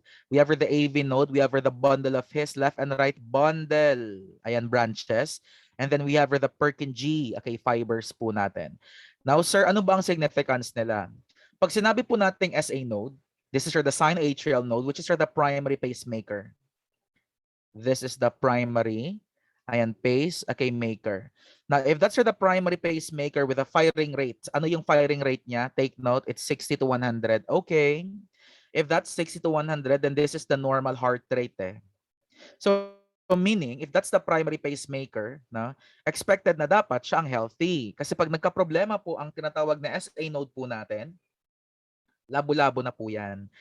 Ayan, don't worry sir kasi meron pa naman tayong secondary pacemaker eh.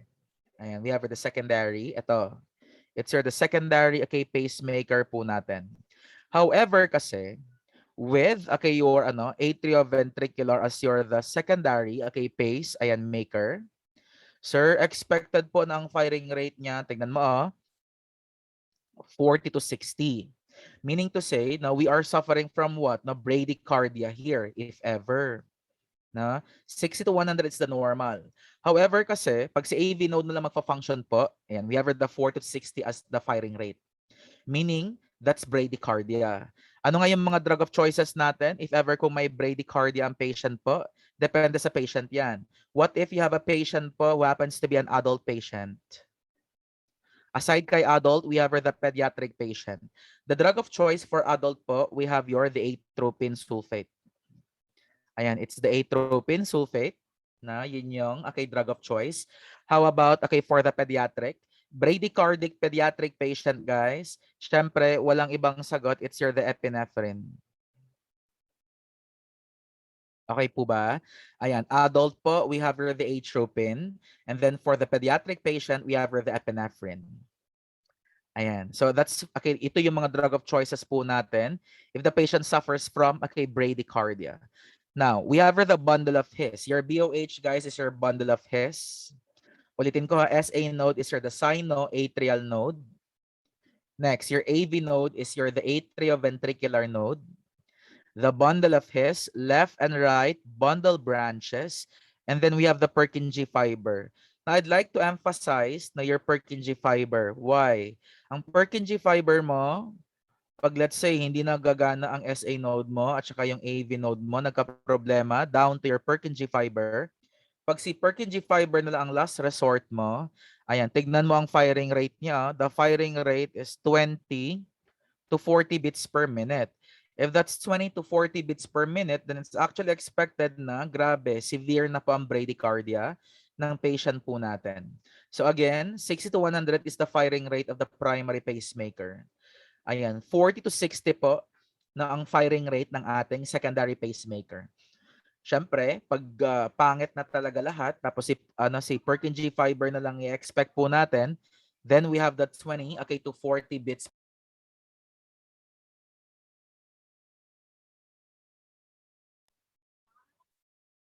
Ayan. So, ayun po na. Medyo nawala ako bigla. Okay, so we have your conduction system ng heart po natin. Now, balikan po natin ha. Balikan po natin. Ayun. So, this is the conduction system ng heart known as the mnemonic subblur po natin. Sige nga guys, itry nating i-trace ang systemic circulation. Now, just listen carefully. Now, to trace the systemic circulation kasi, we have the superior vena cava, inferior vena cava. Superior vena cava po is responsible for the upper trunk ng mga blood natin. Ayan. And then, we have the lower trunk naman po natin in which the inferior vena cava is responsible. Now, pasok po yan sa tinatawag na right atrium po natin. Since puno na po ang right atrium po natin, dadaan po yan sa isang valve known as the tricuspid valve.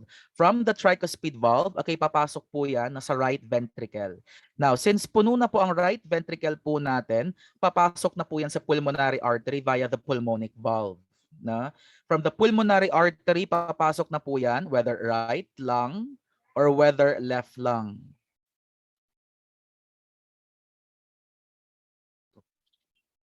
Ayan, sorry po.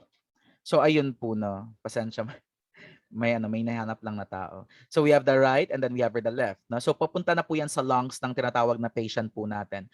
And from the lungs po, syempre that will be oxygenated. Tama po ba? With all the capillaries there, etc. So papasok na po yan as an oxygenated blood, papasok na po sa pulmonary vein po natin. From the pulmonary vein, guys, napapasok na po yan sa what? Sa where? Left atrium. And from the left atrium, papasok po yan since puno na ang left atrium mo, dadaan yan sa isang valve known as the bicuspid valve or the mitral valve or commonly known as the left atrioventricular valve. Pasok na po yan sa left ventricle. As you can see, ang left ventricle mo, mas malaki siya, no? Mas enlarged siya as compared to your right ventricle. Wanna know why? Because the left ventricle kasi ipupush niya na yan sa systemic circulation. Pero before po yan mapupush sa systemic circulation, dadaan muna yan sa isang valve known as the aortic valve, going to the aorta, going to the systemic circulation. Ayan, nag-trace lang tayo no ng systemic circulation po natin. Now emphasizing din guys na the middle layer ng heart po natin which is the myocardium, na kung saan pag yan ang affected po, expected na baka papangit talaga ang kalagayan ng patient po natin. Okay. Ayan. So, an introduction lang to your ECG, also known as the EKG. This would like to what? Na syempre, i-check niya. Aside sa i-check niya, na this will also try to monitor na the electrical activity na tinatawag na heart natin. Pero pag may tinatawag po tayong 12-lead ECG, ayan, of course, no, mas maganda ang 12-lead kasi the complete picture ng heart mo. No? Yun talaga, pag 12-lead, complete picture yan na tinatawag na heart po natin. Okay, tracing naman, or let's say in placing rather, the electrodes natin, guys, dapat malaman natin whether biphasic or monophasic. Ito, obsolete na to. Pag monophasic ang defibrillation nyo po, or defibrillator rather, ang colors po natin will be the white, black, and red. Right? Okay? Ayan, white on the right, and then on the left side po, we have our black. So white, black, red. And then, pag sinabi naman po nating biphasic, ayan, so we have the biphasic defibrillator. Ayan, for the biphasic po, this is ideal ha. Ito hindi na po ideal si monophasic. Kasi pag chinek po kayo ng DOH, tapos nag-monophasic pa, issue na agad yan no? Sa isang hospital, issue na. So it should be biphasic. Ayan, no? Yung rational kasi, ganito, di ba naalala niyo dati pag monophasic, na isang paddle lang ang magbibigay ng discharge, and usually 316. And alam niyo ba kung saan talaga nagdi-discharge yon? Dito mismo, 360, boom, at the apex of the heart. 360 agad. No? See, so, ayun, no? May mga cases kasi na bakit kaya namatay ang patient? Yun pala guys, dahil sa burnt myocardial cells. Dahil nasunog sa 360. Kaya AHA recommends po na we need to use biphasic.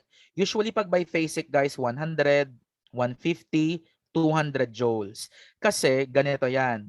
Pag let's say right side, tapos left side. So the colors po ng biphasic natin, updated to ha, it's the red, yellow, and then we have the green. Okay? Ayan, sir, paano ba gagana ang biphasic natin? If this is syempre your right, sternum, and this is right sternum to. And then we have at the apex na tinatawag na heart natin. Guys, ganito pang movement ng biphasic. Let's defibrillate the patient, charging to 200 joules. Boom, 200 here, apex, paakyat.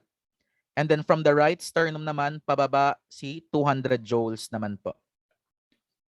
Okay po ba? So meaning hindi talaga siya masusunog. Whereas kung gagamit na ng 360 tapos monophasic, usually kasi pag 360 monophasic dito talaga siya apex agad kaya sunog agad ang ang heart po natin. Ayan. Sulat ko lang ha. Okay. Ayan. Sige. Apex. Ayan. So, ayun po. Pag biphasic colors po natin, malalaman mo pag updated na po yung ER natin. If yung colors po natin will be red, yellow, and then we have your green or the RYG. Pero pag yung mga colors pa rin na ginagamit is white, black, and red, the smoke over fire, meaning hindi po updated ang natin, ang ating mga defibrillators po. So, kailangang i-update. Okay? Ayan. Sige, guys. So, ayan. Aside from having the monophasic and biphasic, kilalanin natin, no? How do we interpret ba? No? How do we interpret ECG? Number one, you tell me the heart rate first. To be followed by the rhythm. Next, we have the P wave. Kailangan. Next, we have the QRS. Kailangan din po. The QRS complex. Meaning, sir, paano ba natin makukuha ang isang heart rate ng tinatawag na ECG po natin? Maipapamemorize ako sa inyo ha. Itong technique na to is based sa American Heart Association. So we have the 300, 150, 100, 75, 60, 50, 40, 30, 20, and then 10. So 300, 150, 100. Ayan, sulat ko lang, ayusin ko lang si 100. 75, 60, 50, 40, 30, 20, and then 10. Sige nga, kayo nga guys. 5, 6, 7, start, go. 300. 150, 100, 75, 60, 50, 40, 30, 20, 10. Thank you so much, Ma'am Che, na amazing. kung estudyante ko pa to, feeling ko nasa harap to ng ng klase. Kasi masunurin eh. So, ayun po, we have the heart rate. Meron din kasi kami, 'di ba? Na-appreciate talaga ng teacher, no, lalo na pag online. Ang mga interactive talaga na class. Ako na-appreciate ko 'yan. Meron kasi tayong mga classes pero yeah, never pa naman akong naka-experience na hindi talaga sila interactive. Fino-force ko kasi sila na dapat maging interactive. Ayun, so we have the rhythm. Guys, ganito. Sa heart rate pa lang kasi natin, malalaman na natin na kung bradycardic ba ang patient or kung tachycardic. Why? If that's less than 60, it's bradycardic or may bradycardia si patient. Pero pag greater than 100, ang tawag natin doon, tachy. Ayan, tachycardia. It's not bradycardia, it's bradycardia. So we have the bradycardia if that's less than 60, and then we have the greater than 100, it's your the tachycardia. Now, for the rhythm naman po, pag the same kay distance, usually kasi ang i-measure natin para ma-identify mo kung regular or irregular ang rhythm, if we're going to measure the distance between the P is to P and R is to R. Just measure the distance between the P is to P and R, okay, is to R wave. Okay po? Now, pag the same ang distance nila ng P is to P is to P and then R is to R is to R, then walang problema. Na? Ayan, ang tawag natin doon, regular ang rhythm. Pero kasi, pag hindi na po the same ang distance nila, then dyan na magkakaroon ng problema. No? Ang tinatawag na patient po natin. Ayan, sige lang, mamaya. No? Pag the same po distance, ayan, so we have the same distance. Ang tawag natin doon, regular. Ayan, rhythm. Pero pag not the same, ayan, not the same, okay, distance, then ang tawag natin doon, irregular. Guys, what's the other term for irregular? Or the dysrhythmia or may arrhythmia ang patient po natin. Okay po? So we have, okay, the rhythm. Next, we have here the P wave. Now, ito ang technique, guys. Para masabi natin kung ano ang first name ng isang tao, kailangan mong i-master ang P wave. Why? Upon looking at the P wave, di ba ito yung P wave natin? Ayan. If that's the P wave po, then this is clear. Ganito. If the P wave is clear and it's upright in nature, then may tawag tayo doon. Sir, what if you're not sure? What if biglang ganito, tapos biglang ganito, 'di ba? Sir, tapos biglang okay, ganito na naman, tapos biglang ganito. Wait lang, but parang hindi na ako sure, But parang nagkaroon ng problem ang patient diyan. Yes. Actually guys, na T-wave po 'yan, hindi na sure na P-wave po. Kasi one thing's for sure. Your P wave is buried preceding to T wave. Kasi ang patient pala natin dito ay nagkaroon ng SVT or the narrow complex tachycardia. Sa Manila po ang tawag nila, it's the supraventricular tachycardia. When we had the training sa AHA din, ang sabi kasi it's supra, not supra, ayun, sabi ni Doc De Lima. So we have the clear and upright, So aside from that, what if ito unclear? And this is buried, Ano ang tawag natin diyan? Sir, what if walang P wave? What if puro QRS lang? Guys, this is QRS ha. Walang P wave po ang patient. Meaning to say, what if absent ang P wave mo, or what if it's purely QRS? Then ano kaya ang tawag natin doon? Now, for the P wave again, these are your first names, Let's say if clear and upright ang P wave natin, ang tawag natin sinus. Tapos balikan mo ang heart rate niya. What if clear and upright P wave tapos ang heart rate is less than 60? Ang tawag natin doon, sinus bradycardia. Pero pag let's say ang patient's heart rate is greater than 100 pero less than 150, ang tawag natin doon it's sinus tachycardia. Yes, you heard me right. Kasi pag pag unclear buried, medyo sobrang bilis na din kasi ang tawag natin dito atrial problem. And then, alam niyo ba pag sinus less than 150 beats per minute? Para considered as sinus pa ang problem, meaning sinus tachycardia.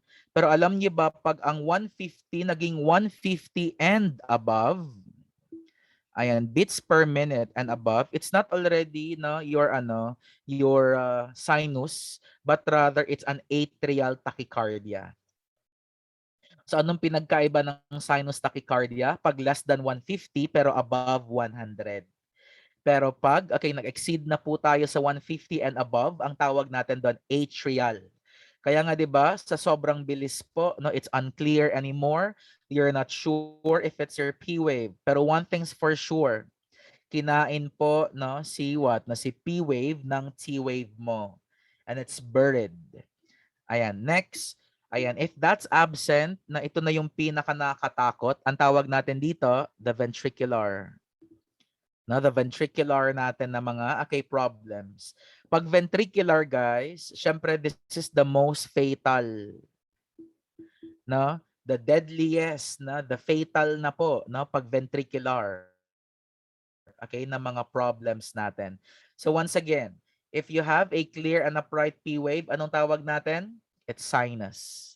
Tapos unclear and buried, ang tawag natin atrial. Tapos, pag absent and purely, guys, it's what? No, ventricular problems natin. Now, I'll give you a scenario kahit hindi ka pa, kahit kunwari ni-relay lang sa'yo, no? Ayan, let's say ikaw, no? Ako yung nag-relay sa'yo ha. Kahit walang ECG, kahit may kinig ka lang, magigets mo. Sir, ang kanyang heart rate so is 38. Tapos, no, the rhythm is regular. The P waves po no, are clear and upright. Ano kaya, sir, ang nangyari kay patient? It's your what? Sinus? Sinus? Take note, less than 60 guys. 38 ang kanyang Brady. Sinus Brady. sinus bradycardia. Great. Brad. Ayan. So, what if, nag-relay ako sa iyo ng message ha. Ang kanyang heart rate po is 120. The rhythm is regular. The P waves are clear and upright, followed by QRS, which is normal. Ano kaya ang nangyari kay patient? Sinus? Sinus what? 120 eh. So above 100 guys. So it's above 100 pero less than 150 siya. So it's sinus tachycardia. Pero pag sinabi ko ganito, the patient's heart rate is 175. Na tapos, syempre the rhythm is regular. The P waves are buried proceeding to T wave. So anong tawag doon? Atrial tachycardia. Atrial tachy. Yes, thank you, ma'am. Ayan, atrial tachycardia or the SVT or the narrow complex tachycardia. Tatlo kasi ang tawag sa kanya eh. Other names po ng SVT mo will be narrow complex and of course na your atrial tachycardia. Commonly talaga 'yan, na? And the pathognomonic sign kasi for your let's say SVT or the atrial tachycardia, it will always be the heart rate of 170. And alam po natin 'yan sa ER. Even sa ICU, 'di ba? Oops, nag-170 ang patient. From atrial tachycardia or your SVT, magulat ka na lang, biglang mag-VTAC ang patient natin. Tapos, mako-code blue na, no? Mag-arrest na kasi ang patient po natin. Okay po ba? And then, no, pag ventricular problems naman, no, puro QRS or absent ang P wave mo and it's purely QRS. So example, ventricular fibrillation, 'di ba? Ventricular tachycardia, na? Ayan, more of the QRS po tayo. Okay po ba? Next po guys, we have the QRS complex. Now, for the QRS kasi, ayan, we have the normal, check. We have the narrowed, meron din tayong narrowed, and then meron din po tayong the widened QRS. Sir, pag sinabi po natin normal, syempre normal. Pag narrowed naman, very common yan kay SVT. Tapos pag widened, very common naman to kay VTAC or ventricular tachycardia. Okay po ba? Ayan, sige. So balikan po natin. Sir, paano ba i-apply ang mga ito? Pero before po natin i-apply ang mga ito, kilalanin muna natin si PQR, esteem. Ayan. So we have the ECG paper po natin. 'Di ba meron tayong big box, meron din tayong small boxes. Ayan. Itong red guys, ito yung tinatawag na big box. And alam nyo ba ang big box po natin that represents 20 seconds. Ayan. Bakit siya 0.20 seconds ang big box? Kasi sa loob po ng isang big box, meron po tayong 5 small boxes. Saan yon? Ito, 1, 2, 3, 4, 5. And are you aware that your small boxes that corresponds to 0.04? Ito yon, 0.04. So 0.04 times 5, a total of 0.20 seconds. Meaning big box yan. But that's not our goal today, ang mag-count ng boxes. Ang goal po natin is para ma-emphasize at para ma-analyze at para na ma-identify po natin na okay, this is ventricular fibrillation in less than 3 seconds only. Yun yung goal natin ha, less than 3 seconds. Okay po? Ayan. So we have the waveforms. Ayan, 'di ba? Meron akong sinabi na P-wave, meron akong sinabi na ayan, QRS, So tandaan natin ha, this is the P-wave. Guys, your P-wave po that represents contraction of the atria. Kaya ang tawag natin, 'di ba? Depo means contraction, atrial depolarization. Now next, your Q, R, S, ayan, they represent dalawa. They represent the relaxation of the atria, plus this is also the start ng pag-contract ng tinatawag na ventricles po natin. And lastly po, we have here the T wave. For the T wave naman guys, ayan, that represents ventricular repolarization. So meaning to say, upon looking at yung mga deflections po natin or the ECG deflections. So meaning to say, sir, we need to work, we need to relax. We need to work, we need to relax. Diba? Atrial depo, atrial repo. Ventricular depo, ventricular repolarization. Kasi para hindi po mapagod ang heart po natin, we need to relax. Hindi pwedeng work lang ng work lang ng work. Kailangan may sick leave, charot. Ito lang yung mga sick leave natin na pumunta ng Manila, 'di ba? Pumunta ng Naga, pumunta ng Baguio, pero amazing, If na-try niyo na ba 'yan, guys? Kayo taga Bicol, tapos pupunta kayo ng norte, like punta kayo ng Vegan, layo ang layo, 'di ba? Sobrang layo lang. Like nakaka-miss yung mga travels na gano'n, na via bus. Ano nga yung pinakamaganda yung bus diyan, papuntang Bicol, papuntang Legazpi? Ano nga yun? Like yung talaga, kalimutan ko. Kagsawa.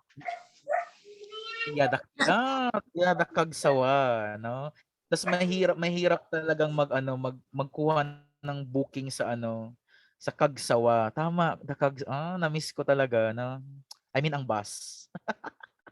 Ang bus syempre yung mga tao din, So ayun, the Kagsawa. 'Di ba mahal yung Kagsawa na bus compared sa yung isa?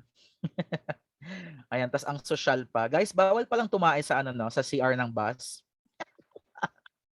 Diyos ko. And meron kasi last time, like tumae talaga siya, pinagalitan talaga siya, Pinagalitan. Kasi nag-stop kami Kasi syempre, ewan ko, basta grabe lang. Ay, Diyos ko, ang mask, Like dinoble ko talaga yung mask ko, tas nag-spray talaga ako ng perfume para matanggal lang talaga yung amoy. Pero hindi ako yung tumae Siyempre yung bata yung tumae Hindi rin siya na-inform ng mama. Siguro taing-tai na talaga siya. Tapos hindi na siya nagpaalam sa mama niya hanggang sa go, tae lang te.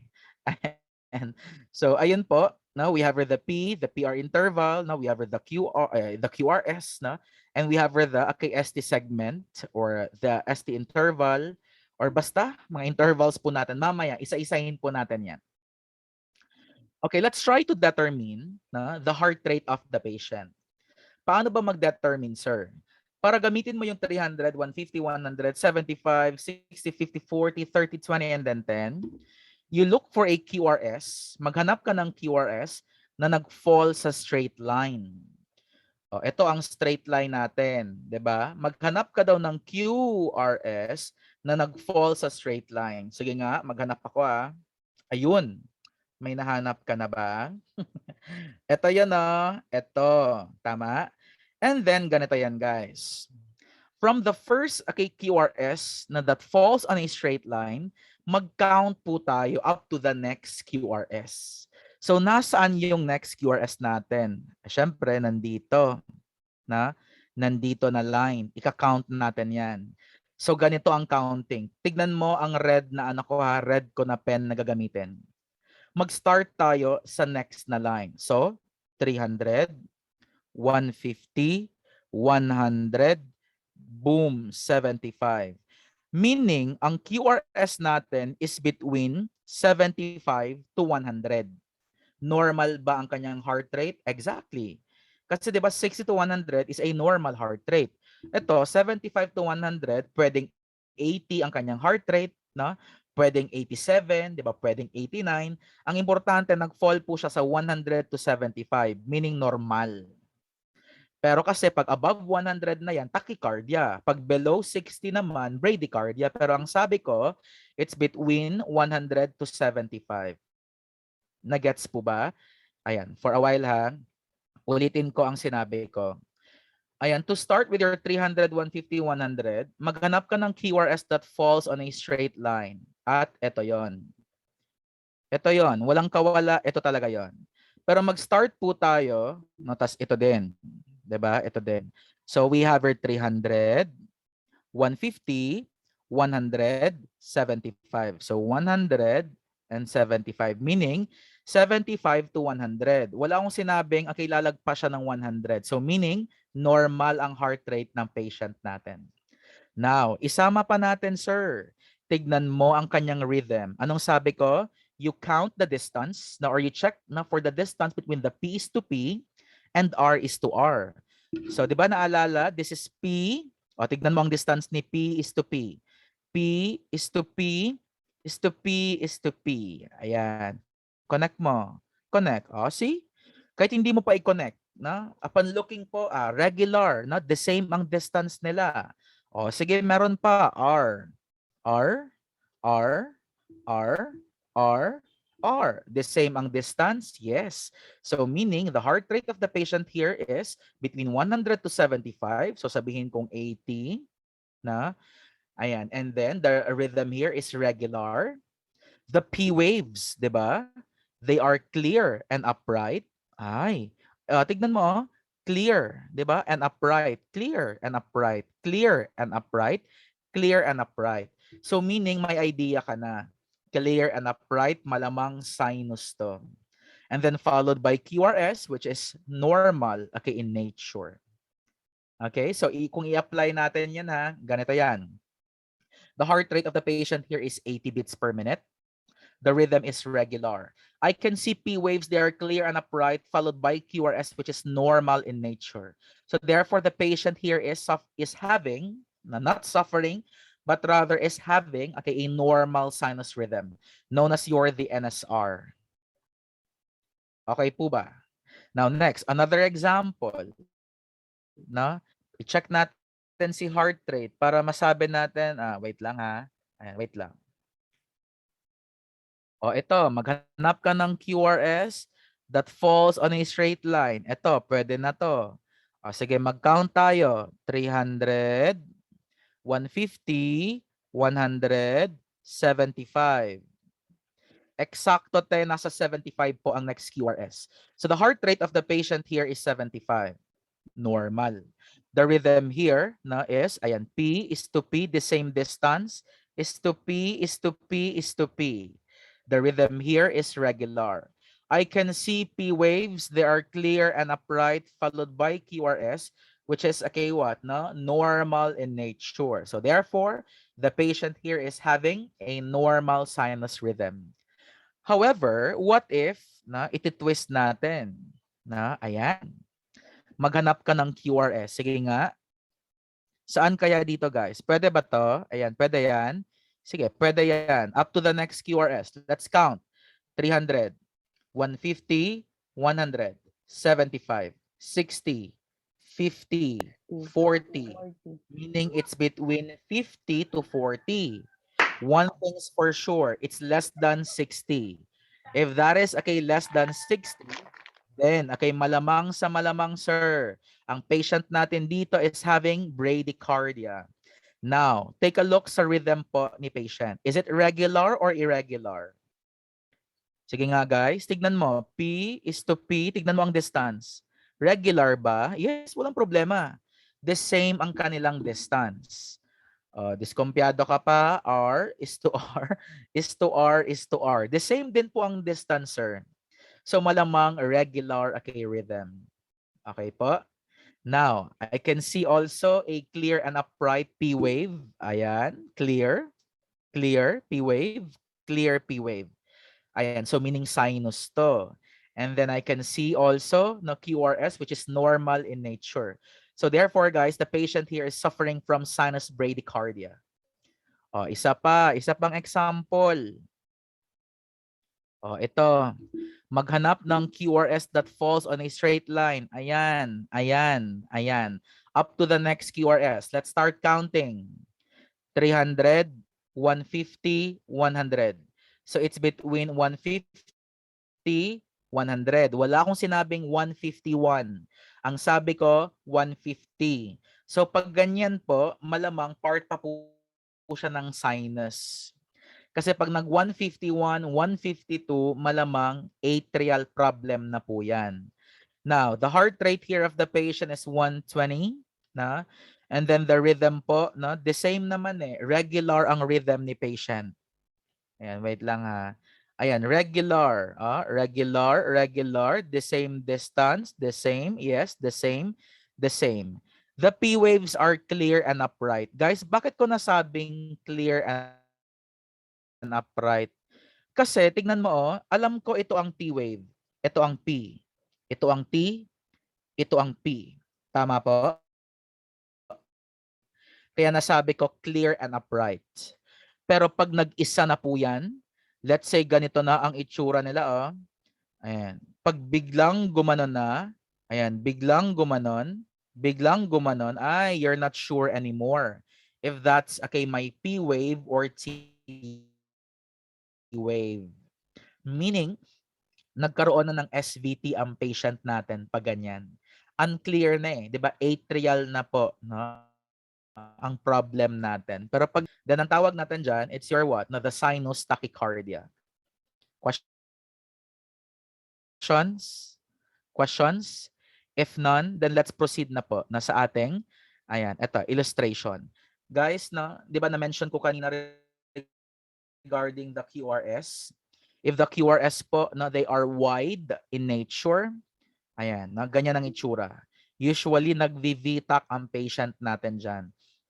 Pag narrowed naman, syempre nag-SVT, the supraventricular tachycardia or the atrial tachycardia. Syempre, pag normal QRS, ganyan ang itsura, normal. Okay po? Sige nga, sabay-sabay tayo guys. Wag nang mag-unmute, na practice ka na lang the 300. Sige po, 5, 6, 7, start go.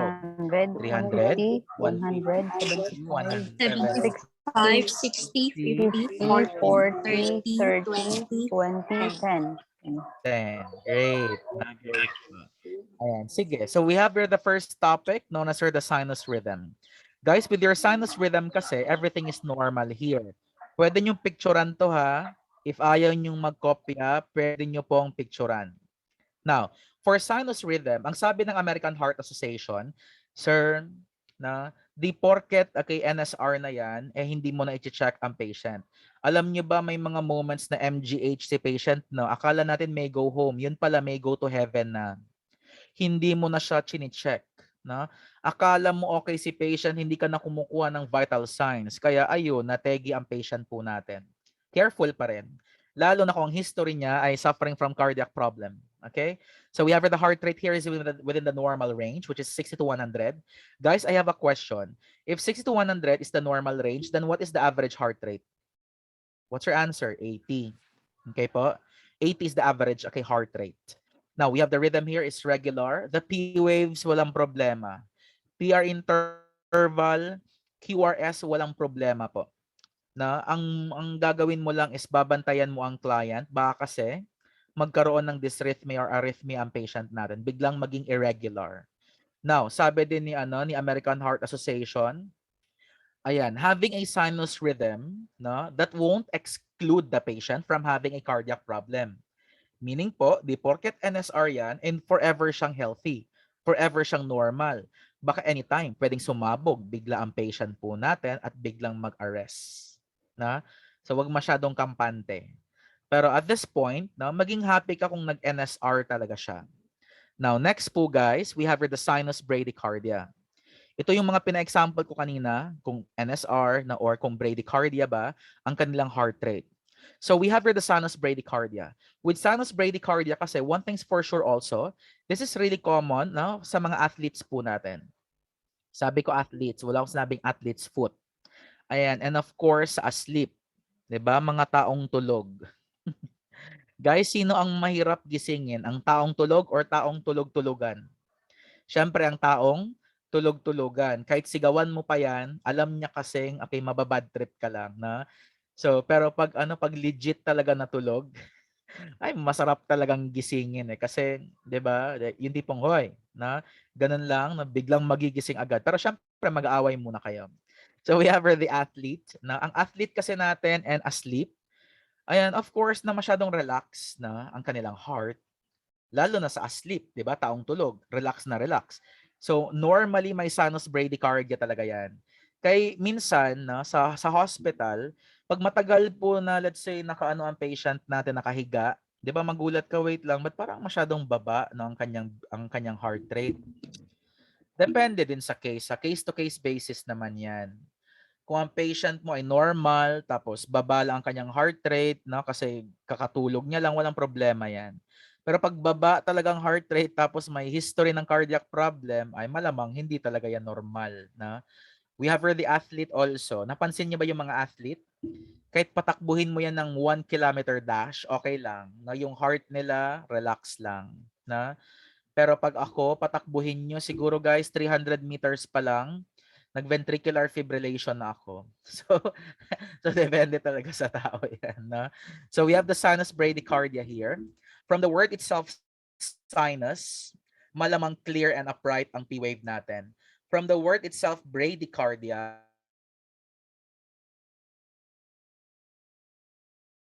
with the heart rate here is less than 60 beats per minute. Anything that goes, let's say less than 60 or below 60, bradycardic patient yan. With its rhythm, walang problema. Regular ang rhythm natin dito. Ayan, the P waves po, they are what? No, clear and upright. No? PR interval, walang problema. QRS, walang problema. Ang problema lang po natin dito is of course, no, ang heartbeat ng patient natin, which is below the normal. Next, we have the word sinus arrhythmia. Guys, sabay-sabay tayo. Everybody say arrhythmia. Arrhythmia. Ayan, when you say arrhythmia, diba, irregular ang rhythm natin. Mapapansin mo naman, 'di ba? Ito, i-connect natin sila ha. Try natin i-connect. Ayan. P is to P is to P is to P. Ba't parang palapit ng palapit? See? Ayan, okay sana dito eh. Pero dito, biglang palapit na ang distance nila. So, irregular na nga siya. Kasi dapat kung consistent ang distance nila, then regular siya. Pero pag biglang nagbago na po, irregular na po yan. Ang tawag natin, arrhythmia. Guys, na with sinus arrhythmia, everything is normal. However, ang problem talaga natin dito is the rhythm. As you can see, normal po ang kanyang heart rate. Normal ang heart rate. Pero, ang problem po natin is, it's irregular. Na? Ayan, irregular po ang rhythm natin dito. Making it, na, as your what? Na, sinus, arrhythmia. Okay po ba? Next, we have sinus tachycardia. Guys, with sinus tachycardia naman, of course, what are the possible reasons kung bakit may sinus tachycardia? We have the Fs. Okay, we have the Fs. Number 1, no? Letter F, pag may fever ang patient mo, may tachycardia yan. Aside from that, no? Ayan, we have the fluid loss. Aside sa fluid loss, we have fatigue. 'Di ba delikado ang fatigue kasi pag may chronic fatigue, may fatay. It's 2 o'clock. Ayan, so we have your letter F also. Ayan, for your letter F, pag in pain ang patient, pain yan. Na? So again, we have the fever, we have the fluid loss, now we have the fatigue, and then we have pag in pain ang patient natin, it is actually expected na magkakaroon siya ng sinus tachycardia. Guys, pag sinabi kong sinus tachycardia, dapat 150 dapat yan ha. I-emphasize ko yon. 150 dapat. Pag less than 150 na, it's sinus pa rin. Pero pag ibang tachycardia na greater than 150 and above, it's your atrial tachycardia. Pero pag ganito lang, less than 150, it's sinus tachycardia po. Okay po? Now, let's have a moving ECG. I-discuss ko ang moving ECG po natin ha. Ayan, for a while.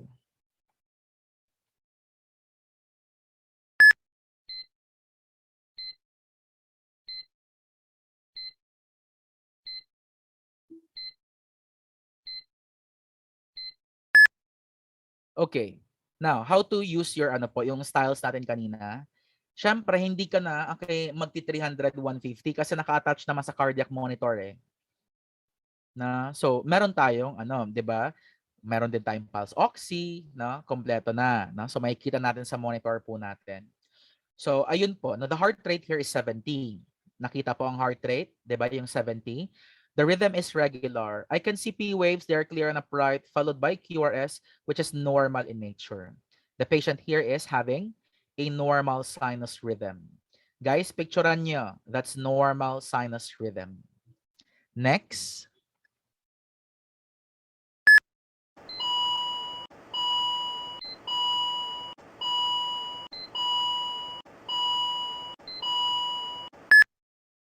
The heart rate here is 38. So may idea ka na, no? Heart rate niya, 38. The rhythm here is regular. I can see P waves. They are clear and upright, followed by QRS, which is normal in nature. The patient here, guys, is having sinus bradycardia. 'Di ba? Clear and upright, so sinus. Tapos ang kanyang okay, heart rate is less than 60. Kaya sinus bradycardia. Picturean. Next po.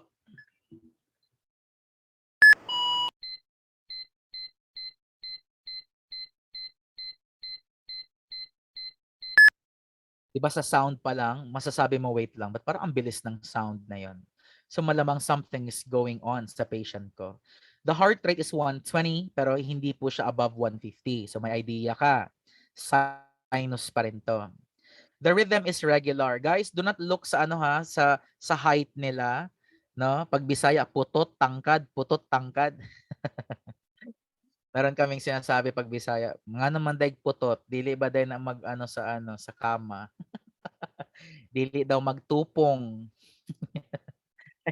So, ayun ha, guys, do not focus on the height na but focus on okay, the what? The distance natin. So, yes, na the heart rate is 120. The rhythm is regular. I can see P waves. Yes, now they are clear and upright, followed by QRS, which is normal in nature. The patient here is experiencing sinus tachycardia. Now, next, pakita ko. Siyempre, yung mga diniscuss ko muna ang papakita ko din.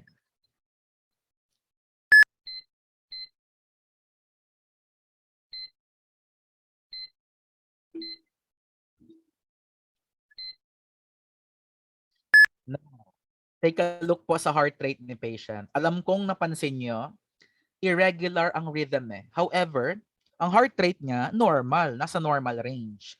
So again, the heart rate is 76. The rhythm is irregular. So may idea ka na. Pag irregular, arrhythmia. Now, I can see P waves. Yes, clear and upright. Now followed by QRS, which is normal in nature. So therefore, the patient here is having sinus arrhythmia. Sige nga.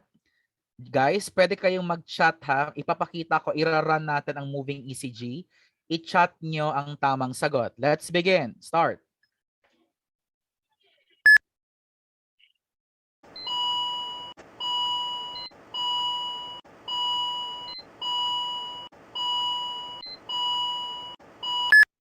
Okay, pa-chat po ng tamang sagot natin. Dapat makita po natin sa ating chat box. What's that? This is what? Pwede nyo namang i-direct na lang sa akin, no? Kung ayaw nyong, ayan, no? So tama po, it's sinus bradycardia. Galing. Next po.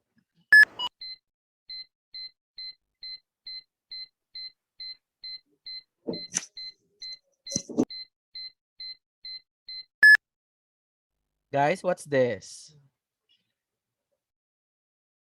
Ano po yan? Great. It's sinus tachycardia. Next.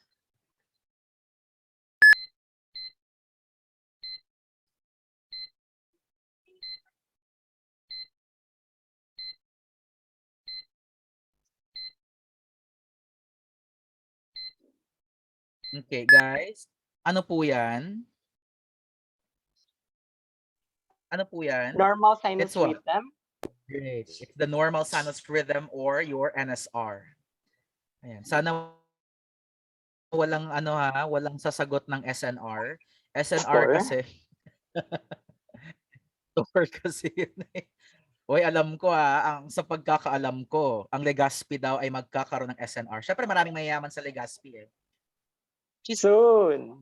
Soon. Soon. Nice, nice. Yeah, ang pagkakaalam ko talaga, yun yung chismis dati pa na ng ex ko. Ang sabi niya nga malapit daw sa ano sa may SM nyo. O, di ba? Kaso kasi grabe ang cost of living no pag nasa Legazpi. Kasi dapat every year dapat may budget talaga no para sa ano sa Bagyo. And of course sa Naga din naman.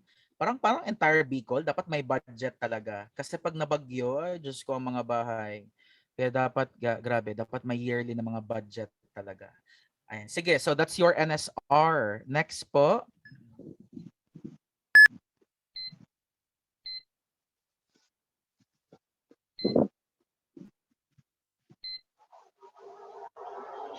Ayan, this is what? Sinus And so this is arrhythmia. your? Ayan, great. Now, thank you, Sir Yambao. Ayan, si Sir Yambao po ba ay doctor or nurse? Nurse po. Saang hospital, sir? Bicol Hemodialysis Center. Ay, Legazpi. kila Doc ano? Wong. Doc Wong. Na Doc Wong. Okay, so ayun sir, welcome to WePump. Thank you. For sure. Ayan, so ayun po, so we're done na sa ating sinus problem. Guys, let's have the atrial problem. Okay? Let's have the atrial problem po natin. Now, for the atrial problem po, ayan, alam na natin yon. Okay, let's have the atrial problems. For the atrial problems natin, it is actually expected na pag 150 and above, atrial problem na yan. Okay, atrial tachycardia na yan. Now, with atrial tachycardia kasi, other term nito will be the SVT or the supraventricular tachycardia or commonly known as the narrow complex. Ayan, the narrow complex tachycardia po. So sa exam nyo, baka makita nyo si SVT at saka si narrow complex, the same lang yan with atrial tachycardia.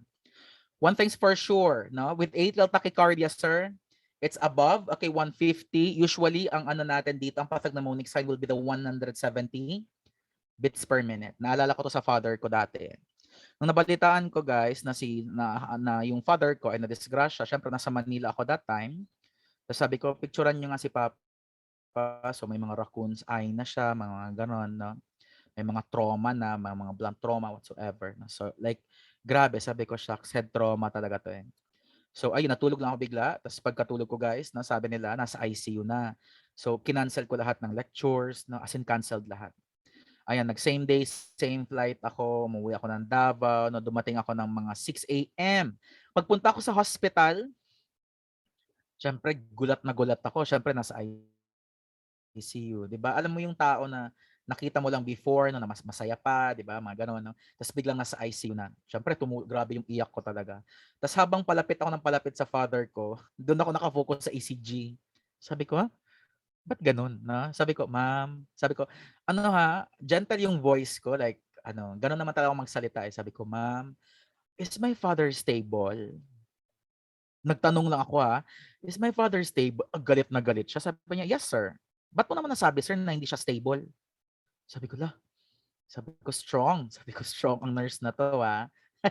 Sabi ko, ay ma'am, nagtanong lang naman ako ma'am kung stable siya or okay pa siya. Sabi niya, okay naman siya sir. Tapos sabi ko, ay, tignan mo po yung ano ma'am, yung ECG. The heart rate is 170.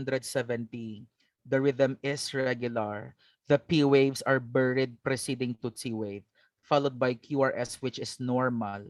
Feeling ko ma'am, nag-SVT ang father ko. Sabi niya, ha? nurse ka sir or doctor? Sabi ko, janitor po ako ma'am. Na may alam na po ako sa ECG. Sabi ko, ma'am tawagin mo na si doc. Kasi nag-SVT na yung father ko pala eh. No? Ilang minutes na kaya tong nag-SVT. Tapos alam nyo ba guys, after nung sinabi ko, tawagin nyo na si doc, nag-arrest bigla si father. No? Nag-VTAC talaga siya. From SVT, nag-VTAC. Siyempre, tumakbo talaga ako palabas ng ng ICU. Na-trauma ako eh. Alam mo yung dinidiscuss mo lang siya no? Sa other patients mo din, no? Pero pag sarili mo ng family, Diyos ko nakakatakot, no? Parang traumatizing siya sa part ko. Kaya sabi ko, grabe, no? Kaya be healthy always, no? And appreciate life. Yun talaga yung nasabi ko. Kasi my father died na unwanted, na and feeling niya unloved po siya, na sudden kasi ang kamatayan niya, and naghiwalay sila ni mama that time. Na feeling ko na depressed si papa. As in like, ayun, no? May mga regrets talaga kami. May mga personal issues po kami. Kaya lucky na are those na kompleto pa ang family nila, and nag-I love youhan sila no? Every now and then. No? As in like, grabe ang envy ko sa family na gano'n. Although wala namang perfect na family, pero at least na itatry po natin na maging perfect. And so we have your atrial tachycardia guys. So again, the heart rate here na 170 talagang pathognomonic sign po natin with a rhythm which is okay regular. However, your P waves po, they are buried preceding to T wave. O ito, kanina ito yung sinus tachycardia natin. O di ba makita mo pa may may T, tapos may P, T, P, T, P. Pero pag atrial tachycardia na, saan to sir? 'Di ba? Ayan, you're not sure anymore whether if it's P or T. Ang tawag natin, it's buried preceding to T wave po. So ang tawag natin, it's the atrial tachycardia. Now, what are the possible reasons kung bakit may atrial tachycardia ang patient po natin? Ayan, wait lang Ayan, wait lang. Wala pala yon, no? Wala pala dito sa slides ko. Management na siya. No? More of the management na po siya. Pero one thing's for sure, nag-atrial tachycardia ang patient natin sa mga uppers po natin. No? Mga stimulants po natin. Okay? Even yung simple smoking guys. No? Ayan, so depende po sa patient natin. Case-to-case basis po ito. Usually ang symptoms po natin ng atrial tachycardia will be pwedeng asymptomatic, tas ka na pala, grabe na pala yung palpitations mo. No? We have the fluttering sensation sa chest po natin. Parang kumakalabog talaga siya. We have the chest pressure, we have the dyspnea, or the dyspnea. Kasi sabi ng isang doctor, hindi daw siya dyspnea, but rather dyspnea. I-emphasize letter P. Sabi ko, okay po. We have the fatigue.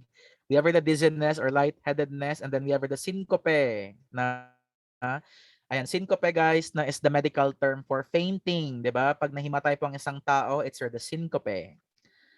Now, with atrial tachycardia kasi, if with all those symptoms po na nakita mo kay patient, then usually po is if symptomatic po siya, ayan, ang management po natin po will be number 1, we have the oxygen, na magbibigay po tayo ng oxygen. Okay guys, alam niyo ba ang oxygen? Trivia lang. Oxygen is a drug. Why? Kasi kasama po siya sa MIMS drug handbook. So malamang drug po siya. Ideally, kailangan po yan ng mga doctors, prescription or doctor's order before po maglagay ng oxygen. However, hospital protocols kasi, if you think na in respiratory distress si patient, then you hook the patient po, no? Maglagay ng oxygen. Ano nga yung mga oxygen natin, guys? Sige nga, based on American Heart, we have the nasal cannula, we have the simple face mask, and then we have the non-rebreather mask or the NRM. Pag nasal cannula po, you regulate that one, 2 to 4 liters per minute. 2 to 4, ideally. Simple face mask at 6 to 10 liters per minute, ideally, based on American Heart. And then NRM or the non-rebreather mask at 11 to 15 liters per minute. So mamimili lang tayo. Pag walang nasal cannula, okay, proceed with simple face mask. But again, you need to what? You need to determine also. Kasi alam niyo ba, nasal cannula is really common. Sir, for what reason? This is a least anxiety producing type of oxygen. Pag sinabi kong least anxiety type, no, or least anxiety producing, 'di ba ilong lang kasi ang cocoveran. Yung mga patients po na nagpa-panic attack, tapos lalagyan mo ng simple face mask, mas lalong magpa-panic 'yan, na. So dapat nasal cannula kasi prongs lang eh, na. And guys, baka isipin nyo pa rin ha na pag may hyperventilation brown bag, Diyos ko po, 3 years ago tinanggal na po si brown bag. Kasi pag nag-brown bag tapos 'di ba yung mga hyperventilating patient, 'di ba ang purpose lang naman nun is para hindi po magkaroon ng mga lightheadedness and more of respiratory alkalosis si patient mo, na hindi. Ayan, so ganito, binago na nila. Say no to ano na brown bag kasi yung brown bag natin that puts the patient at risk for asphyxiation. 'Di ba asphyxia, 'di ba the feeling of being suffocated. So may suffocation, yun yung feeling nila. Kaya mas maraming namamatay sa mga nagba-brown bag, na. Ayan, so ngayon po ang best management according to AHA to patients having hyperventilation. Number one, you determine the cause kung bakit siya hyperventilating. Meaning baka may anxiety attack yon. If na-determine mo na po na may anxiety attack po siya, then you need to hook the patient sa O2, oxygen po tayo. And we have the nasal cannula. Okay po ba? So wala na tayong mga brown bag ha. O ito, when we talk of vagal maneuvers, 'di ba? Cranial nerve number 10, the vagus nerve. Pag sinabi nating vagus nerve, ayan, that focuses on the defecation, 'di ba? The heart rate ng patient, na. Ayan. So, meaning to say, sir, ang mga vagus nerve po natin, once stimulated, babagal ang pagtibok ng puso ni patient. Because the patient here is suffering from a very rapid na heart rate, which is your atrial tachycardia. So ganito, if the patient is greater than 50 years old and above, then you encourage the patient to cough. That's coughing. Bakit hindi daw pwedeng i-massage, i-carotid, sinus massage si 50 years old? Ganito yan. Ang 50 years old, matagal na sa mundong ito. Merong mga fat deposits yan sa neck.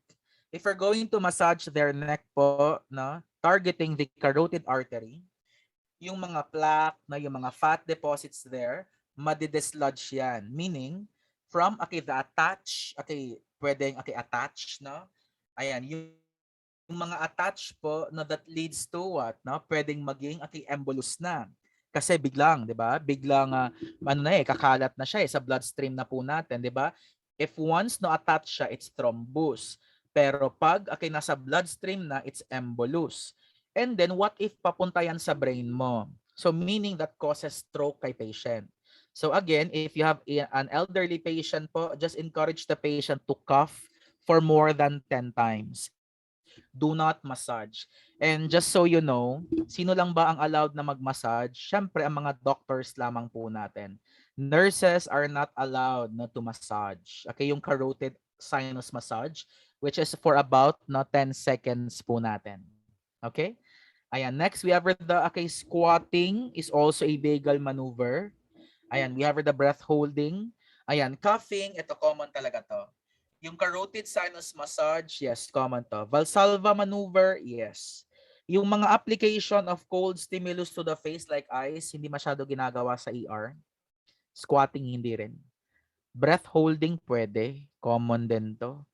Ayan, yung gagging, Diyos ko, ba't mo pinapagag? Baka susuka talaga yan, na? Madi-dehydrate ang patient po natin. So ito yung mga accepted na mga vagal maneuvers po. Especially for your atrial tachycardia. So ayun, this is your physician. The physician tries to auscultate na kung nasaan ba talaga ang carotid artery ng isang patient. And then once, imamassage na po yan ng physician po natin.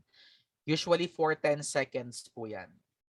So pwede ba to? Ito yung massage na i-offer natin sa mga ex po natin? Pwede. I-massage mo. Ayan, nang sa matuluyan na talaga. Charot lang. So we have the carotid sinus massage. Okay? Ayan, next guys, we have the atrial flare or the atrial flutter. Ayan, everybody say flutter or everybody say flare. Flare na lang tayo. Everybody say flare. Fleur. Fleur. Fleur. Fleur. Fleur. Basta wag lang flower. It's your the atrial, okay, Atrial fleur. fleur. Yan, the atrial Atrial fleur. Ayan. So pag sinabi po natin atrial fleur, ayan, this is your the perfect sawtooth. The perfect sawtooth. Pag sinabi kong perfect sawtooth, 'di ba? This is your the perfect lagare, na familiar ba sa mga lagare? Yes, sa Bisaya gabas, na it's the perfect sawtooth. Now, with your okay perfect sawtooth guys, na syempre magugulat ka na lang na ayan 250 to 350 po no ang heart rate ng patient po natin dito. And you can see na flutter waves na instead of what na seeing yung mga P waves po natin, usually it's flutter waves na ang tawag doon. Ayan, next na ano bang itsura? Later ipapakita po natin. Next, we have the atrial fibrillation. Ito, your atrial fibrillation guys, na maganda to na topic. Why? Alam nyo ba, this is irregularly irregular eh. Irregularly irregular.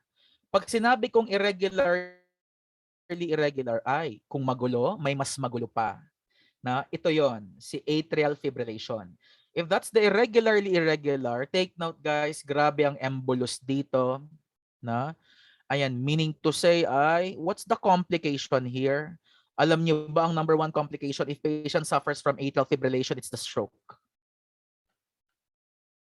Na ayan, kaya na syempre may mga stroke protocols na po no ang usually ang mga doctors natin pag alam na nila na wait lang, nag-AFib ang patient natin.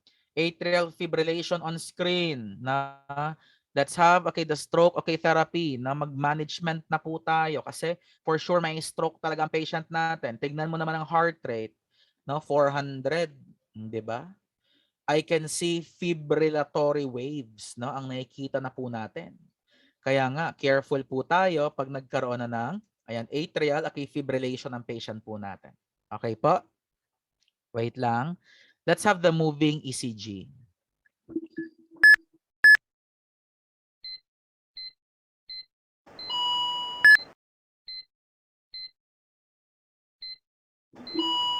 Okay, for a while, ayan, ipakita ko muna guys sa ang tinatawag na atrial tachycardia or the SVT or the narrow complex tachycardia.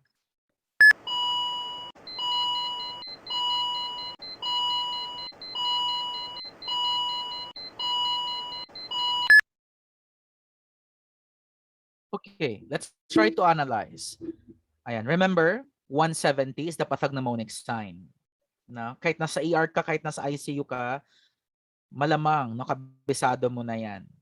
Ayan, pag nag 170 na ang patient natin heart rate, tapos tignan natin ang rhythm. The rhythm is regular. The P wave is buried preceding to T wave. The P wave is unclear and it's buried. Followed by QRS, which is narrowed in nature. So therefore, the patient here is suffering from SVT, the narrow complex tachycardia or the atrial tachycardia. Careful po tayo kasi from SVT, pwede pong magkaroon na ng VTAC later. Okay? Kaya dapat na-inform na dapat ang mga physicians natin dyan. Next po.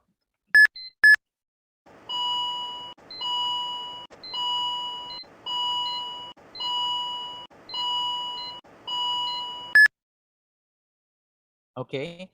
The heart rate is 290. The rhythm okay is regular. Yeah, the rhythm is ayan, irregular. Sorry, the rhythm is irregular. Kaya nga irregularly irregular. Na.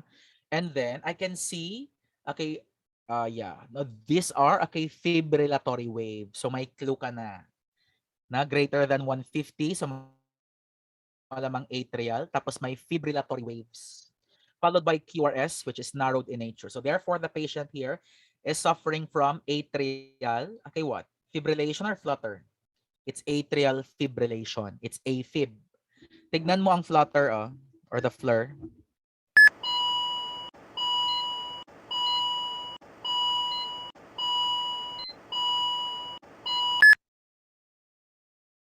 The heart rate of the patient here na is 372. The rhythm here is, okay, it's kind of regular, pero irregular pa rin siya. Na? Pero if you're going to compare that one with your atrial fibrillation ha, mas regular siya ng konti as compared to your atrial, okay, ano kanina, fib. And then I can see flutter waves. So may clue ka na, followed by QRS, which is normal in nature. Which is narrowed in nature. So therefore, ang tawag natin dito, this is your what? Atrial flutter or atrial flare. Sige nga, try natin ha, ulitin natin. Sir, show us your atrial tachycardia.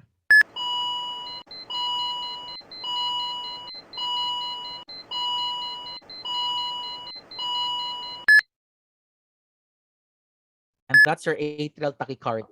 Next, show us your atrial fibrillation.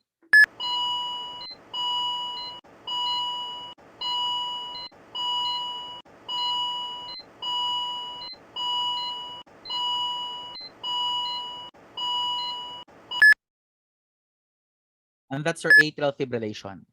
Next, show us your atrial flare.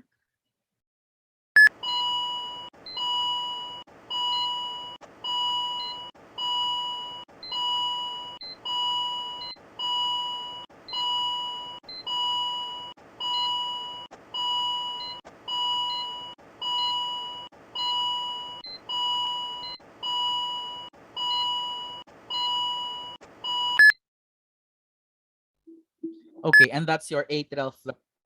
Guys, balikan po natin ha, ang ating pinaka-first na topic na sinus, and then let's proceed agad na sa atria. No? So from sinus to atria. Sige, try nating i-identify ha. Sige po.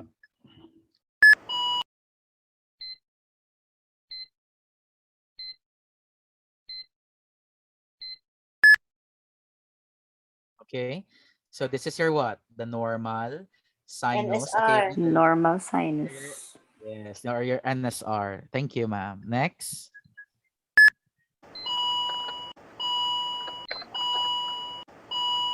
Sinus Brady. Sinus Brady. Sinus Brady. Thank you. It's sinus Brady. bradycardia. Sinus Sinus tachycardia. tachycardia. Sinus tachy. Sinus tachycardia. Na sinus tachycardia. Next.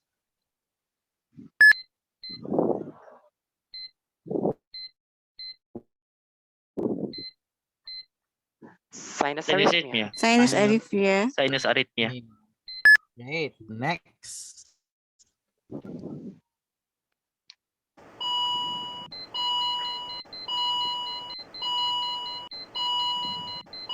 Sinus tachycardia. tachy. Guys. Yeah, Sinus tachy. 170. Atrial tachy. Okay, it's the Atrial Atrial tachycardia. atrial tachycardia. Kapag nag-170 na, that's the pathognomonic sign. Pathognomonic sign 170. Yes, 170. to clear, di ba guys, na ang ating P waves na it's not clear anymore. So this is atrial tachycardia. Next. Atrial. Atrial fibrillation. Fibrillation. Great po. It's your the atrial fibrillation. Next. Atrial flutter. Atrial flare. Atrial flare. Ayan, atrial flare, the atrial flutter. Ayan, sige po. Can I have my last topic po, which is the warning signs of stroke. And then right after this, I'll see you guys tomorrow. Okay? Ayan, sige. So nakasked kasi, tomorrow na yung mga ventricular problems po natin. So we have the warning signs. Ayan, the warning, signs, of stroke. Kasi ganito yan. Di ba ang patient natin na let's say, atrial fibrillation si patient mo, beats per minute po. Ayan, the warning signs of stroke po, dati kasi it's fast. Di ba dati fast? However po ngayon, it should be fast. Okay? It should be fast, no? Mas kung dati fast lang ngayon, no? Mas mabilis na daw dapat. Be fast na, specific na siya. Letter B po, warning sign will be the balance.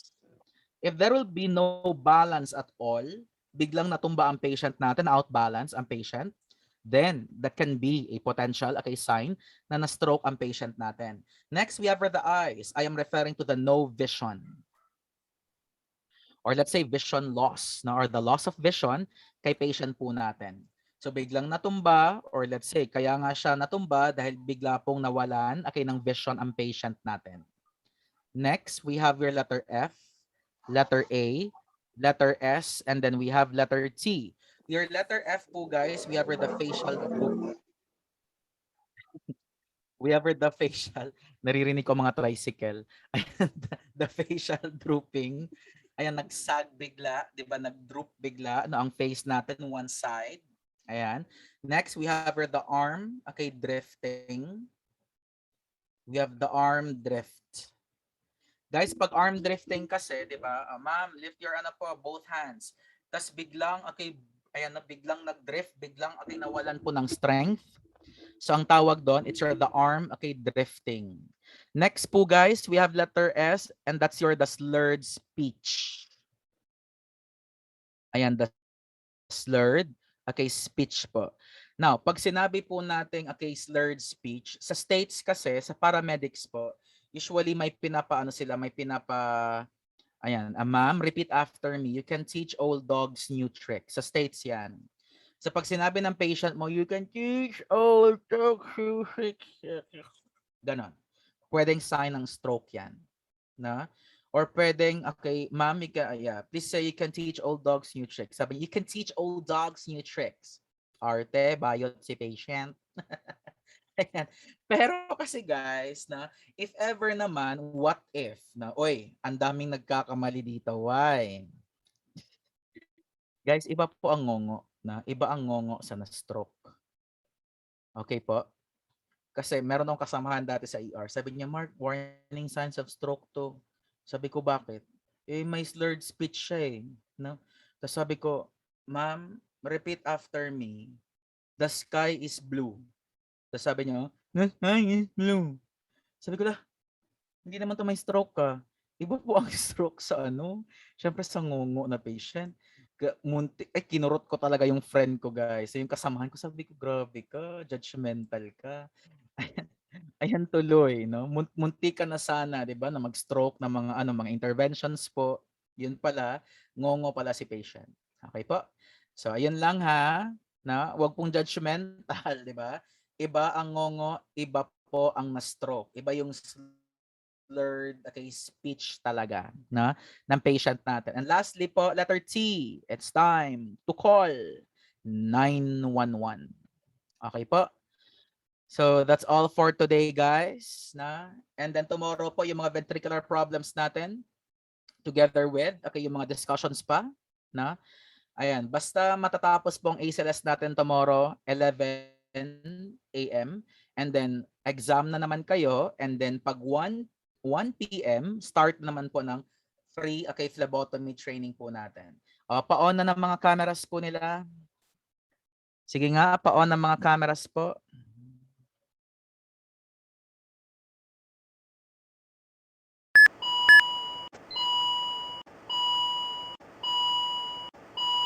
Wait lang ha. Wait lang guys. Mag-screenshot tayo ha. Mag-screenshot tayo. Tapos syempre, nakalagay ang ECG para sabihin ng mga friends nyo, ay, galing-galing, nag-update. Ayan, hello Doc Chua. Ang ganda ng bahay ni Doc Chua. Sige po, screenshot tayo ha. Sige po. 1, 2, 3, smile. Isa pa. Wait lang. Waki. 1, 2, 3, smile. See you tomorrow po at 8 a.m. On or before 8 a.m. Mag-check na po kami ng attendance. Bye for now. You enjoy po your break, lalo na kasi Sunday, Saturday Thank diba? you. Ayan, mag-enjoy po. Thank you po. Thank you po. Thank you po. Bye. Thank you po. Thank you po. Thank you po.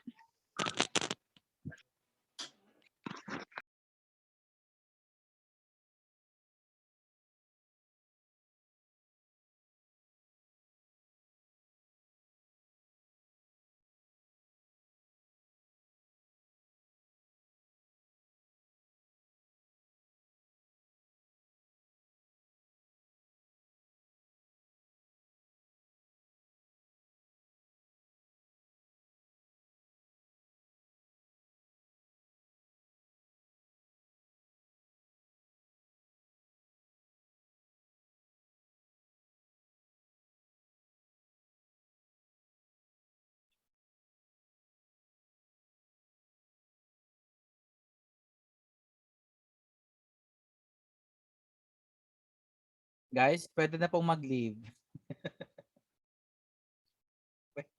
Pwede na pong Thank you, sir.